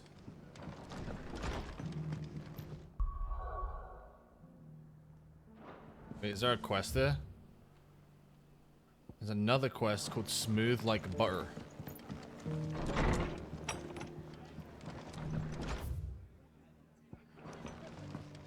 Suppose now I have to find someone who can actually afford a star ruby. My lord Marquis, it is you. Then you received my letter. I am Sebastian Rutherford, chief steward of your lord uncle's estate. Of course. We met once before. Yes, my lord. Thank you for coming. And what was so sensitive that you couldn't put it in writing? 1,000 apologies, my lord. I did not mean to offend. I merely... It's all right. Continue. I am here at Martha's Rest, at the behest of your lord uncle, tasked with learning what I am able of the realm's current state of affairs. And what I have learned is grim.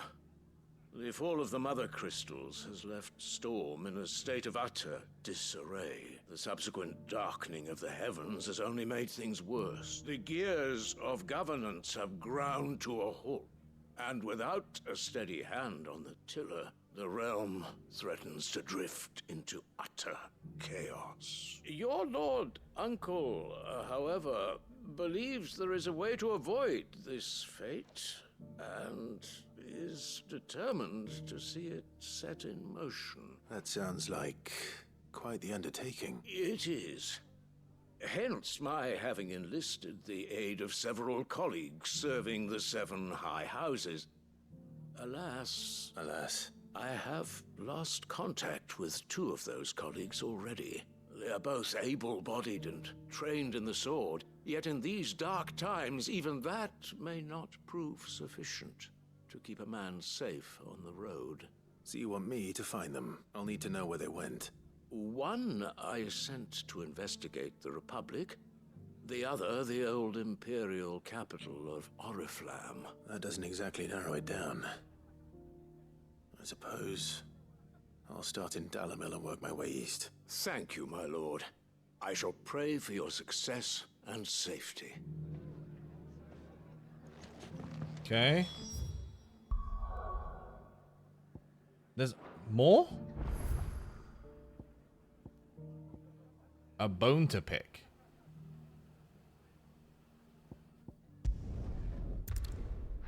Oh, it's for the doggy.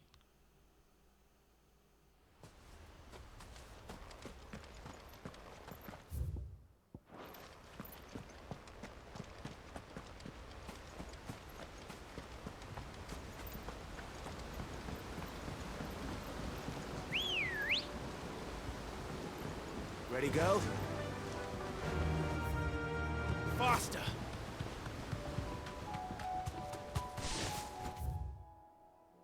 Oh, this way. It has been a side quest kind of day. Yeah, they threw a lot of them at us at this point in the game.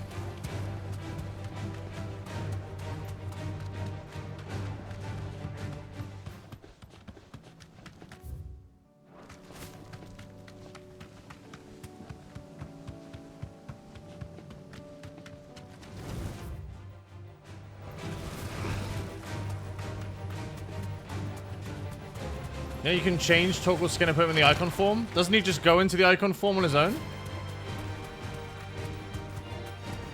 You get side quests to hell? Yeah.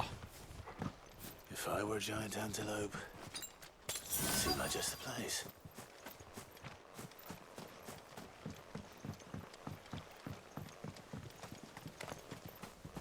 I doubt we'll find one bigger than that. Hungry, Torgal?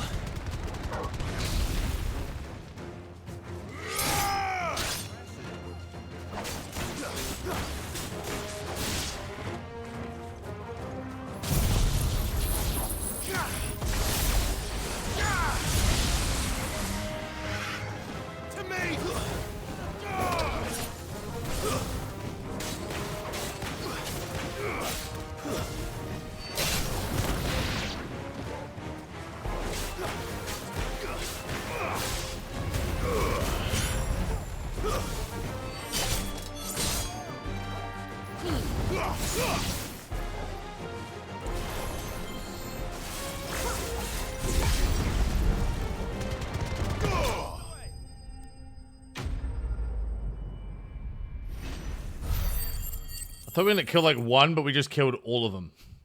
I guess Torgal needs a good stockpile of bones. No. But there's a bigger one, isn't there? Will it be enough, I wonder?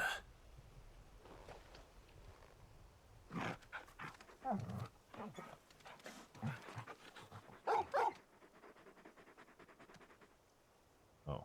I say that answers my question. Which means we owe the lawsman our thanks. You're just a big puppy, aren't you? A very big puppy. Very big puppy. You do know you can take that with you, Torgal. Lady Karen will be relieved to hear you've got your appetite back. Come on, boy.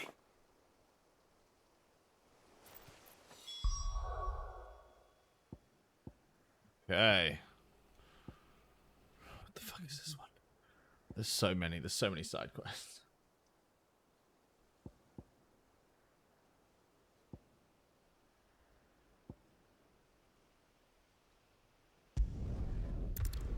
Let's get them all done. If this is the last one, then we're done. We just hand them all in.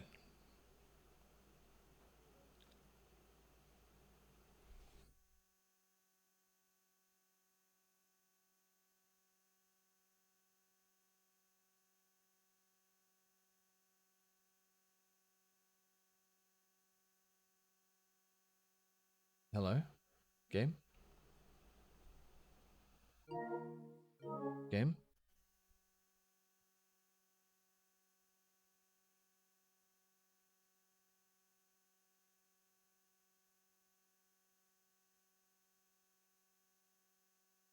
You haven't saved? Yeah, but it auto saves. It auto saves after quests, doesn't it? Overheated? Guys, if the PS5 overheated, I wouldn't be accessing the menu for the PS5, would I? Fucking.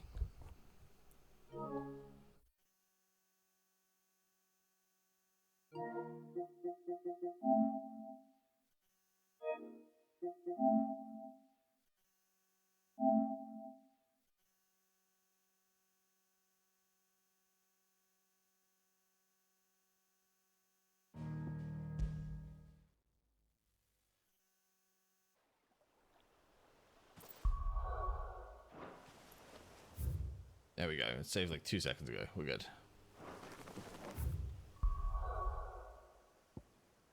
This place. Uh-oh. Oh. It's not going to be easy finding one man in an entire republic. Let's hope someone here's seen something. Mummy, Is that the game's first crash? Yeah. the gentleman of the town guard.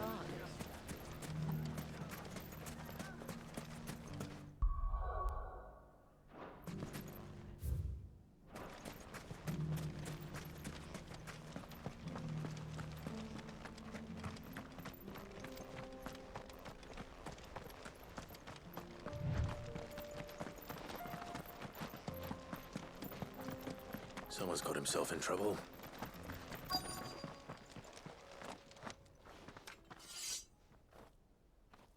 I don't see your master here, so you can start by giving us all the coppers in your purse. I already told you, I have nothing. Then maybe we'll take that pretty outfit and the steel you're wearing. Please! These men are trying to rob me! I'll deal with this. Thank you. You that one's master, then? If you'd kindly pay the coin he owes us, we can pretend you didn't draw your blade on Republican soldiers. Or you can go back to your garrison and I won't report you to your captain. Oh, you're more than welcome to. He hasn't had many visitors since we slit his throat. Sword!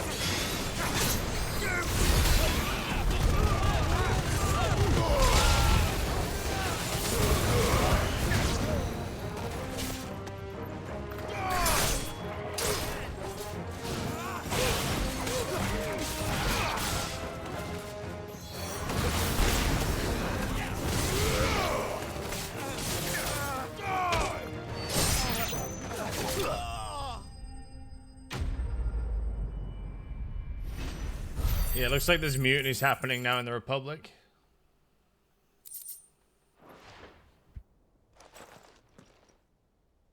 I'd expect as much from Hugo's faithful, but these were men of the fist. Much has changed in the Republican army since they lost their rock. You've seen this kind of thing before, then? Many times. I was sent here to observe the situation. You're one of Rutherford's men. He sent me to look for you. Well, then you have my thanks. I fancy I could defend myself against one, perhaps two, but a whole regiment. I arrived in Dalimil several days ago, but when I called upon the captain of the local garrison to make inquiries, his men confiscated my effects and locked me in a cell. The captain is no more, and his men make the rules now. Fortunately, I was able to bribe my way free, only to be stopped again by those soldiers you so kindly dispatched. What of the Fist's central command? Surely they wouldn't allow such lawlessness amongst their ranks. I would imagine they are unaware of it. Most of the army has fallen back to the capital and hunkered down behind her walls. Everyone's Those going who to weren't shit. recalled now rule the fringes unchecked, answering to no one but themselves. Then it's worse than we imagined. You should return to Rosaria. It's not safe here. I'll find a caravan heading north. You won't mind if I borrow one of these soldiers' coin purses?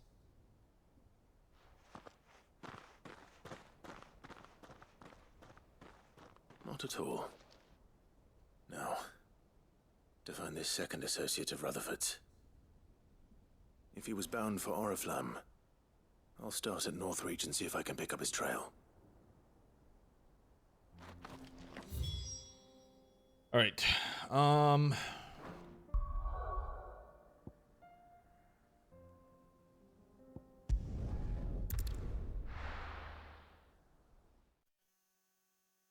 Clive kind of destabilized 3 governments. Yeah, oopsies. There's a lot of between here and the capital. Rutherford, I could be anywhere. This is no time to ride.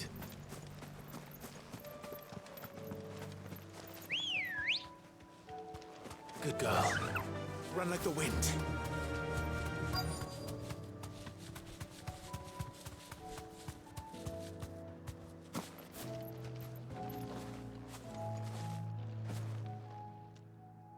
What happened here? If you're with the others, they've already relieved me of my belongings. I'm not.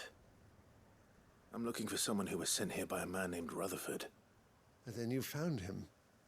I am Alistair Rockford, attendant to the Lady Ariane of House Wellesley. Of the 7 high houses of Rosaria. It's been a long time since last I saw my great-aunt. Is she well? My Lord Marquis? Yes. Yes, she is. The Lady Dowager has granted me leave to assist your Uncle Stuart. I was on my way back from the old capital when I saw some villagers being robbed on the road here. Bandits? They looked more like field hands, but it didn't matter in the end. I did what I could to help the victims, but all it earned me was a pommel to the temple. Which way did they go? South, toward the gate. All right. I'll take care of them. Founder knows I've met enough of their kind. You head back to Northreach, visit the Vale, tell them I sent you. Thank you. I shall. Founder be your shield.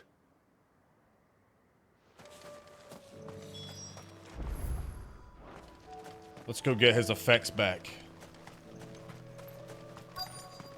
They just couldn't resist, could they?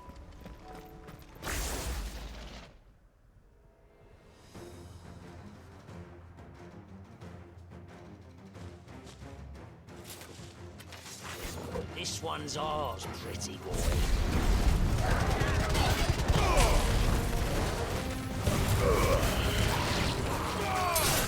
It's over. Oh!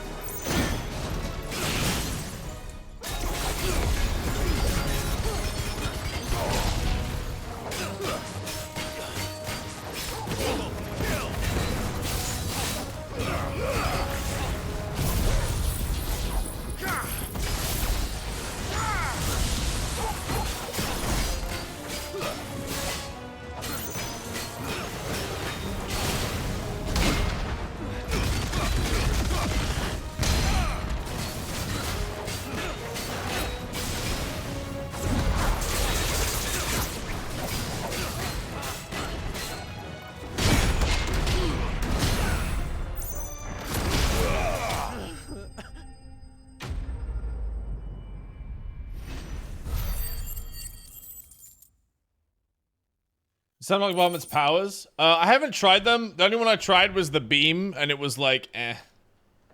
Make for the town while you can. There may be more bandits nearby. You don't need to tell me twice.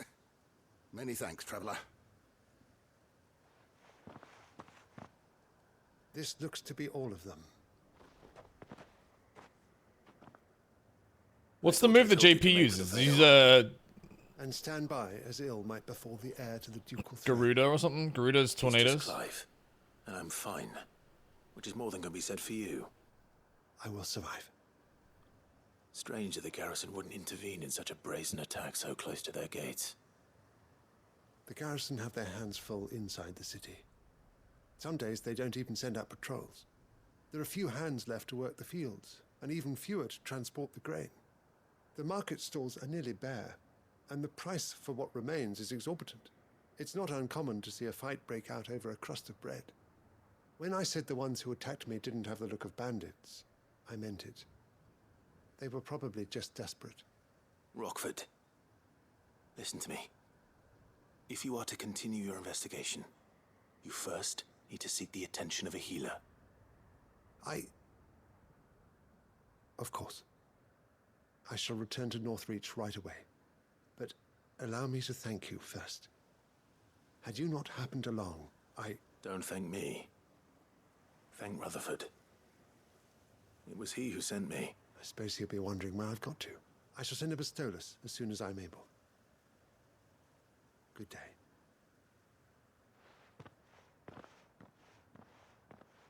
Yeah, my playstyle is just certainly has his work cut out for him. Titan, and then I break their shield, and then I just do 40k damage.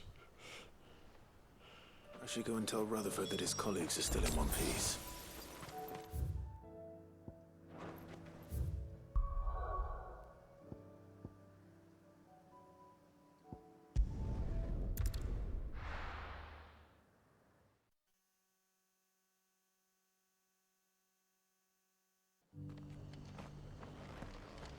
The fire rush is so fucking good though, dude. I just love it. It's so fucking funny.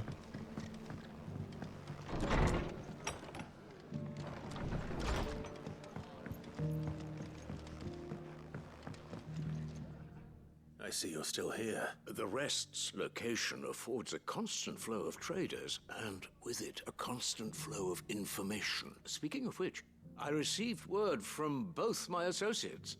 They have resumed their investigations, thanks to you. I only happened to be in the right place at the right time.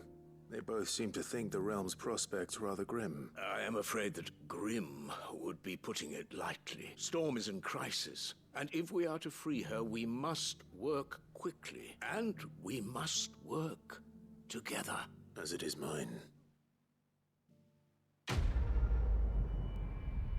So Clive can control it for now? Yeah. Yeah.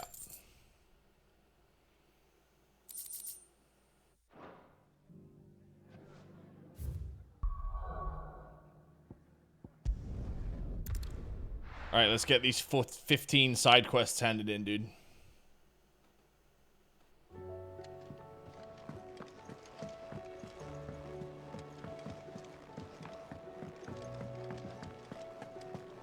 It seems the hideaway has lost its So, did you have that word with Tomes then? I did, and he was as helpful as ever. He told me exactly where to look, in fact.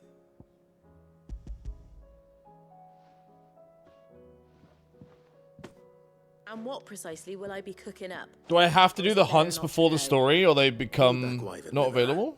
And, a herb known as Saint's Bonnet. Ah, wyvern livers, was it? Well, at least it weren't actual worms, I suppose. Now then, you stay right where you are. I've got some cooking to do. Let's hope these grand old chefs of yore knew what they were on about.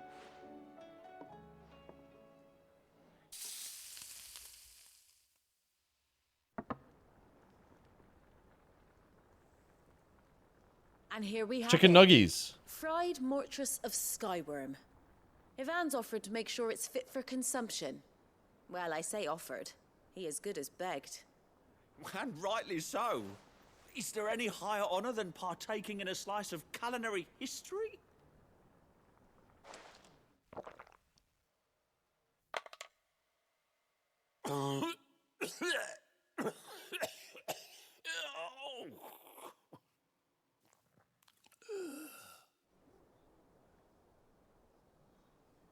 So, not fit for consumption then?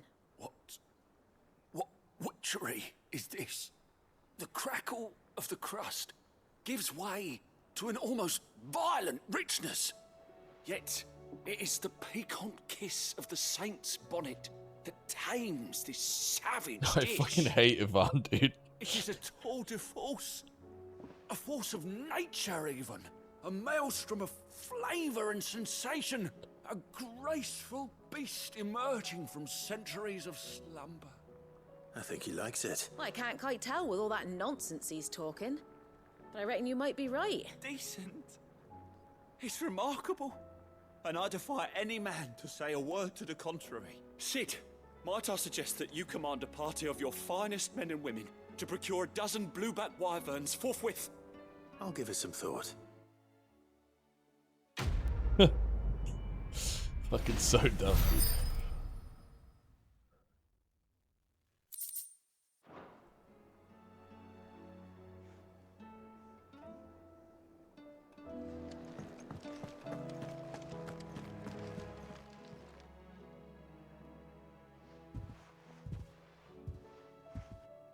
Nothing like a dish of cold vengeance to foul the gut. I'm sorry, Nan.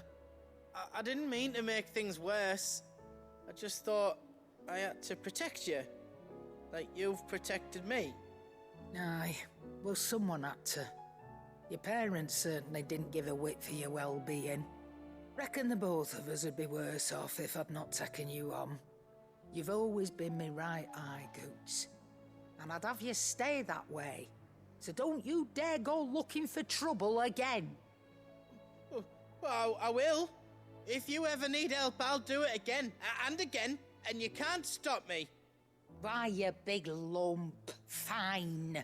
Play the hero if it makes you happy. Thanks, Nan.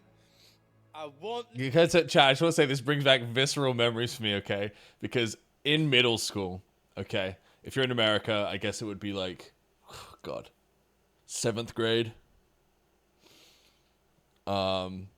We had a gym teacher. One of my best friends, he was like 6'10". He was huge. He was like way too big for a middle schooler. Okay? He was taller than all the teachers. And we were just like, we were literally like fucking 11, 12 years old. No, younger than that. Like, yeah, probably 10, 11. And we had a gym teacher, and she had this exact same accent as Karen. And she was like, even the same haircut. And her name was Miss Andrews. And he was 6 foot, yeah, when he was like 10. He was huge. And we were doing, she was trying to teach us gym. And he stepped on her foot. And she was like, "Oh, my foot, you big oaf! Watch where you're standing! Oh, you big oaf!" And ever since then, he was like so sensitive to being called a big oaf for like the rest of his life. It like stuck with him. And so when I see Goots and Karen, it reminds me of my mate and our gym teacher, because she has the same accent. You down. Core memory formed. Yeah, dude, legit. That's as maybe. But if he's ever to make his own way in life, he'll need to start looking out for himself as well. Till then, he'll need people to watch his back, just like you did in Dalamil. Don't think I didn't appreciate that. Of course. His family. Stop it. You make me one good eye, mister. I don't go thinking that'll do you any favours. A potion today'll cost you the same as it did yesterday.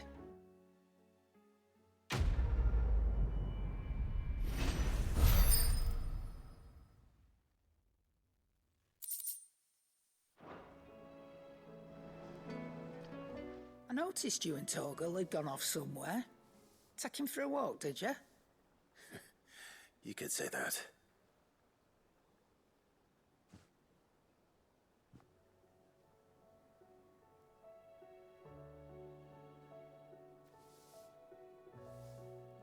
So, Molly's leftovers weren't good enough, eh?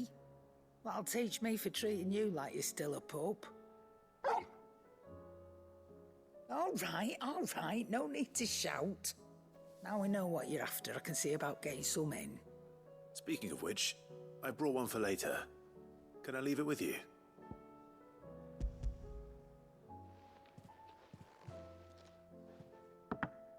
You can, eh?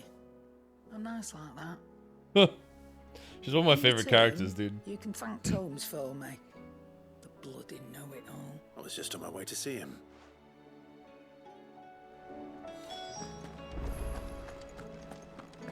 Seems the hideaways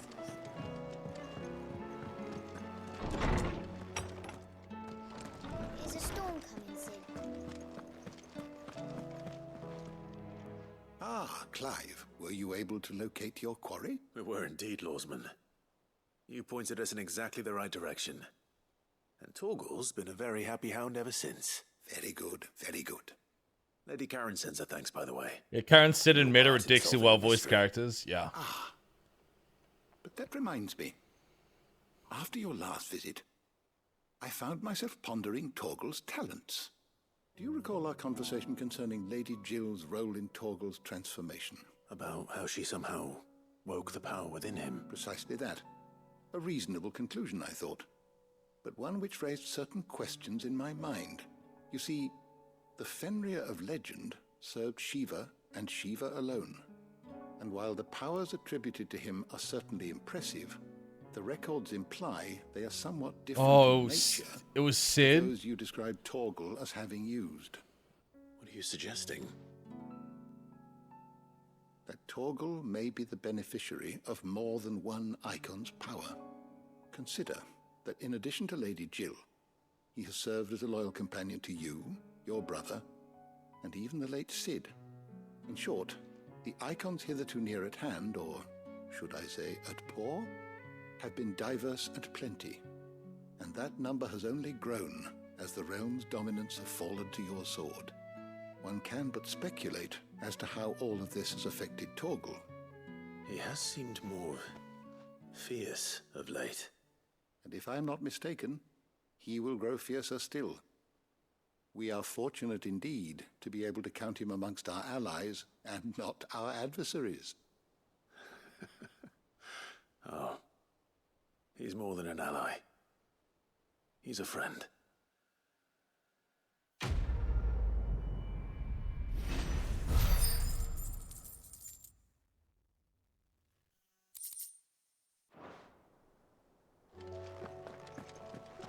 All right, 2 quests left to hand in.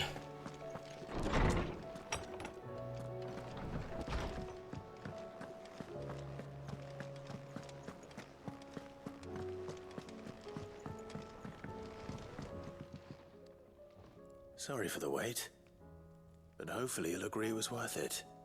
You learned something about that sword then? I did better than that. A slab of rock quarried on the southern continent's unparalleled hardness makes it perfect for sharpening blades forged from all manner of metals. A whetstone? Yes, but not one you'll find anywhere in Valisthea.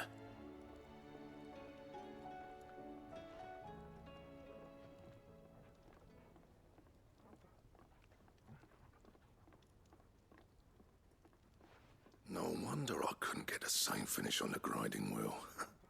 One hit and all done, eh? Might not be so bad if all you ever fought were duels. Good luck on the battlefield. Your second opponent would be your last, no matter how good you were. Even so, is there some way it could be used to give the curse breakers an edge? I think so, yeah. With this whetstone and the right kind of steel, I could probably even make a twin of the blade that rattled me. But there'd be no replacing this little rock once I worn it down to a sliver. I reckon we get a dozen swords from it, if that. Swords that the curse breakers wouldn't know how to wield properly, and that would see them through a single fire piece. Nah, no point trying to copy that thing. Be about as much use as a wax anvil. But finishing our blades with a whetstone this fine, now that's something to consider. And what's finer than fallen masonry, eh? Or more hard wearing, for that matter? Just imagine it. Good Valisthian steel with an edge as sharp as any found in the Outer Isles. I won't make a copy now. I'll make something much better. I'm sure the curse breakers will be delighted. My man. Just don't push yourself too hard. Don't you worry about me, sunshine. I've been working day and night since I was half your age, and I'll still be here when you're long gone. Hey, thanks, Clive. I mean it. I owe you one, August too. It's good to know someone's looking out for me. You'll be happy to hear you said that. And I'll see that my debt to you's paid. First new blade I make's got your name on it. You come and find me when you've got the materials. All right. I will.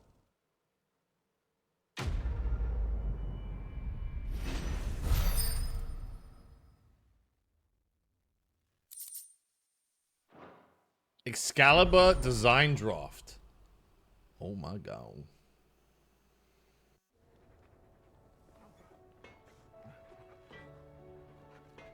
Tell me more. Yep. So, will it be? I can already make it.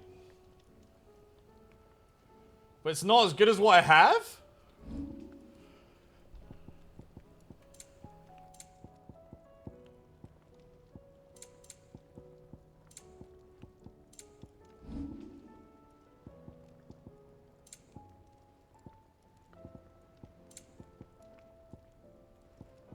Ooh, the Sons of Ouroboros.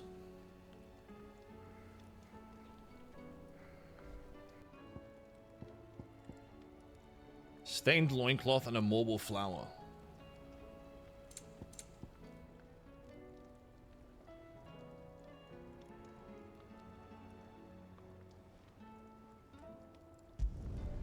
Not bad, if I do say so myself. Can't be upgraded either. What's the one I made? Brightburn. Yeah. 270. That it? Fine. Did you see the pair that got hauled into time? We'll make it just in case we can upgrade it later. We can see what it looks like too, I guess.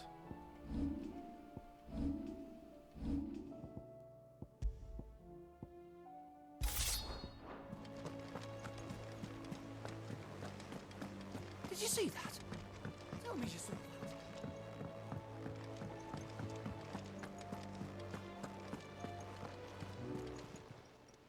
How may I help you today, Clive? Come to claim your just desserts? Here you are. Come again. I may have more for you. Good. Still alive, I see. So Lady Karen accepted the ruby. Ah, about that. I tried my best, but she was just too stubborn to take it. She threw it right back in my face, in fact, and told me I could stick my stupid stone where the sun don't shine. Karen refused payment. I hope it wasn't something I said. I'm sure you were as tactful as ever. Let me see what I can do. Oh, wonderful. I hope you have better luck than I did.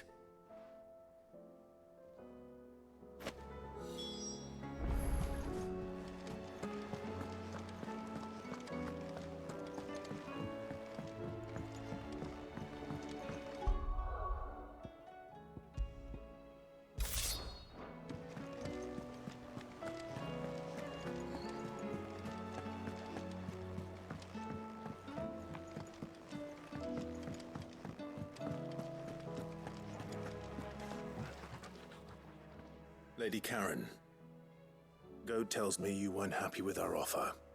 Would you prefer the debt was repaid in coin? What debt? I don't recall lending any of you lot me hard-earned gil. I may have tossed a talent or two in the Hardaway's coffers, but those were donations, and you can hardly call it charity if you go asking for it back. Of course not. But one good turn deserves another. And our circumstances have changed. Surely you wouldn't shun the gratitude of a pauper who happened to have become a prince. Oh, so you're a prince now, are you? Fine. But I'm selling it and taking what I'm owed, then you're getting the rest whether you like it or not.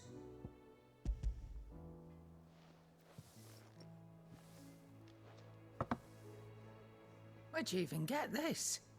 A decent trader might nab 1,000 talents for a star ruby. A canny one, meanwhile, might claim it were nicked from the belt of Sid the Outlaw himself and ask twice as much. Might be I already have a buyer in mind. Might be you even know her. A fine continental maid whose beauty's only eclipsed by a guile in commerce. You wouldn't mind, would you? Not at all. Just be sure to tell her that it's always a pleasure doing business.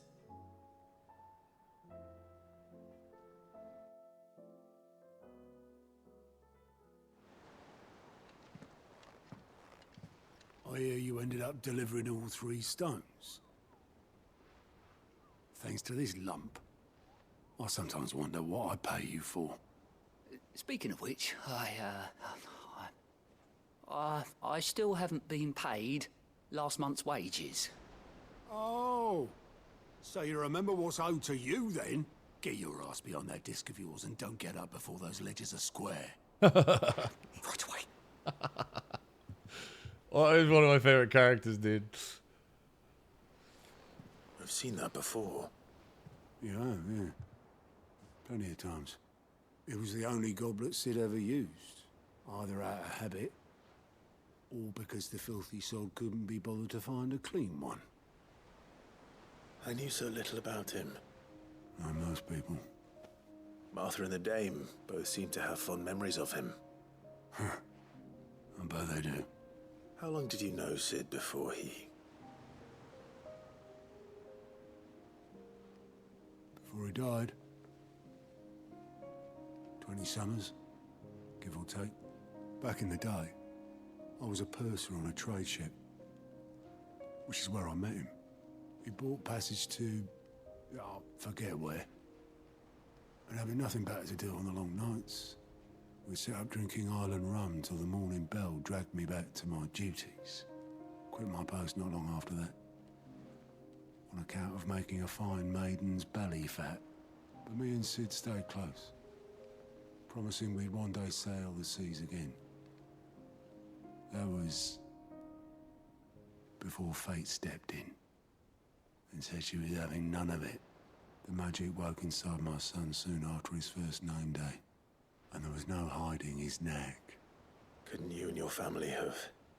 My family were the ones who summoned the constable, wanted the monster taken away.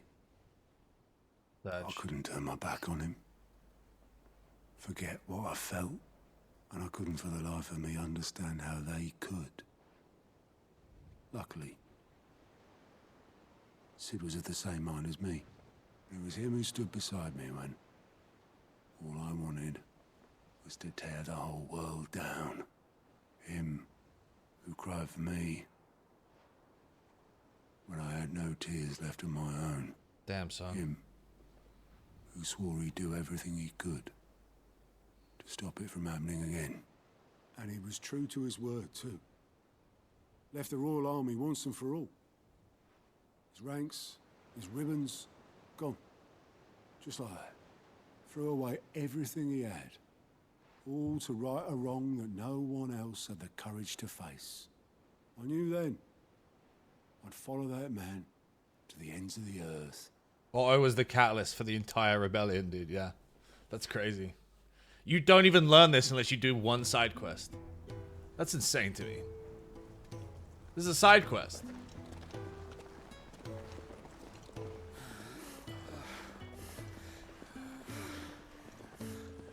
He was always too clever for his own good, was Sid. Saw the world for what it really was, while the rest of us were content to go along with the lie we were shown. And it can't have been easy, bearing that burden alone.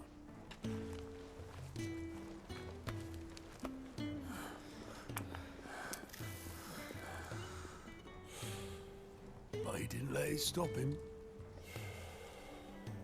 He never lost faith in what he believed was right. And that gave us faith in him. Faith he'd steer us true. So I swore to myself that I'd always be right behind him, ready to catch the stubborn sod if ever he should fall.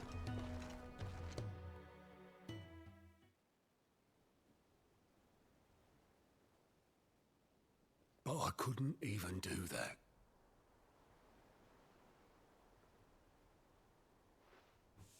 Ignore me. Just the ramblings of a tired old man. Leave that lot. I'll tidy it up in a bit. Oh, I got me feeling things, bro. That's my guy. This is Sid's handwriting.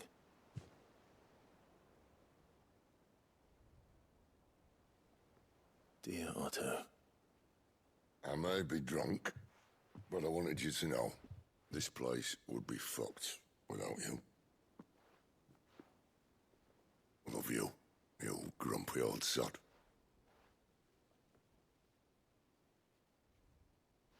Bro, my heart. This note. What about it? Sid was right. Without you, we'd all be lost.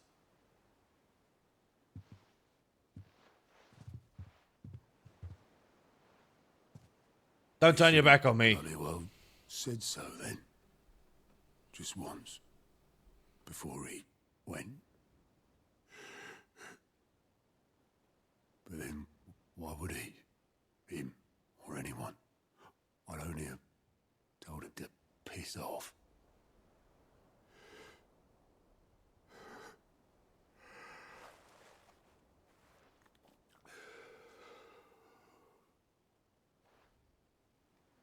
You're wrong, though. Both of you. It was never just me keeping the hideaway afloat. It was all of us. Bad day for rain, boys. I just shoved people in the right direction. I barely seem to be able to do that anymore.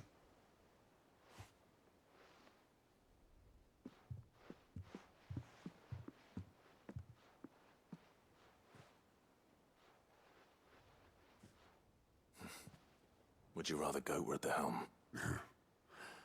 Well, maybe I've got a few more years left in me. I'm going to hold you to that, Otto. Before you go, Sid would have wanted you to have this. But that's... This'll do me just fine.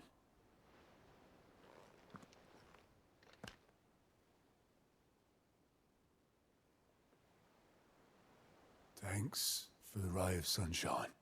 I'll see if I can't pay you back. Fuck off, Otto. What do you have? I love you, man.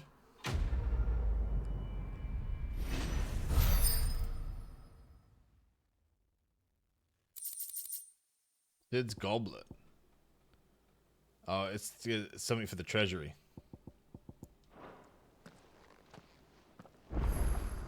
Damn. That's all we got time for today, man. It's mostly side quests, but a lot of those side quests that we did were really rewarding. That one in particular was really good. Holy fuck. I would say, like, there's definitely the structure of the quests has definitely some issues, and I can see how people don't like them, but a lot of them just, the substance is so good, dude. It's worth it for me to sift through them for the ones like that. So yeah, I guess we got like basically most of the side shit out of the way now. So next session we're just gonna be hammering story, because we did like 3 hours of side quests.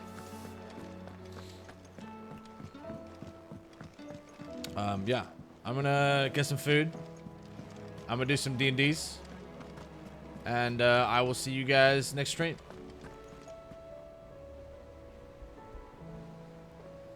So have a great night.